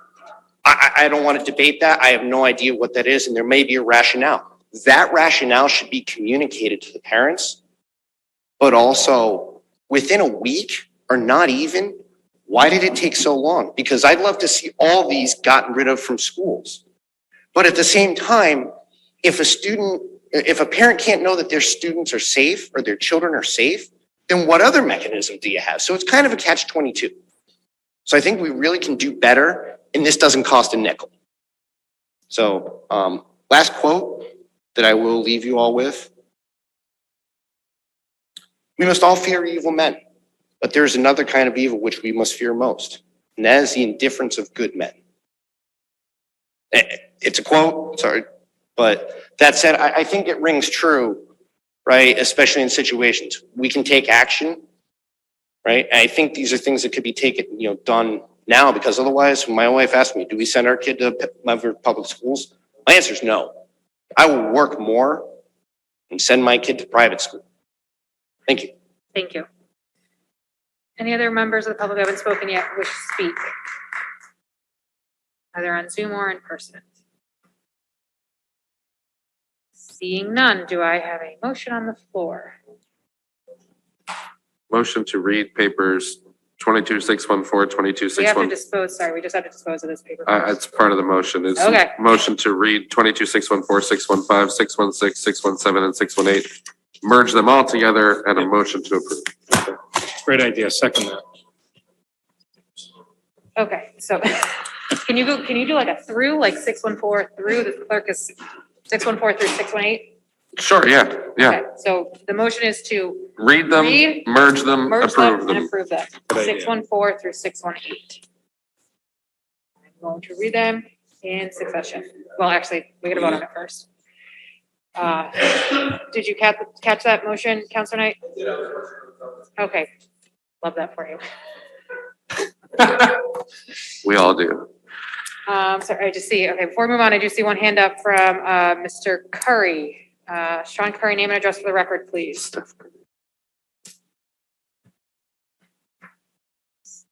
Sending you to unmute.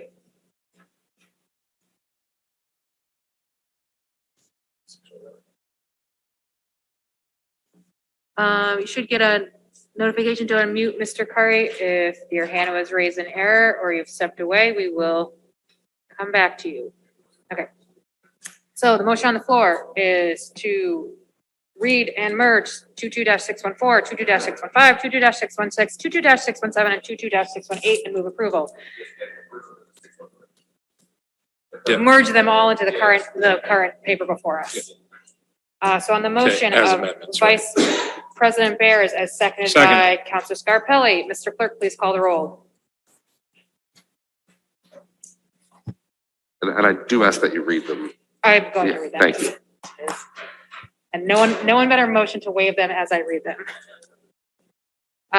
22-614, 615, 616, 617, and 618, all the ones related to. Yes, merging them all into 613. And then you approve the merge papers, correct? Yes, yes. All of them. So we have to approve the motion to do that, and then we'll take it, and there's already a motion to approve them all, correct? Yes. Okay, you got that? I thought you were approving them at the same time. That's what I'm asking. All right, just, That's what I'm yes, asking.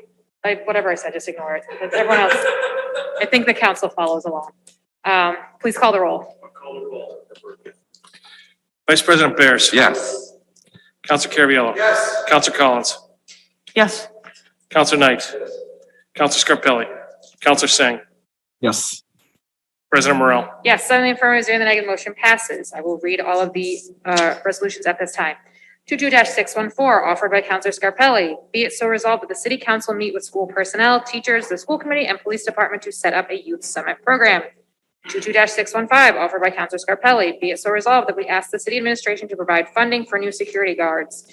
22-616, this one is actually myself and Counselor Singh. Counselor Singh wasn't on the agenda, so 22-616, offered by President Morrell and Counselor Singh. Be it so resolved that the Medford City Council requests that the Medford Public Schools Administration release a communication to provide clear information regarding safety and security procedures at Medford High School. Be it further resolved that the City Council requests that the Medford Public Schools Administration provide the school committee with their standard communication protocols related to crisis incidents and identify any procedural changes that will require funding and implementation support. Be it further resolved that this council requests a collaborative meeting with the school committee to understand information that will be shared with the public and determine how the council can support funding requests. 22-617, offered by Vice President Bears, Counselor Collins, and Counselor Singh. Be it so resolved that the Medford City Council sends our sympathy to the students who were attacked at Medford High School yesterday. All MHS students, families, and educators are in our thoughts, and we thank MHS educators and staff for your support for the students. Be it further resolved that the council thank the Medford Police Department and Captain Covino specifically for their work yesterday and for their counsel during last night's school committee meeting. And last, 22-618, offered by Vice President Bears and Counselor Collins. Be it so resolved by the Medford City Council that we request that the mayor urgently present an appropriation in consultation with the school committee and Medford Public School Administration to provide additional resources to students and educators for mental, social, and emotional health supports and for additional measures that will increase safety supervision at Medford High School, including in hallways and bathrooms. We have a motion to approve by Vice President Perez, seconded by Counselor Collins. Is there any further discussion? Are we great? On the, Mr. Clerk, please call the roll.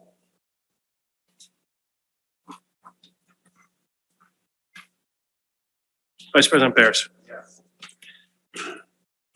Counselor Carviallo. Counselor Collins. Yes. Counselor Knight. Counselor Scarpelli. Counselor Singh. Yes. President Morrell. Yes, 7 in the affirmative, 0 in the negative, the motion passes. On the motion of Vice President Bears to revert to the regular order of business, seconded by Counselor Scarpelli. Mr. Clerk, please call the roll. Hang on.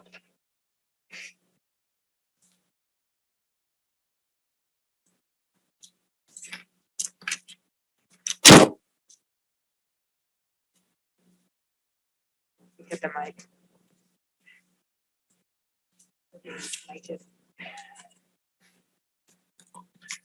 Vice President Bears. Counselor Carviallo. Counselor Collins. Yes. Counselor Knight. Counselor Scarpelli. Counselor Singh. Yes. President Morrell. Yes, 7 in the affirmative, 0 in the negative, reverting to the regular order of business. 22-600, offered by Counselor Collins. Be it so resolved that the Medford City Council recognize Hanukkah and wish a joyful festival of lights to all who observe. Counselor Collins. Thank you very much, President Morrell. Tonight is the third night of the holiday Hanukkah. I hope my colleagues will join me in wishing a Chag Sameach, or happy holiday, to all who celebrate this holiday. Celebrates the legend of an oil candle that burned in probably for 8 whole nights. And I think tonight we can celebrate the miracle of a hypothetical candle that burned for a probably 5-hour city council meeting. So thank you. Thank you, Counselor Collins. On the motion of Counselor Knight, seconded by Counselor Scarpelli. Mr. Clerk, please call the roll. Vice President Bears. Counselor Carviallo. Counselor Collins. Yes. Counselor Knight. Yes. Counselor Scarpelli. Counselor Singh. Yes. President Morrell. Yes, 7 in the affirmative, 0 in the negative, motion passes. 22-601, offered by Counselor Carviallo. Be it so resolved that the Medford City Council commend and congratulate Congresswoman Catherine Clark on her recent reelection to Congress and for being named the Democratic House Whip. Counselor Carviallo. Thank you, Madam President. That just speaks for itself, and motion for approval. On the motion of Counselor Carviallo, seconded by Vice President Bears. Mr. Clerk, please call the roll. What? Yeah.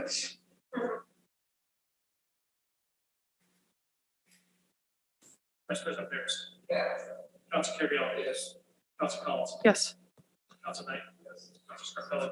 Yes. Counselor Singh. Yes. Yes, 7 in the affirmative, 0 in the negative, motion passes. The records of the meeting of December 6, 2022 were passed to Vice President Bears. Vice President Bears, how did you find them?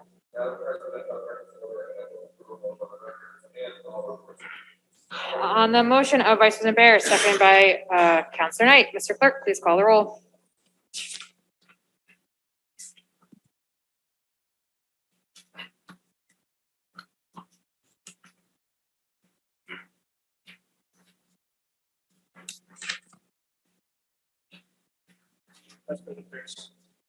Yes. Yes. Yes. Yes, 7 affirmative, 0 negative, motion passes. Motions, orders, and resolutions, that's what everyone else has landed on, right? Yep. 22-602, offered by Vice President Bears. Be it so resolved. Madam President, motion to table until our next meeting. On the motion of Vice President Bears to table 22-602 until the next meeting. seconded Actually, by- sorry, if I may, is there Mo Lewis on Zoom? Let's see. I do not see a Mo Lewis. Mo Lewis, if you are here, please raise your hand. I'm not seeing, like when I type it into the participants, I'm not seeing it. I don't want to cut you, if you've been here all night, Mo, I don't want to cut you out. All right. Sean Curry, you are not Mo Lewis, correct? Sean Curry's hand is still up, so I just want to make sure Sean Curry is not. Mo All right, Lewis in this we'll case. table the next meeting, I'll follow up with him. Okay. The motion by Vice President Bears to table 22-602 until the next meeting, seconded by Councilor Carvalho. Mr. Clerk, please call the roll. Yes. Yes. Yes. Yes, 7 affirmative, 0 in the negative, motion passes. 22-605, offered by Councilor Collins and President Morrell. Whereas all residents and businesses in Medford should have convenient and equitable access to recycling collection services to ensure that private haulers are operating in compliance with state regulations, including the Massachusetts waste ban, and to ensure that municipal contractors and private haulers are working together to support the goals of the Solid Waste Master Plan and Global Warming Solutions Act. Be it so resolved that the Subcommittee on Rules and Ordinances meet to discuss an ordinance to regulate and create permitting standards for private waste haulers operating in Medford. Be it further resolved that the Office of Planning, Development, and Sustainability consult with the subcommittee on draft ordinance language and strategies for integrating such an ordinance with the city's existing ordinances and permitting procedures for waste removal. Councilor Collins.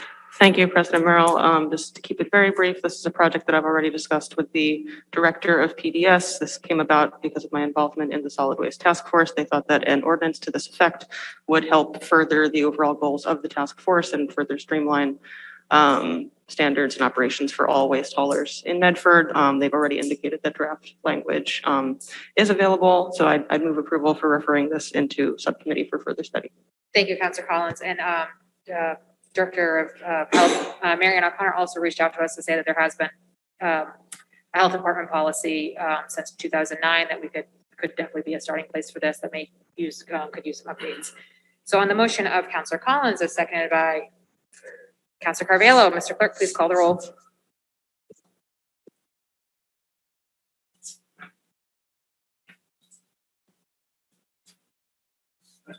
Yes. Yes. Yes. Yes, 7 in the affirmative, 0 in the negative, motion passes.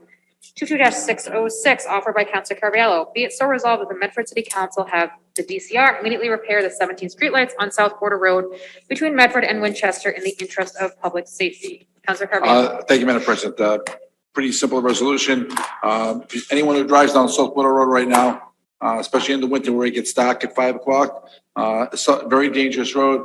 17 sets of lights out on that stretch between, especially, there's, I think, 5 or 6 lights already at the beginning of South Border Road where all the homes are.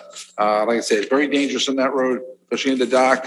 Animals are running out of the woods. So I've contacted the DCI myself and they say they know about it, but obviously this has been going on for the last 6-7 months. So if we can get maybe get our state delegation involved with this also. Thank you, Councilor Carvalho. On the motion of Councilor Carvalho, seconded by Councilor Knight. Mr. Clerk, please call the roll. Yes. Yes. Yes. Yes. Yes, 7 in the affirmative, 0 in the negative, motion passes. 22-607, offered by Vice President Bears. Whereas a significant number of city council requests to the mayor and city administration for information, updates, and action have gone unanswered or unfulfilled. Now, therefore, sorry, be it resolved by the Medford City Council that Council Rule 12, Order of Business, be updated to strike the following language. 9, unfinished business of preceding meetings and replaced with language 9, unfinished business. A, tabled items. B, reports due. C, open requests. And we do have a number of proposed amendments to this, correct, from Councilor Knight? Madam President, I would move to refer the original paper and the amendments to the Subcommittee on Rules and Ordinances. Okay, great. The motion of, they're in our inboxes as well on our desks. So on the motion of Vice President Barris to move this paper to the Subcommittee on Rules and Ordinances And the amendments. and the amendments from Councilor Knight, so as amended, yeah, and the amendments from Councilor Knight. Seconded by Councilor Knight. Mr. Clerk, please call the roll.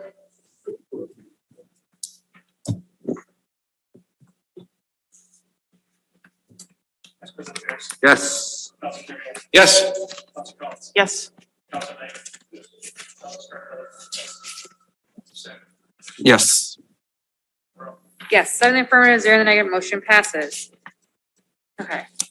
All right, 22-608 offered by Councilor Carviallo. Be it so resolved that the Medford City Council have the administration and police chief contact the DCR to install no overnight parking signs on the Route 16 bypass road. Please send this request to our state delegation also. Councilor Carviallo. Thank you, Madam President. For anyone who travels down Route 16 bypass road, goes by the DPW yard, City of Memphis turning into a overnight truck parking spot.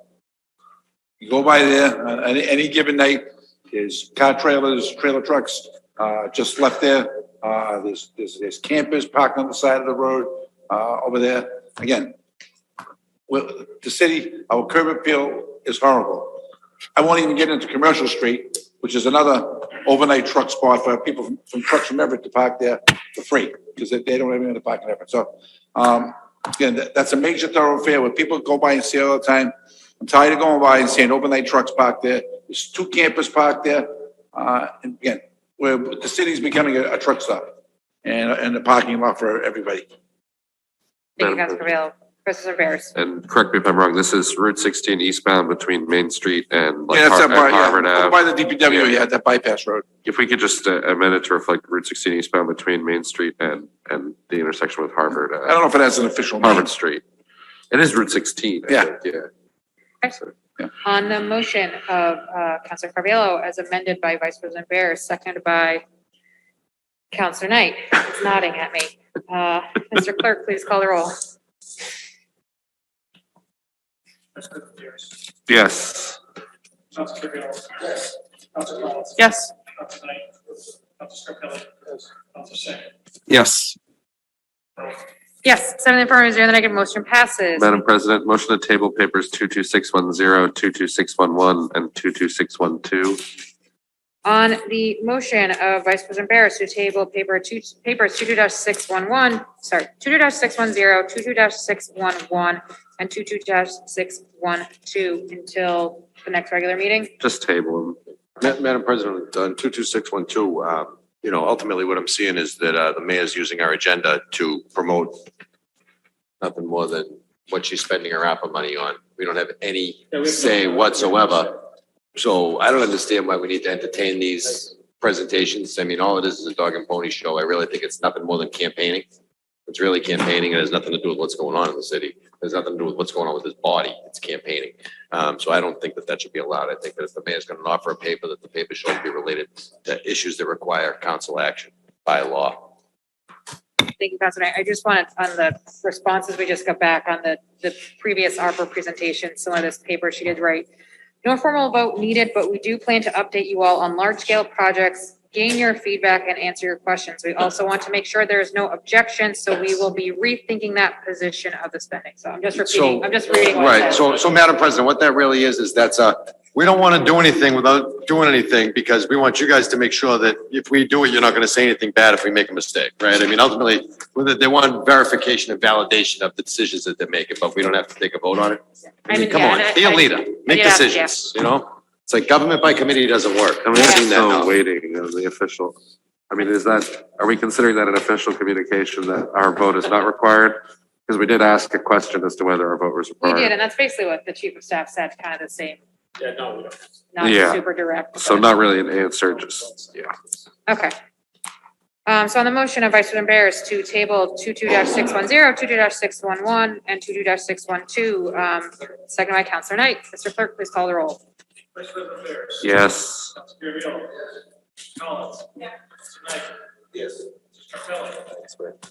Yes. Yes. Yes, 7 in the affirmative, 0 in the negative, the motion passes. We have one previous petition from public participation that's on the agenda, but she has left and will refile in January. Okay. Is there anyone else who would like to speak for public participation? Any topic under the council's purview? I'm going to try one last time. Sean Curry, are you there? His hand's still up. Okay.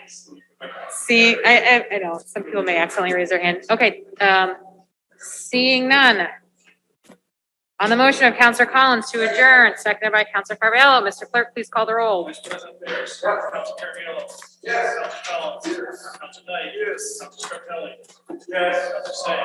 Yes. Madam President, before we adjourn, if we can wish everybody, Madam President, before we adjourn, if we can wish everybody, a safe Christmas and New Year.